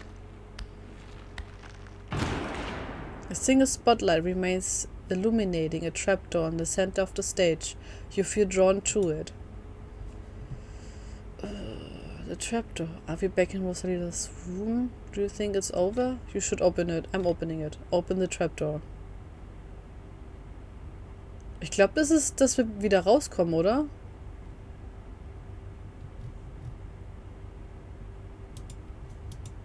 I don't think it's over until we go through that trapdoor. Which one of us is going to open it? Are you scared? Of course not. Oh! It creaks open all on its own. Oh god, this is so much worse than opening it ourselves. You and Tabby are shoved from behind and tumble through the hatch. Oh, das ist noch eins. Charlie, it took some digging, but it's there. The map was right. That means there's hope. Oh god. Sie hat ihn umgebracht. Whatever it is that Enoch did, we can undo it. We can be happy to get... Oh Gott, sie hat ihn da reingeschubst. Eddie? What? Oh shit. Aber warum? Oh God, I'm actually going to be sick this time. Your cousin violently heaves into the void, but nothing comes out. Oh mein Gott. Also Scheidung ging früher auch anders. Oh Gott. Also glaube ich jetzt mal, das, was der da gefunden hat, kann es sein, dass es so ein Ding ist, dass er da die Past hätte mit ändern können? Hat sich so angehört, oder? Oder irgendwas mit Magic oder so. Oh mein Gott. There's nothing here. This place is completely empty. Gott, das ist wie bei SpongeBob mit dieser Void. Did you see the tear running down her cheek? At the end, she was conflicted. Edwardine was a murderer. Whatever it is that Enoch did, we can undo it. What the hell is that supposed to mean? Who was Edwardine in relation to us? Are we in hell? Okay, everyone is missing and we're supposed in an infinite void. Do you start walking over it? Wie ist Edwardine mit uns related? She was our great-grandmother. So Charlie's our great-grandfather. Oh God, Charlie Shaw Jr.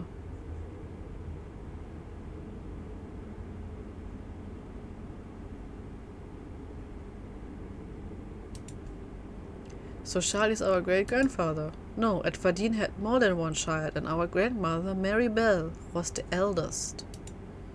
Shit, okay, maybe I don't have a neatly constructed logical argument for why he can't be our grandfather, but someone would have told me. Why aren't these broken memories time-stamped? Yo. What now? Do you repent? Do you repent for our crimes? Scheiße, was heißt denn repent nochmal? Oh, ich muss das schnell mal googeln, damit ich auch weiß, um was es hier gerade geht. Repent?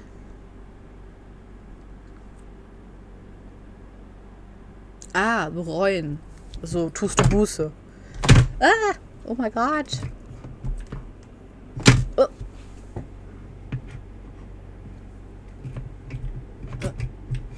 Okay, es will irgendwie gerade nicht.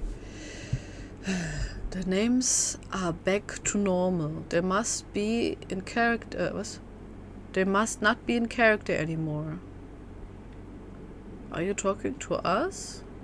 Tapeter's the one you want. I hadn't even stepped foot in this town before a couple of days ago. Why should I be? I'm not responsible for any of this. I'm sorry you died. You gotta let this go, man. Get over it. Their names are back to normal. There must be another character. Their names are back to normal. Maybe it's getting weaker. You must answer for the crimes committed by your scarlet blood. Or maybe it's getting stronger. I hate it here. I hate it here so much. Until you do, I cannot die.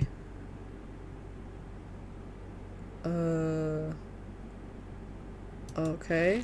I want to die. Please, I have been alone in the dark for so long. All I ask is for some of your years. To pay for the years that were taken from me. What are you saying?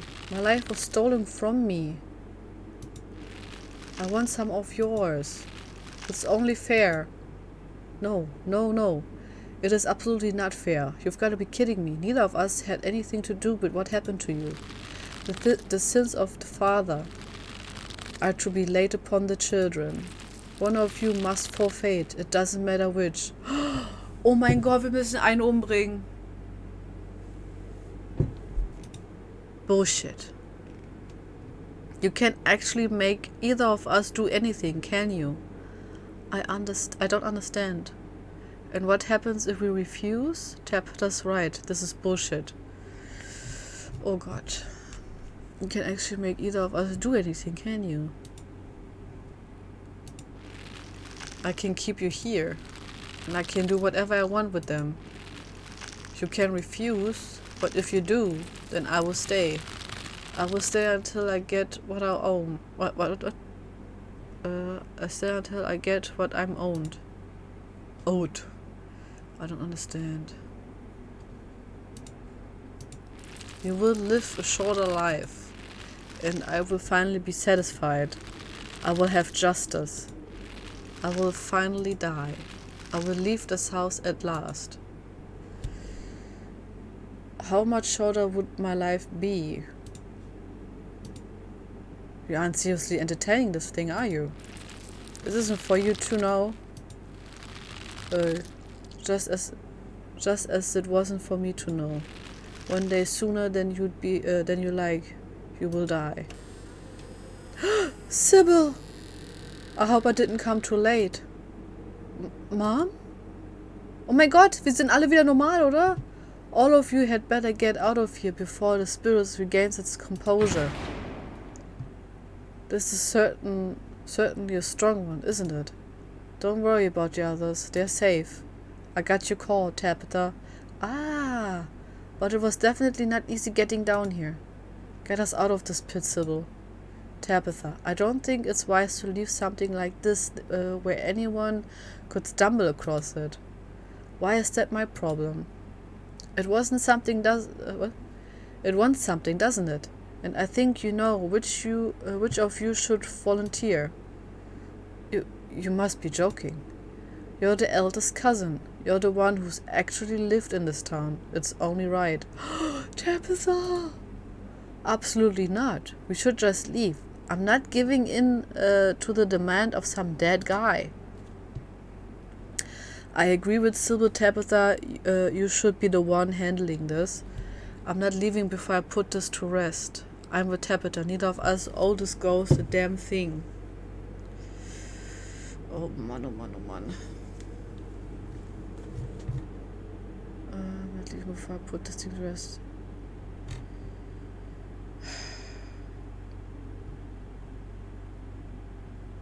Hey, wenn ich wenigstens an meine Freunde saven kann, wenn ich denen nur irgendwie ein paar, so 5 Jahre oder so von meinem Leben gebe, dann bin ich damit happy. Oh Gott, ich weiß nicht.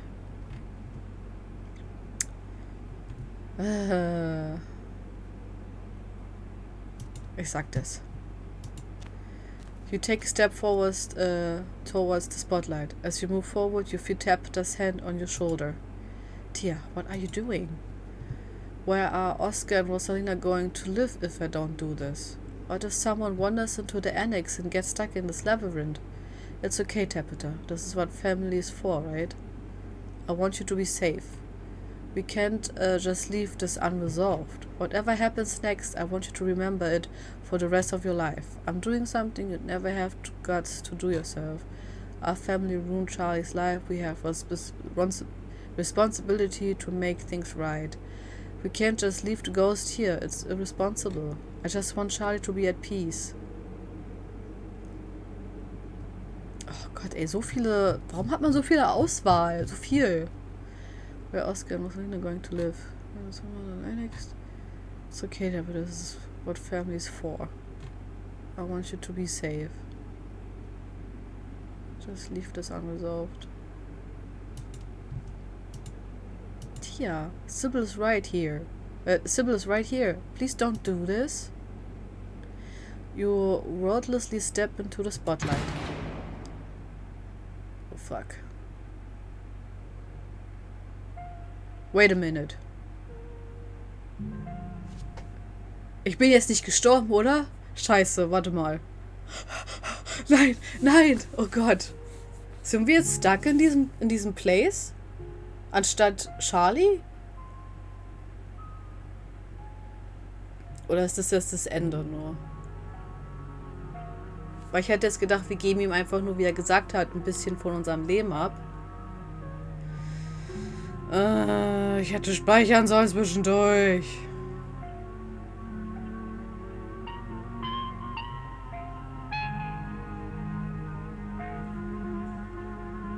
What's happening?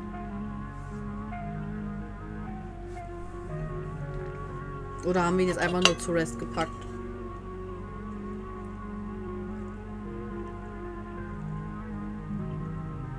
Der arme Mann.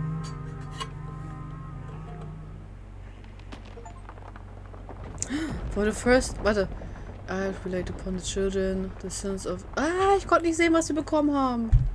For the first time in what it feels like hours, the earth around you feels solid, real, but also soft. You feel it pressing in on all sides, cold and growing tighter by the second as the soil settles. Claw your way out. Your arms tear as the earth Your arms tear at the earth until they break through into the air. Look back and behind you, collapse onto the floor. Oh shit! As you gasp for breath, you take a look onto the pit behind you. Charlie's mummified remains stare up at you, sad and broken, at the bottom of the pit. You are only able to maintain your gaze for a moment before exhaustion overwhelms you. With the last of your strength, you hoist yourself from the pit and collapse on the floor. You feel like death. No, Tia, what happened to you? You look awful. It's done, Tabitha. If you have any regrets, keep them to yourself. You try to think of words to say, but you're still delirious from what happened, and you struggle to form coherent thoughts. Come along, Tia. Let's get you home. You quietly walk towards the stairs. Sybil lends you her arm and guides you out of the library, Tabitha trailing close behind. You're outside. It's real this time. Oh, wir haben überall so blood splatters, weil wir verletzt sind. The cool breeze chills you deeper than it should, and you realize just how drained you feel. Your legs are heavier, harder to lift as you make your way down the steps of the library, your lungs wheezing as if you run a marathon. You can almost feel how pale your face has become. Okay. Your lips dry and thin, your hands almost trembling with the effort of raising them to your face as you trace the new lines and furrows that have formed here. I'm gonna go wait by the car. Just let me know when you're ready to go home. Your cousin walks off before you get the chance to respond. Wo ist denn der Rest von den Leuten? Oh, ich dachte gerade schon. I'm gonna peace out too. Back-to-back encounters with my own mortality. I've got a lot to ponder. See ya, Rosalina. See ya, Alexis. Zane walks off down the road. I'm so sorry I wasn't there for you earlier in the night. I had no idea what y'all were planning to do. How were you supposed to know? It would be like that. Things have been strange around town, sweetie. Now is not the time to be poking around in the supernatural. I thought you learned that lesson yesterday. But magic isn't real. I mean, it's not supposed to be. God, that hurt. Everything is so... Kanika stops mid-sentence as she realizes what happened to you. Oh my god. Tia, you poor thing. My bones weren't meant to bend like that. I'm gonna be hurting for for days at least. Tia, did you... This house is clean. Yeah, it's over. I'm so happy I could help. All that matters is that Rosalina can go back to her room. It's better to be over. It's better be over because I feel like I aged at least a decade. Have you seen what happened to my face? Huh? I gave up years of my life for you to live there. I hope it's worth it. Just taking responsibility for something that should have been dealt with decades ago. Is our house safe? There's nothing there now. Tia took care of it. I'm sorry. I'm so sorry.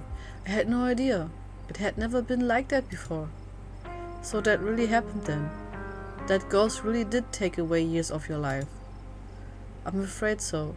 Everything in this world has a price, and those years were unfortunately what it took to put that spirit to rest. I can't believe Tabitha let you do that. It's outrageous. If anyone should have paid a price to put that ghost to rest, it should have been her. Ich meine, ich hab's selbst entschieden. Sie hätte mich dabei auch stoppen können oder so, aber ich habe halt gesagt, ich mach das jetzt. Weißt du? Das ist nicht ihre Schuld. You don't even live here. You're barely even a Scarlet. It's just so unfair. What is done is done. I'm just happy I could help. This is why my choice. This was my choice to make. Don't bring Tabitha into it. Tabitha doesn't owe anyone anything. What's wrong with you? Just because I happened to make a choice, it doesn't mean that someone else should have been obligated to make it instead. It's kind of the whole point of having free will. I wouldn't wish what happened to me on my worst enemy. I'm not going to wish it on my family. Yeah, I know. It's unbelievable. I kind of thought you wouldn't have let me go through with it. The fool I am. This is... don't bring it up to it. See? This is why Tabitha should have done it. Your life has changed forever and you're just okay with it. I agree. It is unfair, but I did my best to sway her. And what's done is done. There's no use in dwelling on things. Kanika takes a deep breath and sighs. You know, Tia, the salt and pepper look is good on you. Maybe this isn't all bad. Wait a minute, ich bin alt? Ich bin alt jetzt? Und schrumpelig? Oh my God! Oh, ich habe jetzt gedacht, ich werde einfach irgendwie früher sterben und bin nicht sofort so, boom, du bist eine alte Frau. Oh shit! Das ist ja voll dieses Host Moving Castle Shit on me, okay? Das war nicht klar? Oh, come on. Das hättest du ein bisschen besser erklären sollen, Charlie, okay? Jetzt bin ich eine alte Strippe. Geil. Richtig geil. Dankeschön fürs Erklären. Ich hätte das Kleingedruckte lesen müssen, ey. Puh. Man, oh man. Kanika. Sorry, just trying to be positive. Jetzt habe ich es erst verstanden mit den dünnen Lippen und alles. Und ich sehe so, so aus. Verstehst du? Oh mein Gott. Amazing. Jetzt rennen wir zusammen rum. Sorry, just trying to be positive. Stella's way better at that. Is she okay? Hey Stella, are you okay? Stella, want to hang out with the rest of the class? Go talk to Stella. I'm going to check on her. You walk over to Stella. Oh, hey Tia. You okay? Einmal die Anti-Faltencreme vergessen und das Ergebnis sieht so aus. Ja, stellt man sich einmal im Sommer in die Sonne jetzt so. Ha. Und nach einer Stunde siehst du dann so aus. Ey, ich sag ja, Plastic Surgery ist extrem gut diese Tage. Also können wir das auch machen. Und dann sehen wir richtig gut aus. Okay, I'm here if you need me. There was another one of those carvings in there. I guess ghosts actually are real. Your channel is gonna go wild for that stuff. I'm so sorry I couldn't get you out of there sooner. I'm here if you need me. I'm so sorry, Tia. I didn't think I can talk right now. I'll call you, okay? Die Arme. She hurries off down the road. Also wenn ich das jetzt nicht gemacht hätte, hätte das wahrscheinlich Tabitha gemacht. Und dann wäre Tabitha jetzt eine alte Schrippe. Holy shit. Dieses Spiel hat echt Wiederspielwert eigentlich in vielen Punkten, oder? Weil man kann auch so viel andere Sachen noch erleben. Alleine schon, dass man durch diese Traits noch mehr Sachen herausfinden kann. Zum Beispiel das mit dem, dass man super stark ist oder so. Oder man kann mit Tieren reden oder so eine Sachen. Ich wünschte, ich hätte das mit diesen Tieren. Das wäre so toll. Aber ja, mal gucken. Ja, siehst du, sag ich ja. Nee, ich glaube nicht, dass sie possessed ist. Ich glaube, sie hat einfach nur, she just feels bad for me. I think she took the brunt of things in there. No wonder she's having a hard time right now. She took the brunt? Ich muss das kurz nachgoogeln, was das genau heißt.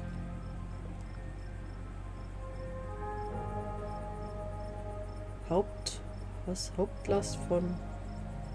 Was ist das denn? Ach so, okay, sie hat den Aufprall. Okay. Sie hat sozusagen die Wucht da abgekriegt. I think she took the brunt of things in there. No wonder she is having a hard time right now. Should we go after her? She didn't seem okay. I'm starting to think Stella might be a bit of a flake. I guess she hit her limit. I'm the one who gave up years of my life. You don't see me acting out. Oh my god! Ja, wahrscheinlich. Should we go after her? I think she just needs some time to herself. Stella's never been the kind to share her burdens, and I doubt that'll change just because somebody goes chasing after her. If anything, I just make her clam up even more. She's a strong girl. She'll be okay. And nobody here should be rushing after anyone right now. That goes doubly for you, Kanika. We don't want that cold of yours to get any worse. Oh, Kanika ist krank? Seit wann das denn? Kanika, we don't want that cold of yours to get worse. You better not get any ideas either, Tia. You need time to recover. Ich habe das richtig verstanden. Wir sind wirklich auch sichtlich gealtert, oder? Oder sind nur unsere Haare älter? Keine Ahnung. There was another carving in there. They keep giving me visions. I ran into Wayne in one of those rooms and he vaguely threatened Stella if I kept poking around. Oh, stimmt. We are conscious that whole time. Das hier. Weil es ist mir wichtig, weil er gesagt, er würde sie besuchen kommen. Wait, are you serious? Should we be worried about her? He also crushed a ditchling with his bare hands. Naja, es war sein Fuß, aber ja. It was pretty scary. Of course, we should be. I don't know, I think he's harmless. That's just another reason we should keep our distance. Stella's smart. Hopefully she'll be okay. There was someone else in there, but that's my house. Rosalina and I live there. Did he say anything else to you? We don't need to trouble Tia for any details. No one pay any mind of that man. Hä? Wieso nicht? He's just a drifter. He'll be gone soon. He'll be gone soon enough. In the meantime, steer clear and he won't make trouble. I can't believe I let Rosalina go in there. How could I have been so careless? Ach, ich weiß auch nicht. After everything she went through in the last day, how could I have let this happen? You couldn't have known what's going to happen, Oscar. Naja, ich meine, sie haben sich zusammen und die werden darüber schon wieder hinwegkommen, glaube ich. I would have known that. Don't blame yourself. You actually tried pretty hard to warn us about things, Oscar. None of us took you seriously enough. There was another carving in there. They keep giving me visions. So, we're all conscious that whole time. Don't blame yourself. I'd seen it before. I should have known it could get worse. I shouldn't have let Rosalina come with us. Dad, what did I tell you? Stop blaming yourself. You couldn't have stopped me. If you tried, we were just gonna sneak in after you. Yeah, Rosalina was going to make us go in there no matter what. You didn't put a ghost in our house. This is not on you. I know you've both had a difficult time of this, but the storm has passed. Things will start getting better from here.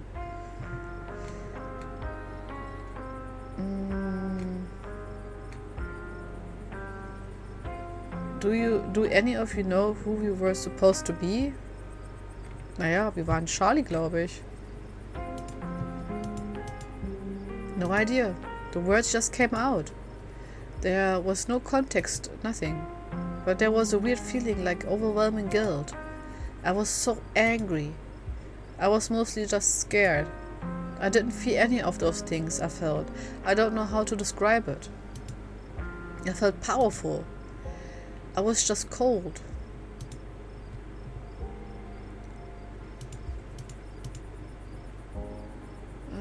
It's a weird, pretty weird coincidence. If things are tied, everything supernatural that's happening. I wonder if those things are tied to everything supernatural that's been happening. Yeah, I wonder one is a coincidence, but two of them back on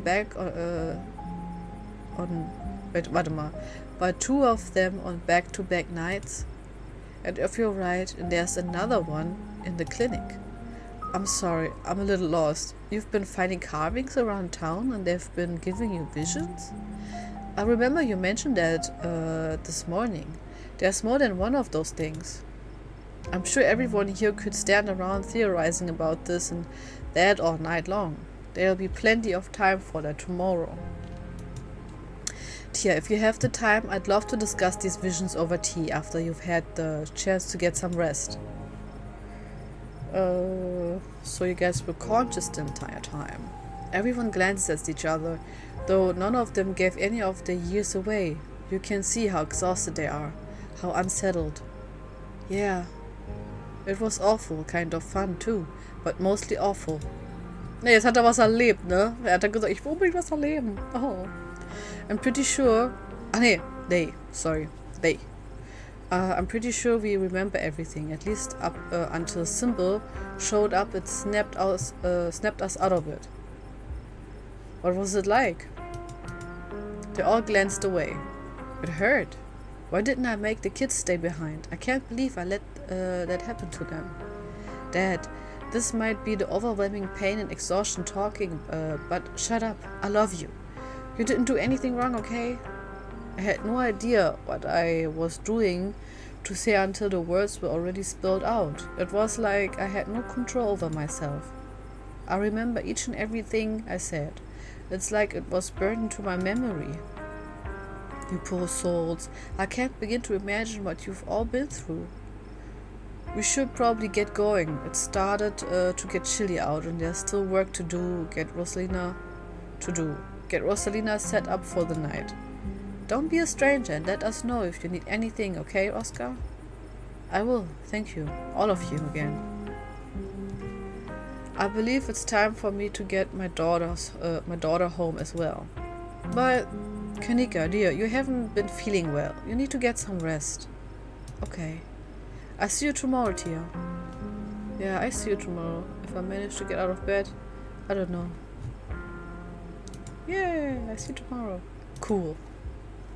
Kanika warily treks back to the general store. Before I go, Sybil places a hand on your arm, holding you back for a moment. I'm sure you have questions after everything you saw tonight, and about what's happened to you, but let's not get into it here. You think everyone could use a little rest and relaxation right now, yourself included. If you swing by the room sometime tomorrow, say early afternoon, you and I can have a little chat. I see you then, Tia. Sybil leaves you and catches up to her daughter. You can't help but overhear snippets of their conversation as they leave. My whole body hurts, Mom. What was that? And I want a better answer than a ghost. It was a spirit, dear. I've never been a fan of the word ghost. You'll be alright. Let me get you some of that special tea. It's been working well, don't you think? I think ibuprofen would be better, but I gotta admit, the tea has been nice. I'll put the kettle on as soon as we get home. I guess it's just the two of us now.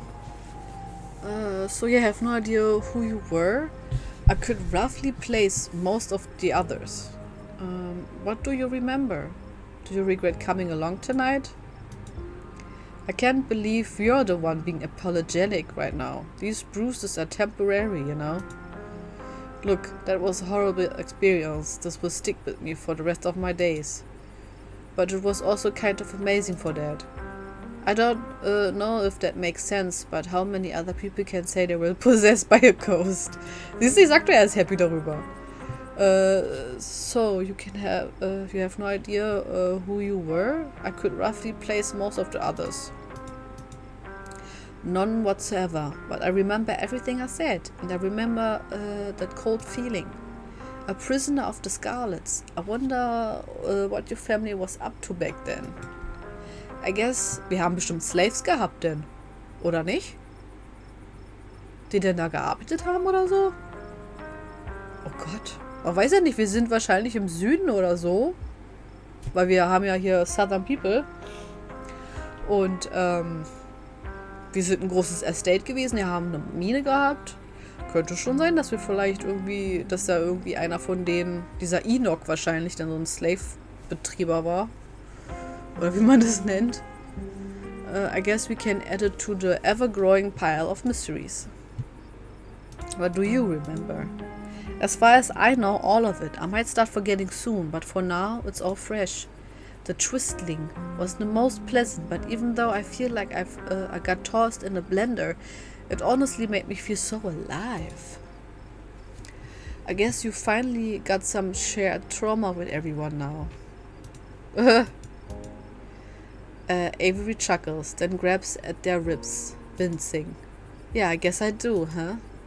I know tonight was horrific, but it was also thrilling, and knowing we all went through it together, it makes it easier. There are people to commiserate with tomorrow morning when the soreness really starts to set in. Which reminds me, I'd better get back home. I'm supposed to have a shift tomorrow morning. I might have to call in sick, but there's hoping a good night's sleep is enough to heal up. And I hope you feel better soon. Let me know if there's anything I can do for you. Avery heads off, feeling the square in front of the library empty. Time to wrap things up here.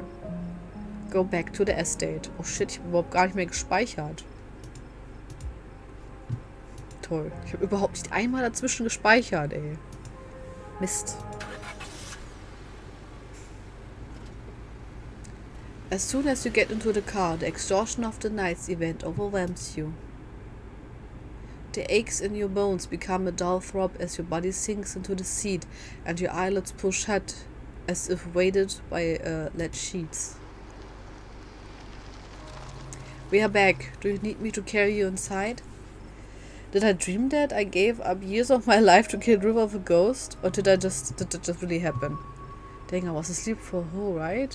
Ugh, I feel awful. That would be really nice. Actually, it hurts to be alive. I'm fine. I can get up.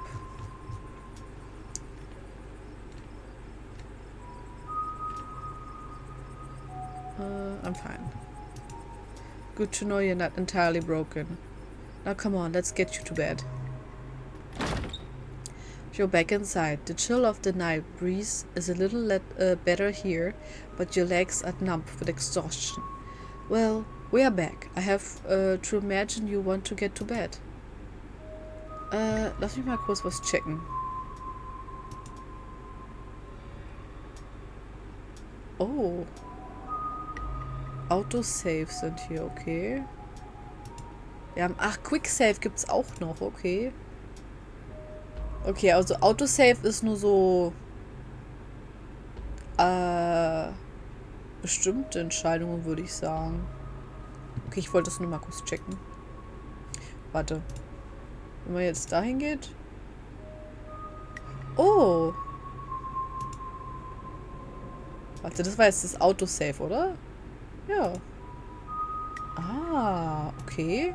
Also könnten wir wahrscheinlich doch nochmal irgendwie was uns anschauen oder so irgendwann mal, denke ich mal. Okay. I want to talk about Wayne, really talk. Do you think Stella's okay? She wandered off back there. I'm worried about her. Before I pass out from exhaustion, your workers are planning a strike. Oh, stimmt ja. I figured you should know. How did you know to call Sybil? This is awful, I'm traumatized. Or before I pass out, Avery made it sound like your workers are about to go on strike. Just wanted to give you a heads up. Okay. Okay, ich frag mal das. She's a pest. And like all pests, I'm sorry? She has an uncanny way of bouncing back from things. She'll be fine. You should be far more concerned with your own well-being right now. Do you really have the energy to keep talking? Do you think he's actually going to hurt Stella? No, he's a creep, but I don't think he has it in him to hurt her.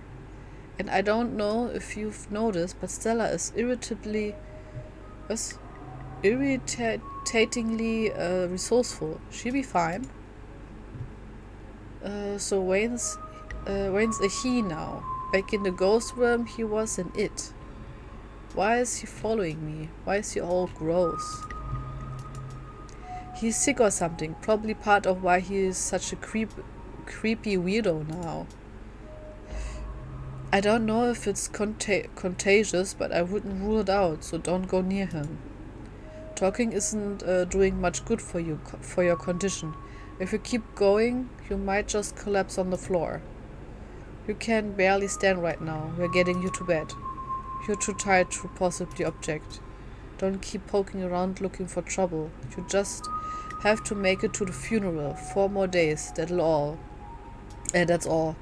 And then the bus comes. I like to stay in touch after all this is done. You can't tell me what to do. I do my best, and then we never have to see each other again. You know, I don't have to leave the holler. I could get used to this place. Maybe you won't have to leave. I guess we see. Angie! Hallo! Na? Wo warst du? Bist du wieder zu Hause?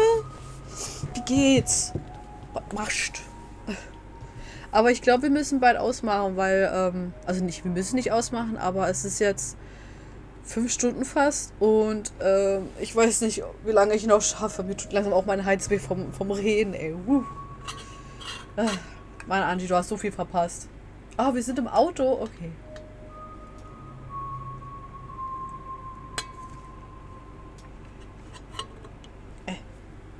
So. Was macht er denn jetzt? Hat er jetzt auf dem Weg nach Hause? Was ist passiert? Boah, Angie, da ist so viel passiert. Ich sage dir. Pass auf. Also es ist passiert, wir sind am nächsten Morgen haben wir dann irgendwie so alle Leute zusammengeholt. Liebe Grüße unbekannt von Ellen. Von Ellen? Ellen? Aber, hä? Ellen? Wer ist denn Ellen? Naja, auf jeden Fall, wir sind dann aus dem Haus gegangen, haben alle getroffen denn und wir haben die Mayor getroffen von Scarlet Hollow und es war einfach mal ein Hund. Das war einfach absolut süß. Und dann haben wir alle gegathert. Ein Freund, ich sagte, unbekannt von Ellen. Ach so, jetzt habe ich es verstanden. Okay. Weil du mich auch vorhin gefragt hast, ob ich einen Ellen kenne. Aber, okay. Liebe Grüße zurück an Ellen. Auf jeden Fall, wir hatten dann alle Leute zusammengesucht gehabt. Und ich glaube, ich habe die meisten Leute zusammenkriegen können für die Geisterhand, also Ghost Hunt.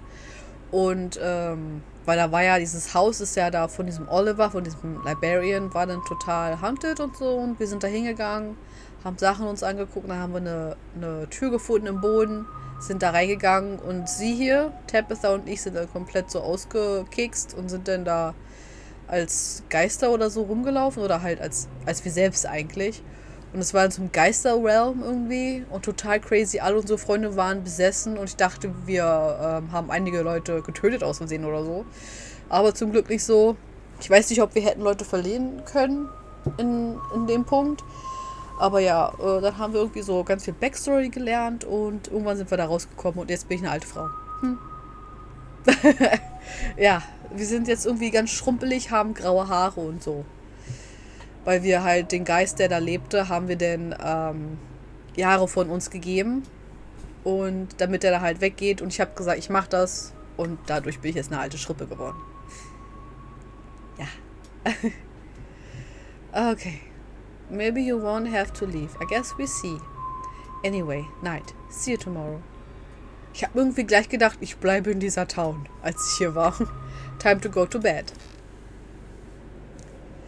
You don't even notice yourself entering the guest room and falling into bed. Suddenly, you're just there, buried under your family's musty covers.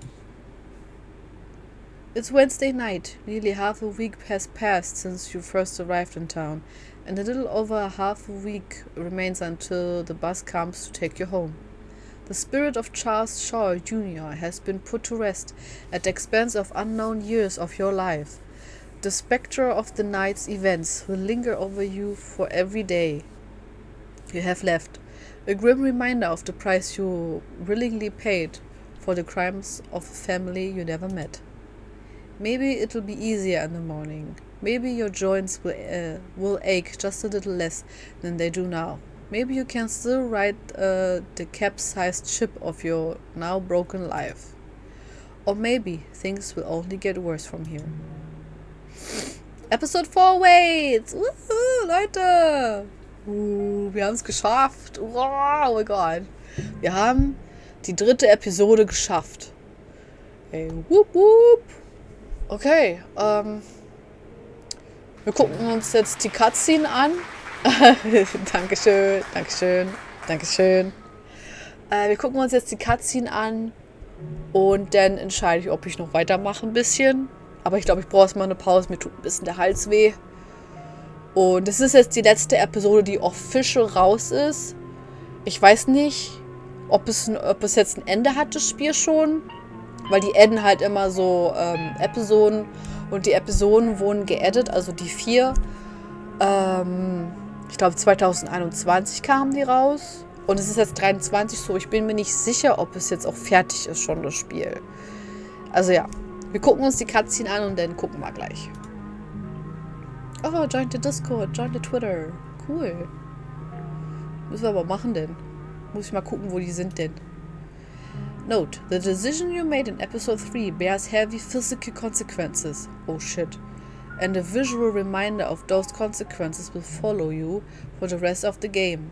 You can reduce the intensity of this visual... okay. Das, also was wir die ganze Zeit drumherum hatten hier. Also, hier meine ich. Ich zeig's mit meiner Hand, das weiß ja jeder sieht. Was wir gesehen haben, hier diese Blutsplatter sozusagen.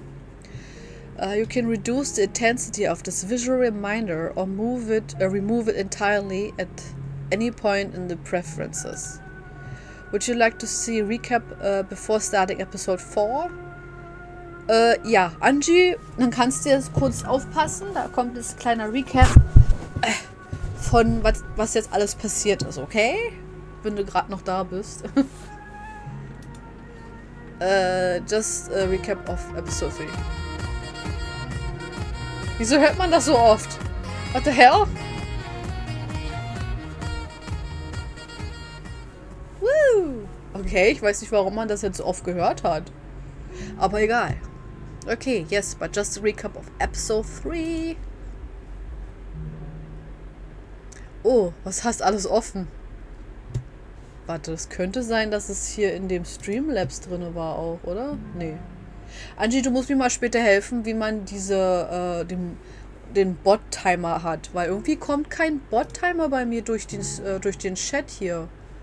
Ganz komisch, obwohl ich da eigentlich ein paar eingestellt hatte, aber ja. Okay, as you're ready to leave, Jenny approaches from the far side of the kitchen. Tabitha remains between the two of you, impatiently tapping her foot. Oh, Tia, before you go, I heard about what happened last night. I mean, I heard about it before Miss Tabitha mentioned it just now, and then I heard it again. I just wanted to say that I am so sorry you got caught up in that. Also, sie redet gerade von dem Ding, da wo wir in der Mine fast gestorben sind. Wir sind da fast, weil die ist kollabiert, die Mine, und wir sind, nee, warte mal, die ist collapsed, kollabiert, die Mine. Und wir sind da drin fast auch gestorben dabei. Okay, you two did right by those things, though. What a blessing, everyone's getting out of that situation, right? Morning, is the new blend ready? Of course. Tia, if you'd like to keep Miles company, Tabitha and I would just be a minute. Guck mal, der ist so groß, er passt gar nicht ins Bild. Oh, excuse me. Wait, you're Tia, aren't you? My name is Bo. I'm Duke's boy. It's a pleasure to meet you. The policeman told me you saw what happened to my daddy. And this is the spot. It's a public garden I've been putting together. It was just an empty lot when I first moved here, but Winnie said it was okay for me to mess with it. So when I'm stuck in a rut with work or music, I come here and dig around in the dirt, just organizing the chaos for a little while. But I don't think we came here to talk about my side projects. I've been hearing some absolutely wild stuff about last night. I mean, I don't know how much you overheard in the diner, but it seems like the miners are planning a strike. Shoot, jetzt habe ich ihr nicht sagen können, dass da ein Strike ist. Huch. Someone is at the front door.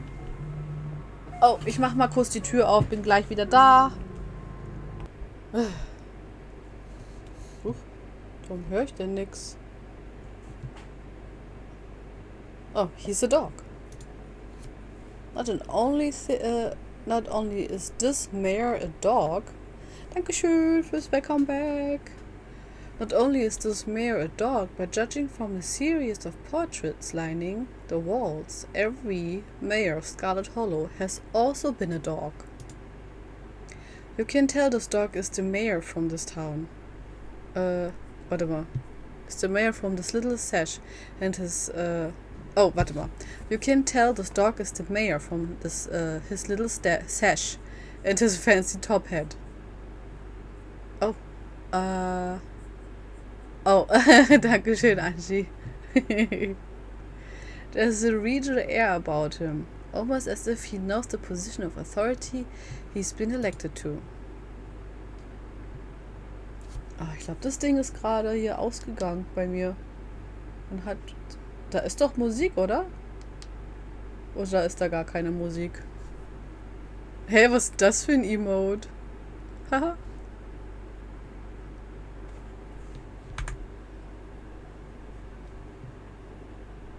Aber da war doch Musik.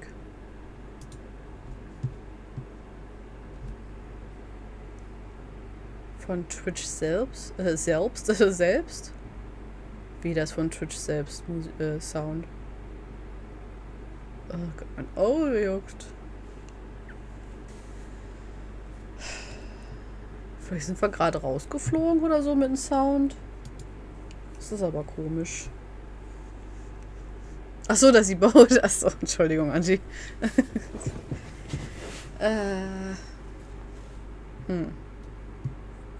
Weiß jetzt gerade nicht, warum das da jetzt so ist. Weil als ich gegangen bin, war gerade doch Musik. Before you can catch up to your companions, so intercepted by a nervous man with a cross around his neck. Tommy, Ja, in diesem Kater siehst du diesen anderen Scheuchen weg.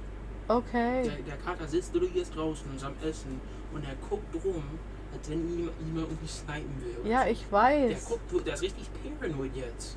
Ich weiß das. Der sitzt da, wo ich habe so viel Angst. Ich weiß das. Das ist auch mit dem schwarzen Kater Der andere gewesen. muss weg. Keine Ahnung. It's hard to put a finger on it, but some things compels you to dislike this man. Sounds like old Gretchen and the mayor may have some unresolved issues, wouldn't you say? I'm Pastor Daniel. I take it you're Tia. Everyone's been buzzing about you. Warte mal. Music. Weiß jetzt nicht. Irgendwie nervt mich das gerade, dass da keine Musik ist.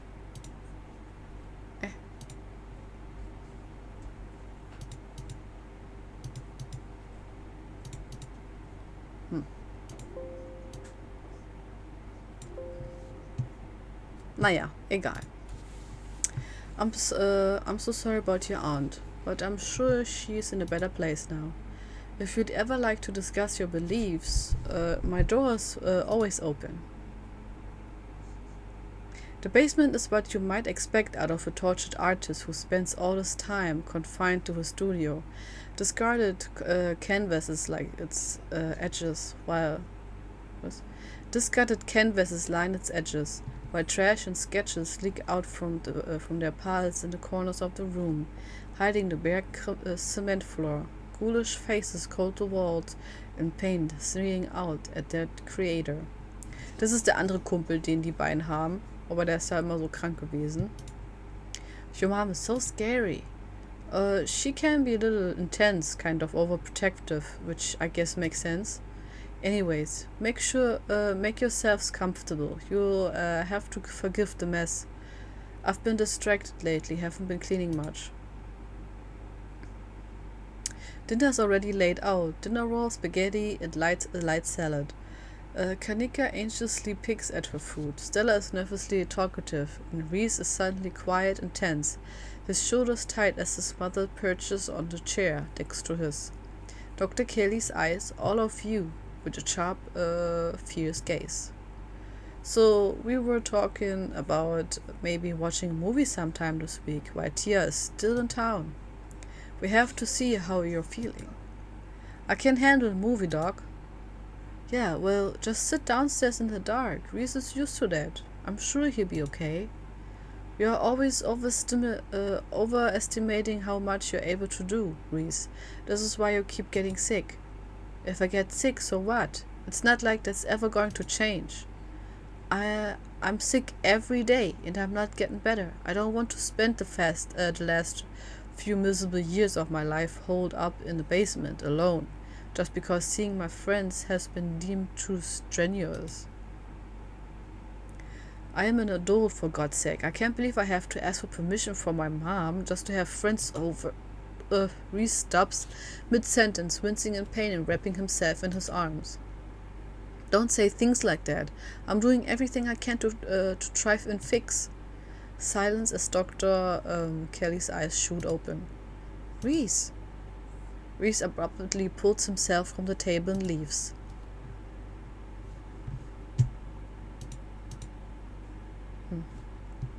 Hey, you're here sooner than I expected. Home dinner went okay? Hey, I hope I'm not too late. Have I missed any creepy paranormal stuff? Oscar and Kanika startled as the door swings open. Hold it. You're not taking my cousin along on any more of your little hijinks without me. Wow. This is where I've seen it. It appears on top of the stain. There's the door. Stella pulls back the carpet, revealing a hedge, the floor around it stained in reddish brown. I'm going for it. Und dann hat es aufgemacht und alle so, boom. Wait, do you hear music? Oh, das war so creepy, Angie. Movement stirs as a figure cloaked in shadows rises to attention. Stella? There you are. I would have found you sooner, but the resident clearly doesn't want me here. It doesn't seem to have the same issue with these miserable little parasites. Bottom feeders always manage to slip through the cracks, don't they? The sins of the father are to be laid upon the children. One of you must forfeit. It doesn't matter which. Bullshit! I hope I didn't come too late. It wants something, doesn't it? Habe ich irgendwas aus Versehen ausgemacht vielleicht? Dass die Musik nicht da ist? Komisch. And I think you know which of you should volunteer. You must be joking. You take a step forward towards the light. Sybil is right here. Please don't do this. You wordlessly step into the spotlight. I'm so sorry, Tia. I don't think I can talk right now. I'll call you, okay? She hurries off down the road. Before I go, Sybil places a hand on your arm, holding you back for a moment. I'm sure you have questions after everything you saw tonight, and about what's happened to you, but let's not get into it here. I think everyone could use a little rest and relaxation right now, yourself included. If you swing by the tea room sometime tomorrow, say early afternoon, you and I can have a little chat. I see you then, Tia. You don't even notice yourself entering the guest room and falling into bed. Suddenly, you're just there, buried under your family's musty covers. The spirit of Charles Shaw Jr. has been put to rest at the expense of unknown years of your life. The specter of the night's events will linger over you for every day you have left. A grim reminder of a price you willingly paid for the crimes of a family you never met. Maybe it will be easier in the morning. Maybe your joints will ache just a little less than they do now. Maybe you can still ride the capsized ship of your now broken life.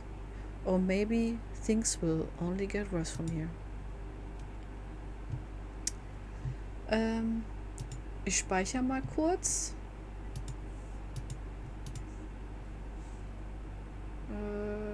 Und dann mache ich ganz kurz das Spiel aus und mache es nochmal an. Ich will noch ganz kurz was sehen und ich glaube, dann muss ich aber leider ausmachen. Ich glaube, ich schaffe das heute doch nicht mehr. Ich muss nämlich auch nochmal wohin. Mit meinem Bruder später. Vielleicht ist gerade das Spiel irgendwie abgenudelt mit dem Sound. Lass mal sehen.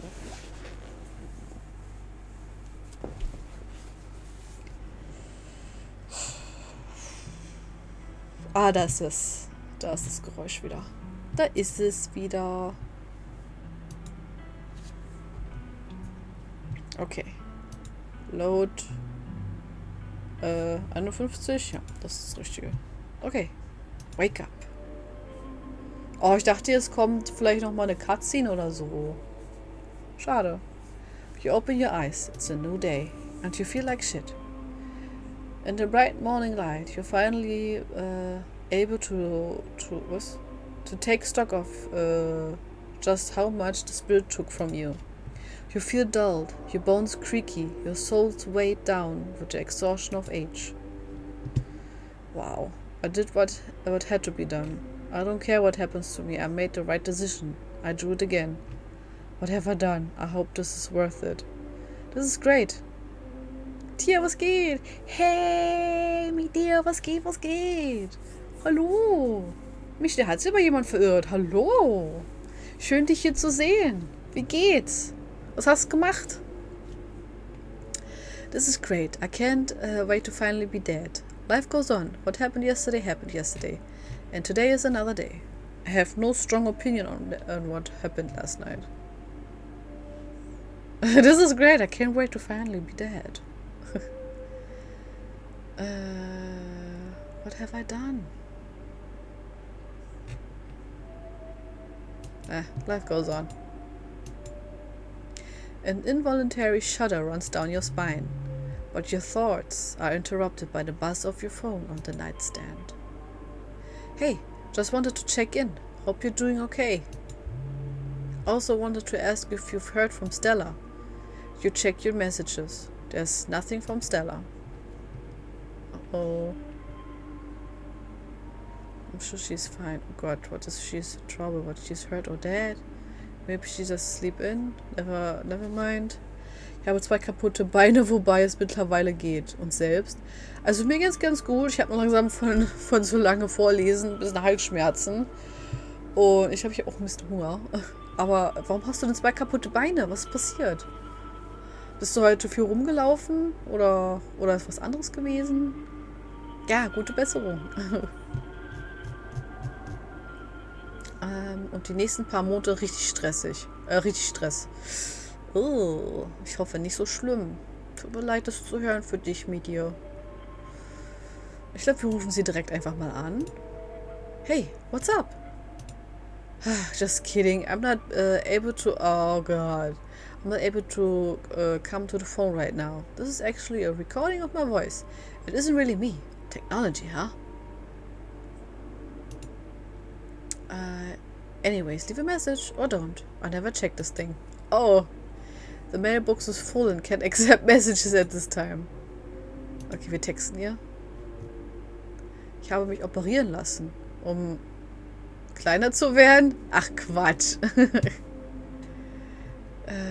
Oh, das ist das, was wir texten können.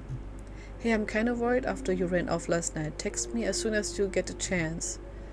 That Wayne guy didn't come after you, did he? Kanika and I are pretty worried about you. Please respond. Sent a Stella. Oh, ja. Ich glaube das hier. You wait for a few silent minutes. Your message sits undelivered. Undelivered?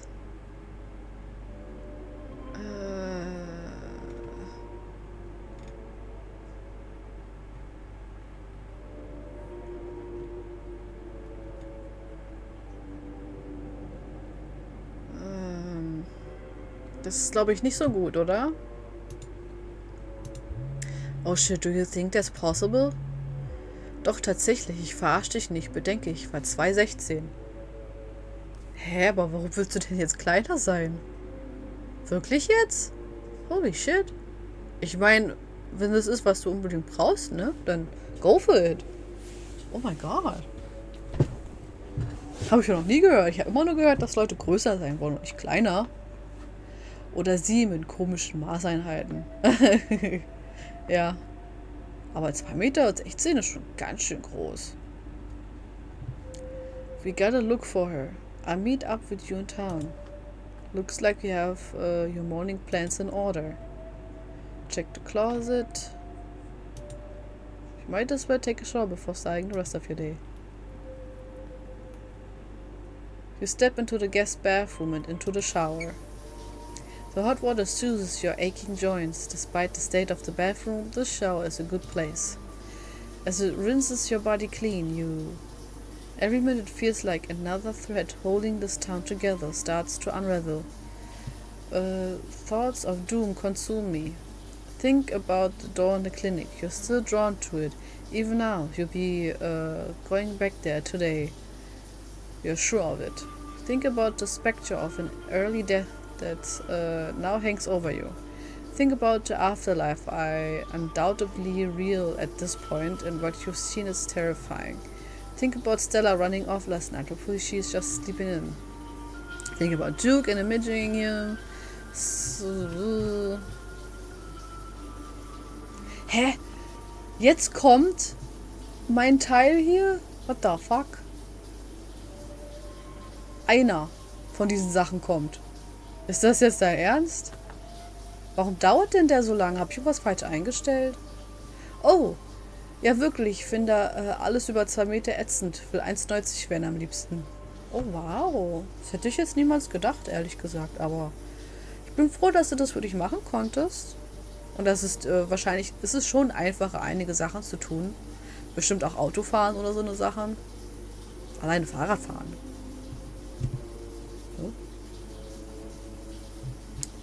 I think about Sybil's warning. The worst is yet to come. Blah blah blah. Blah blah. Was? Think about being out of this hellhole and safe in your bed. About someone special. Was war das erste?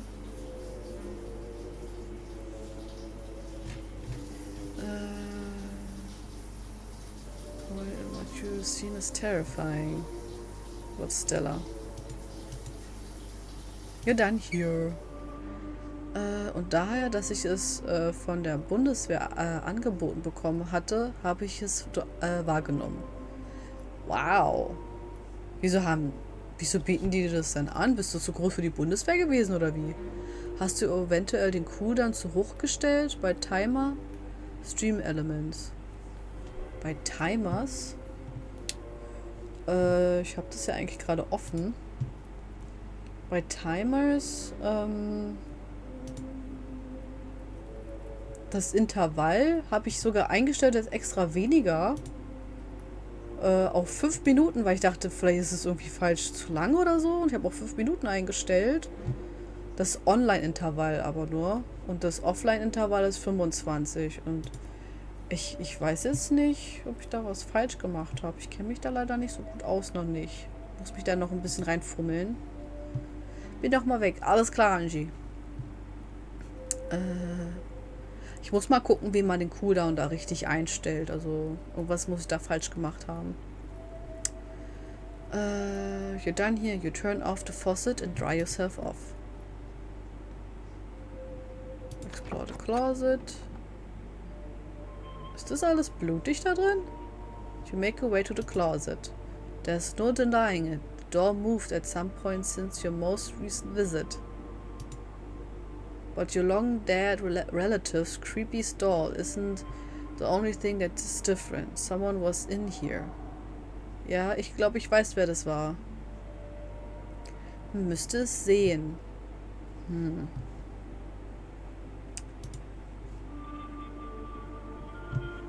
Ja, ich weiß es nicht genau. Also ich bin bei Stream Elements, bei Chatbot und dann auf Timers. Das ist, wo ich das eingestellt habe. Und halt Intervall online sind halt 5 Minuten. Und da ist aber auch kein Cooldown oder so. Ich habe auch die Chatlines richtig, glaube ich, drin. Ich hatte mir nämlich ein Video angeschaut. Und selbst den Timer Name kann ich sogar nicht da drin haben. Also, weil ich hatte Assistant Igor, habe ich ihn genannt, aber irgendwie ist es nicht. Hast du maybe eingestellt, dass bestimmt viele Nachrichten geschrieben werden müssen? Oh, das könnte es auch sein.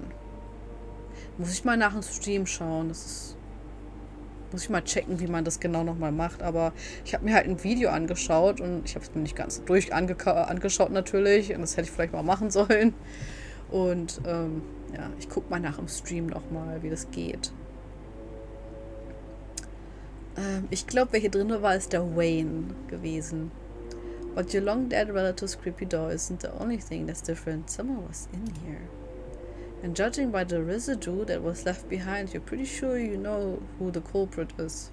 Sure you know the culprit. That means he was in your room. But was he there while you were out the previous day? Or did he enter while you slept unaware just a few feet away? Something's to mull over for the rest of the day. It's time to face your cousin. You find her in the kitchen, her shoulders hunched and tied in a tight ball of anxiety. They are striking this week, of all weeks, as if I didn't have enough on my plate already. Your cousin's posture surprisingly relaxed for everything that's fallen on her plate lately. She must have something up her sleeve to deal with the minors. Does it even matter how the strike plays out? Any resolution would merely treat the symptoms of the disease rot in the heart of Scarlet Hollow. For things to stand any chance of getting better, there's something deeper you still have to fully uncover. Ich habe es bei den meisten Online-Intervall 10 Minuten Chatlines 0. Ich habe Chatlines 10 gemacht bei mir. Vielleicht ist es das, was falsch ist? Ich gebe mal 0 ein. Vielleicht ist es das, was falsch ist.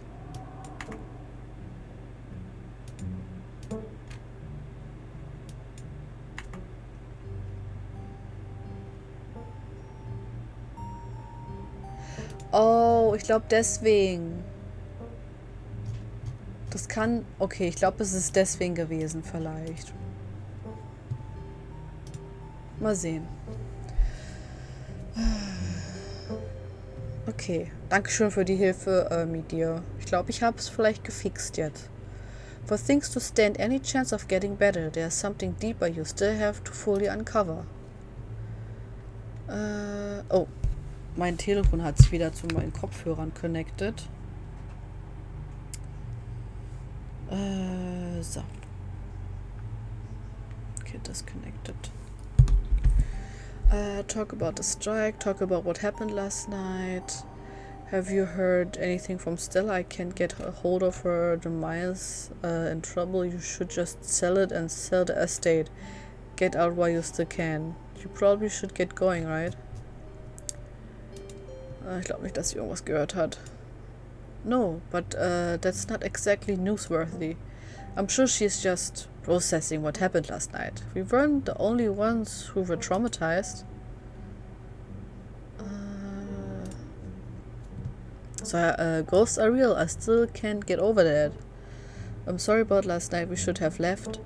Do you regret what happened to me last night? I didn't think making a deal with the ghost would feel so physically bad. I thought I was making a metaphorical trade.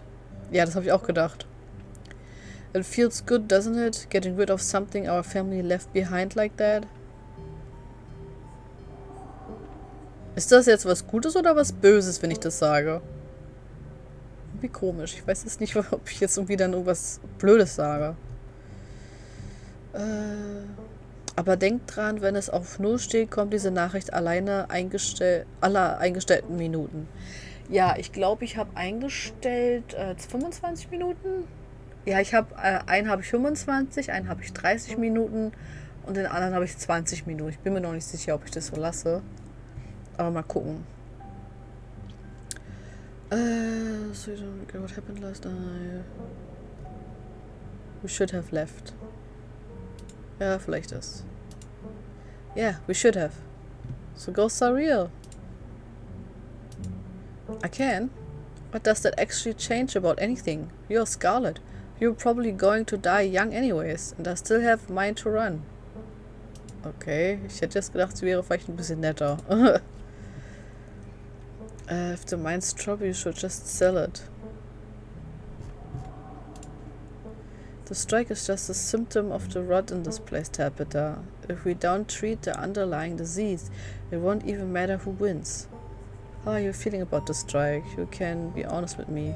You seem unfazed by the strike. You seem tense about this. So that's why the Dishlings are here. They were predicting the strike.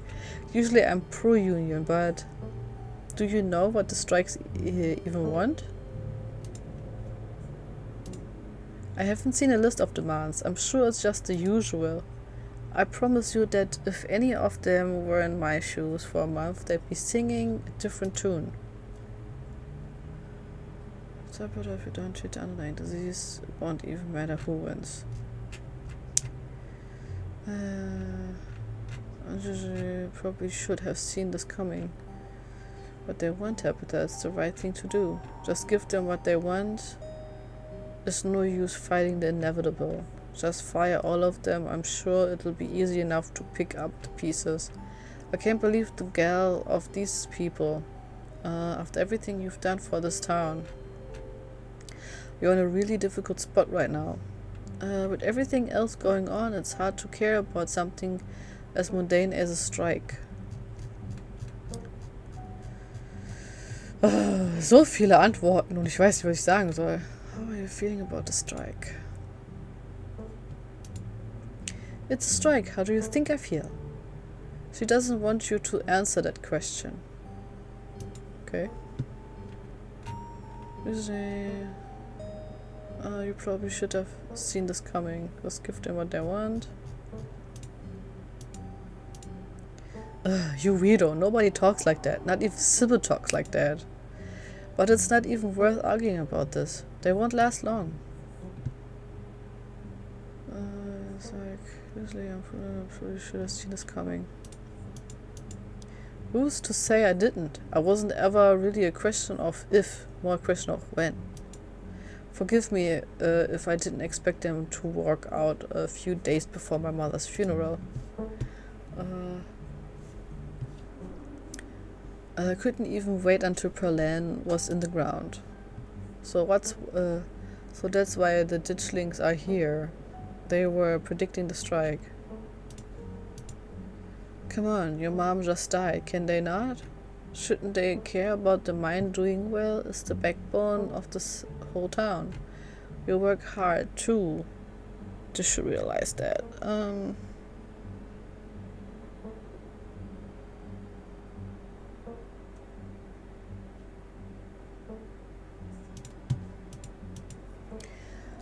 Right. Let me at least get her in the ground first. But it's fine. I'm going to sort this out. I just need to keep things together long enough for the mind to get back on its feet. Then everyone will be happy and we all can go back to normal. Those doughy things we saw in the library yesterday? Look, I get it. There's real stuff happening right now, but let's not muddy something as mundane as a strike with the supernatural. They are two entirely different things. Okay. If there's a mine in trouble, you should just sell it. In the estate and get out of here while you can. Tab bristles. You really are Vivian's kid, aren't you? Trying to bow out just when things get difficult? I'm not giving up like that. This is the Scarlet Mine. I'm not just going to cash out on our family's legacy. I'm bringing the mine back to life, one way or another. I've drawed long enough. Stay safe. No more hijinks.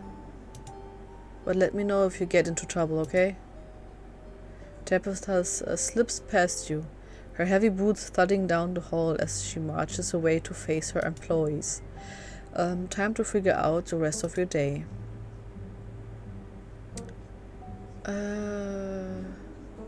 Okay, lass uns mal hier ein PB&J machen. Estella's Mia, who knows when you get to chance to eat, and who knows just how much your new asphyxiation will affect your appetite. You make yourself PB&J in anticipation for the long day ahead of you. Ach, guck mal da. Jetzt kam der endlich durch. And that's that. Head to town. Wir können nicht mal was mit der Katze machen. It's time to head to town. You head to the front door and begin your trek to the town below. Ich dachte, wir können uns endlich mal umschauen. Guck mal, da ist einer. Und da ist einer. Und da. Und da. The birds are different today, muffled, like your ears are full of cotton. The dull sun shines down on the surrounding wilderness, seeming to wash the color from the world. But you're adjusting already. Your body is starting to accept the change that has come over it. To accept that this is how things will be from now on, from here on out. Glimpses of pale figures dot your... Oh, jetzt kommt alles auf einmal. Okay, ich muss den, glaube ich, ganz anders einstellen. Ganz andere Zeiten. Okay, einen machen wir 10. Sorry, Leute. Das machen wir...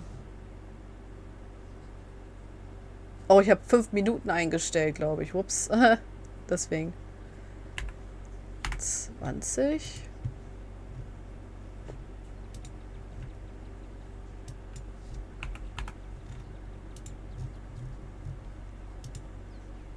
Und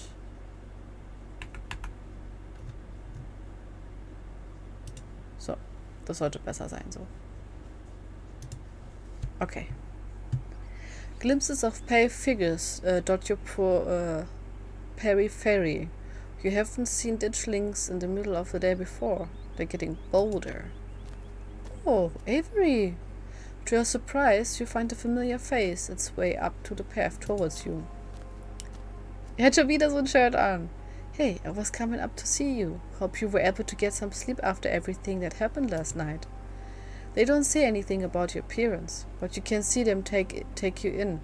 The light of the day revealing your new features clearly for the first time. You doing okay? The spirit's taken a piece of me, but that's all. It's gone. But I'm still here. I'm old now. My bones hurt.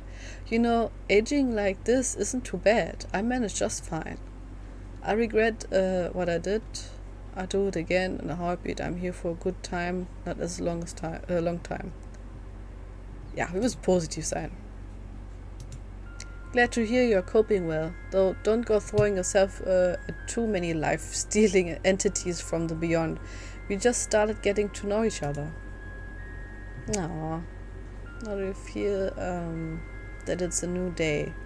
Possession is the sort of thing that can leave a mark on people's soul.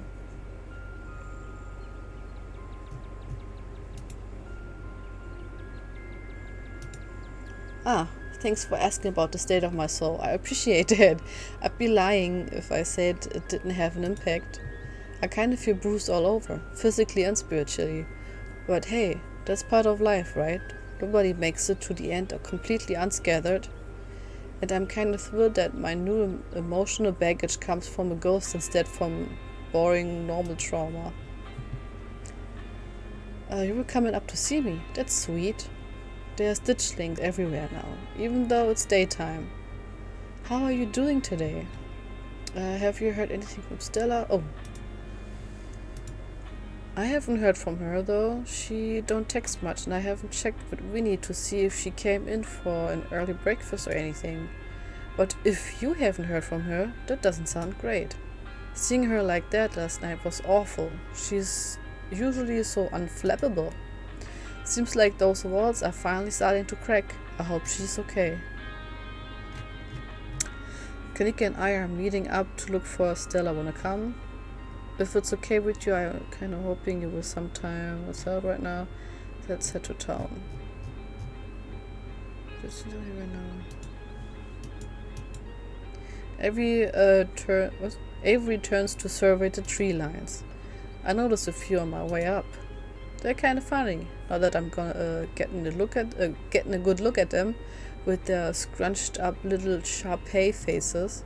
So should I be worried about these things? I know they're a bad omen or something, but like, are they dangerous? They're not going to eat me if I take a wrong turn, right? Ich glaub nicht. You need only fear what they foretell. Pretty small, what to save. Some max light on your skin. Those flamethrower. Okay. Only what they foretell. Okay, cool. And omnibus. As long as being eaten alive isn't on the table. Unless they are foretelling a zombie invasion or something with werewolves, in which case I guess I'm stuck with being eaten alive. I wanna go? Absolutely. I told Vinny I'd be coming in late today, so I've got time. I don't know how much time though. From what I saw this morning, there's already a few miners already holed up in there. They must be using it as home base for the strike. How you doing today? I'm great. With something like possession, I kind of feel like there are more upsides than downsides. There aren't a lot of people out there who can say they've been through something like that. It's a pretty cool badge of honor as far as I'm concerned. Ich weiß nicht, soll ich mit ihm flirten oder nicht? Weil eigentlich hatte ich gedacht, wir können vielleicht mit Stella. Aber I don't know.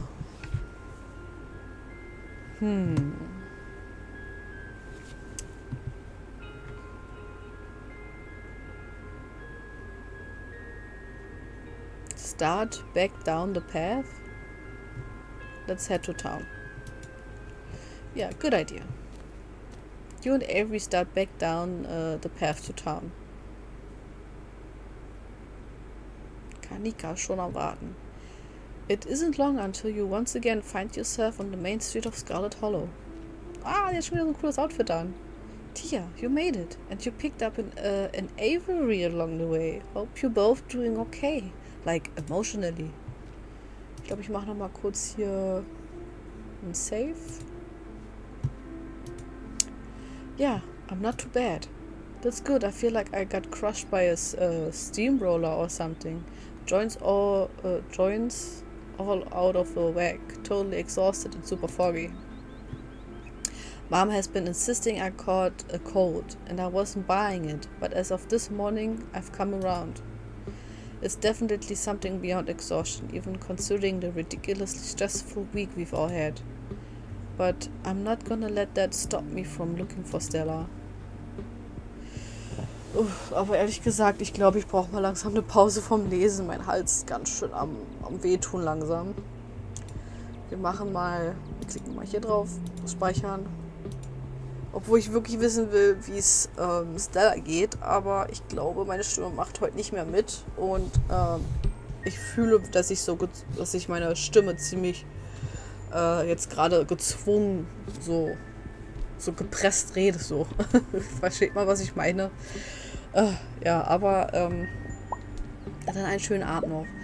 Okay, ja. Dankeschön, dass ihr alle dabei wart.